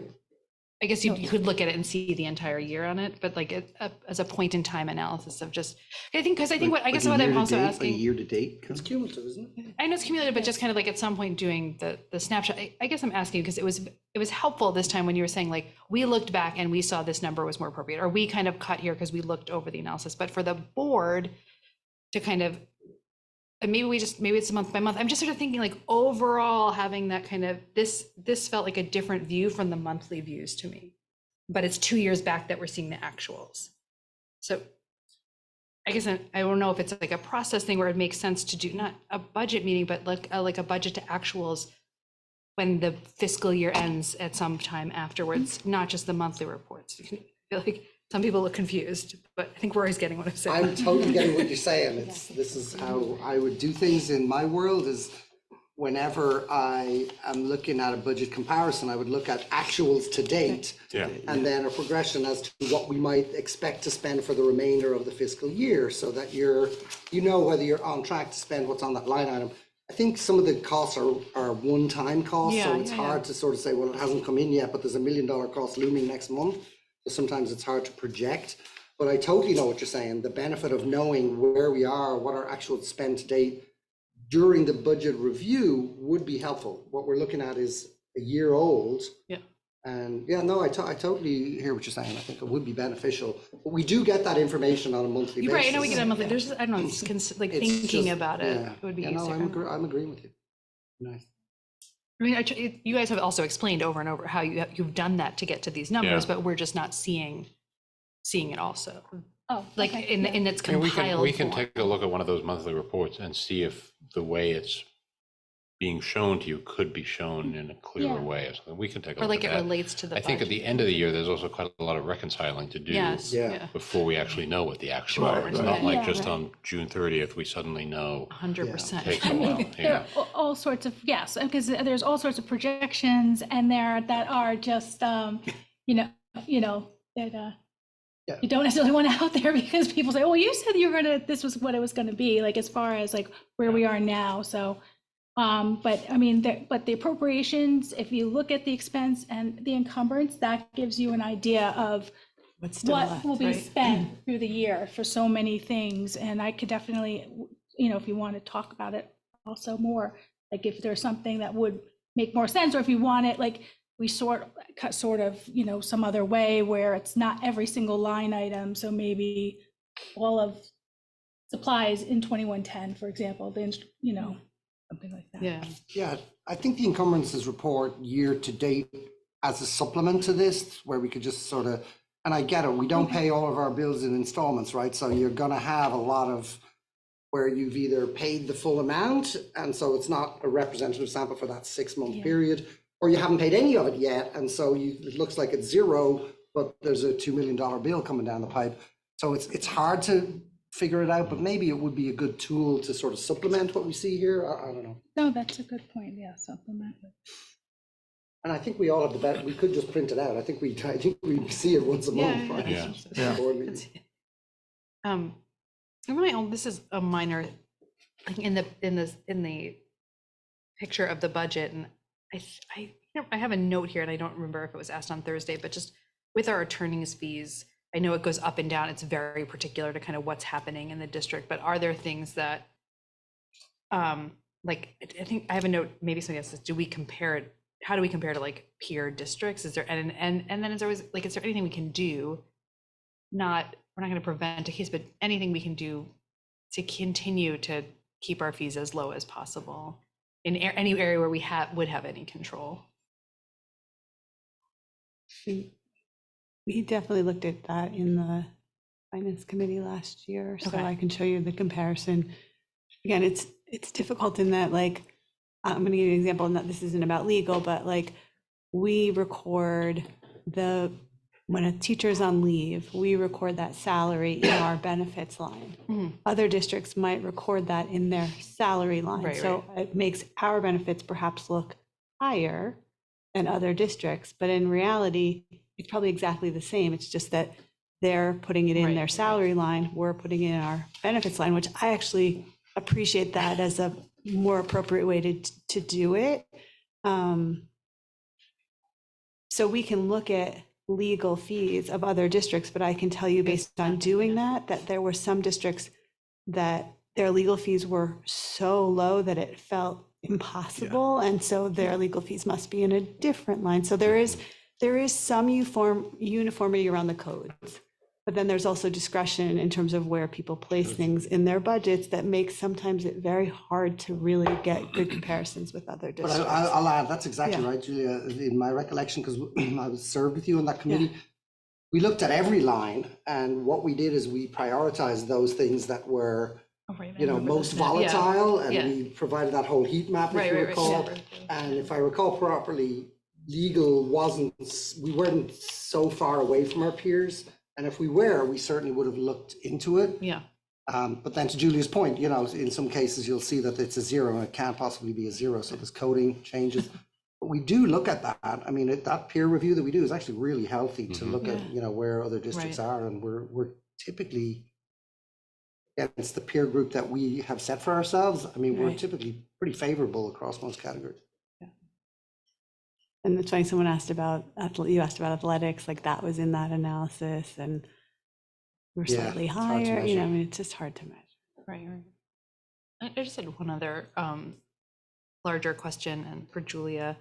I was thinking about the investments that are happening across the district in like the science education and the training on that. And I know that we sort of did restorative justice work at the high school, and now it's at the middle school. Is the plan for it to go to the elementary school later? I wouldn't be surprised if so. It seems very much in line with our learning commitment and SEL, and it's gaining more and more momentum as it grows. So that is certainly something we're considering, and I think for the district-wide continuity, that would be great.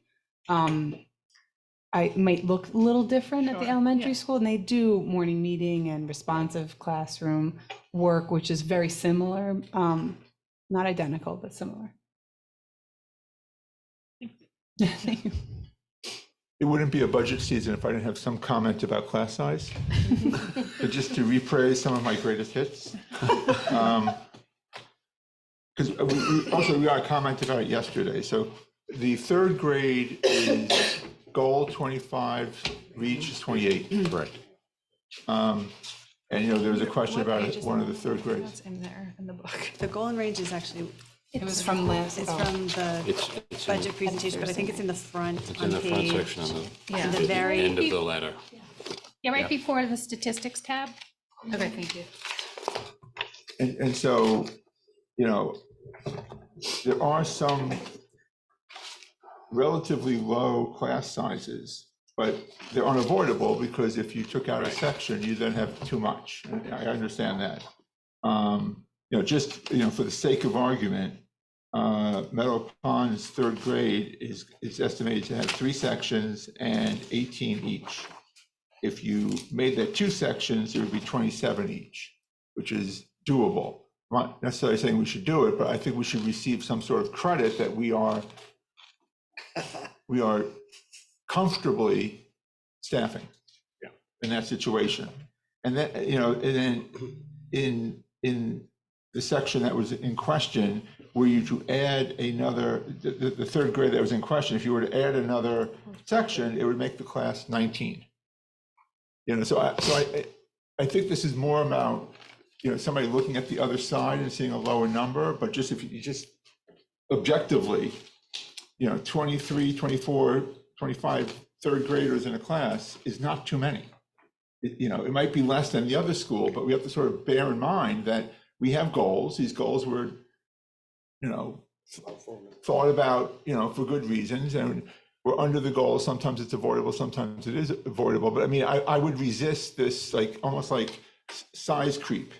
You know, it's like, well, 25, 23, 22, now it's 19. And, you know, it's just, I think at some point, especially as budgets continue to be tight, I think sort of like the decision that was made around kindergarten was that some allowance for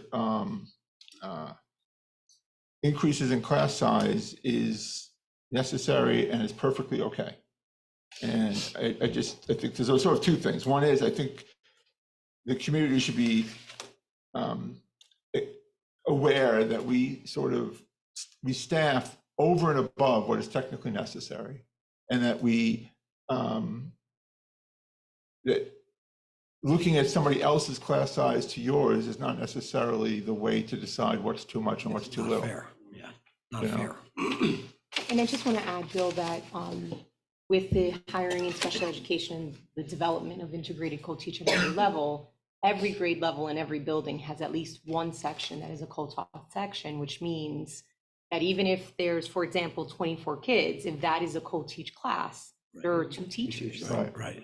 So It's just that's also a Just consideration. like a professional reality, you know, of this is not too many third graders. Right.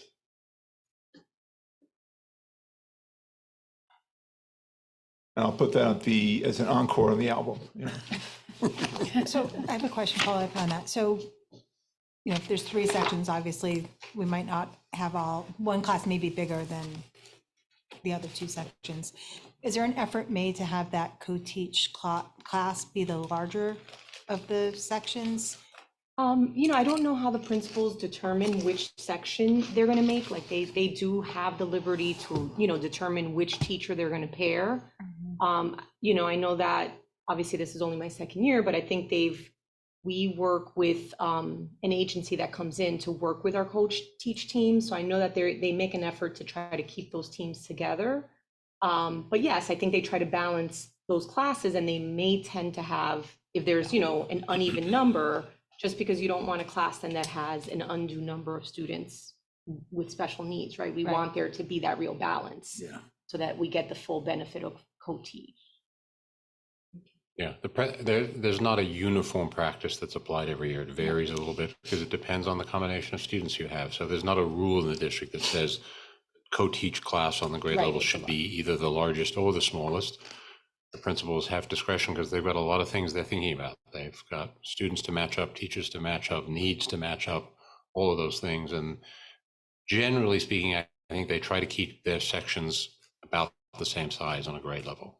So you'll usually only see a difference of 1 student from one class to another on the same grade level. But occasionally they might make a strategic decision that I'm going to keep this one class a little bit smaller, and as a result, the other 2 might be a little bigger. And by little, we might mean 1 or 2 students bigger.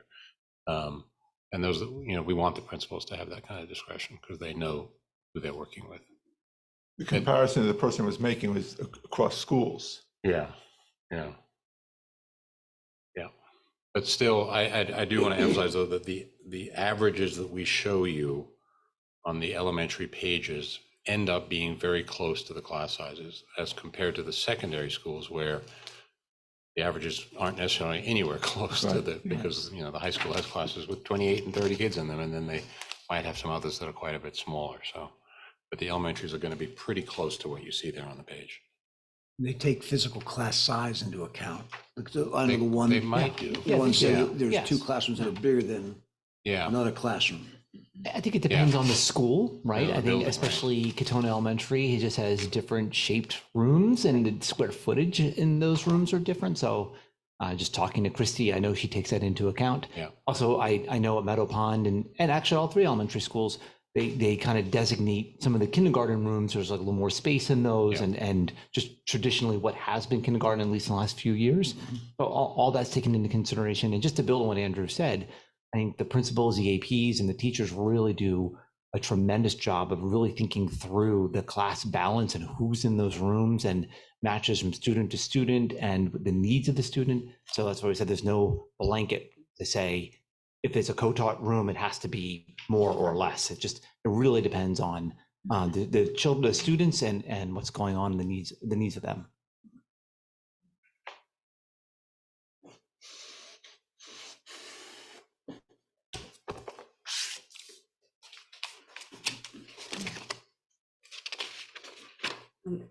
So You want to talk about now what comes next? Yeah, should we do that? let's do that. So And then we have dates set aside for 3 meetings in March, March 7th, March 14th, and March 21st. And we do that in case there's lots for us to talk about. It's not sounding like there's going to be a lot for us to talk about, and at the same time, I know that the board wants to be thoughtful about the budget, and we've only really been talking to you about this since Thursday. So I would suggest that even though I'm not really seeing questions to take away today, you're gonna carry this binder with you, I know, every waking moment in the next few weeks, and you'll be thinking about it. And maybe by the time we next meet, and maybe in a minute we'll decide when that's going to be, you might have questions at that point, and then we'll still have some time after that to rethink things if necessary. So you want to talk about the meetings that we have and which we might want to hold on to, or if we don't want to hold on to all of them? So I think if there's no immediate consent agenda items for March 7th, I would propose we take that off and return on March 14th for our next review of budget. That would give us some more time to mull over the budget before we come back together. It would also give us an opportunity to maybe have a meeting, executive session for the purposes of the superintendent search on March 7th, which would be helpful to us in moving that process along. Do So, we know the likelihood of needing consent agenda business items on March 7th? or executive Yeah, session so items. if I just look at my cabinet colleagues, do you think we're okay to go to the 14th? Yes, Yes? I do. Yeah. All Yes, I right, do. and if something comes up, Right. we have could the have a opportunity to brief- call a meeting Maybe to we have do business only. Yeah, I mean, we have a meeting with no presentation, which Yeah. inherently would be a relatively short meeting, so we could do that if we need to. So March 7th is out. Well, March 7th we'll use It won't as an be- it won't be a executive public session. meeting. Okay, It'll be for us. Yeah. So the next public meeting will be the 14th. okay. Right, so, yeah, so the next time that we'll have an opportunity for the community to provide any comment in terms of public comment would be at that March 14th meeting. Okay. Okay, so we're at item 6.0 for board discussion. One thing that I wanted to just revisit is the LES committee. We didn't pick a chair at the last meeting, so Lorraine's writing. Sorry. Lorraine, would you be open to chairing that committee? Okay, all right, Happy to. okay, thank you. And I don't think we need to, no, Kim's shaking her. We don't need to vote on that, okay. And anything else for board discussion?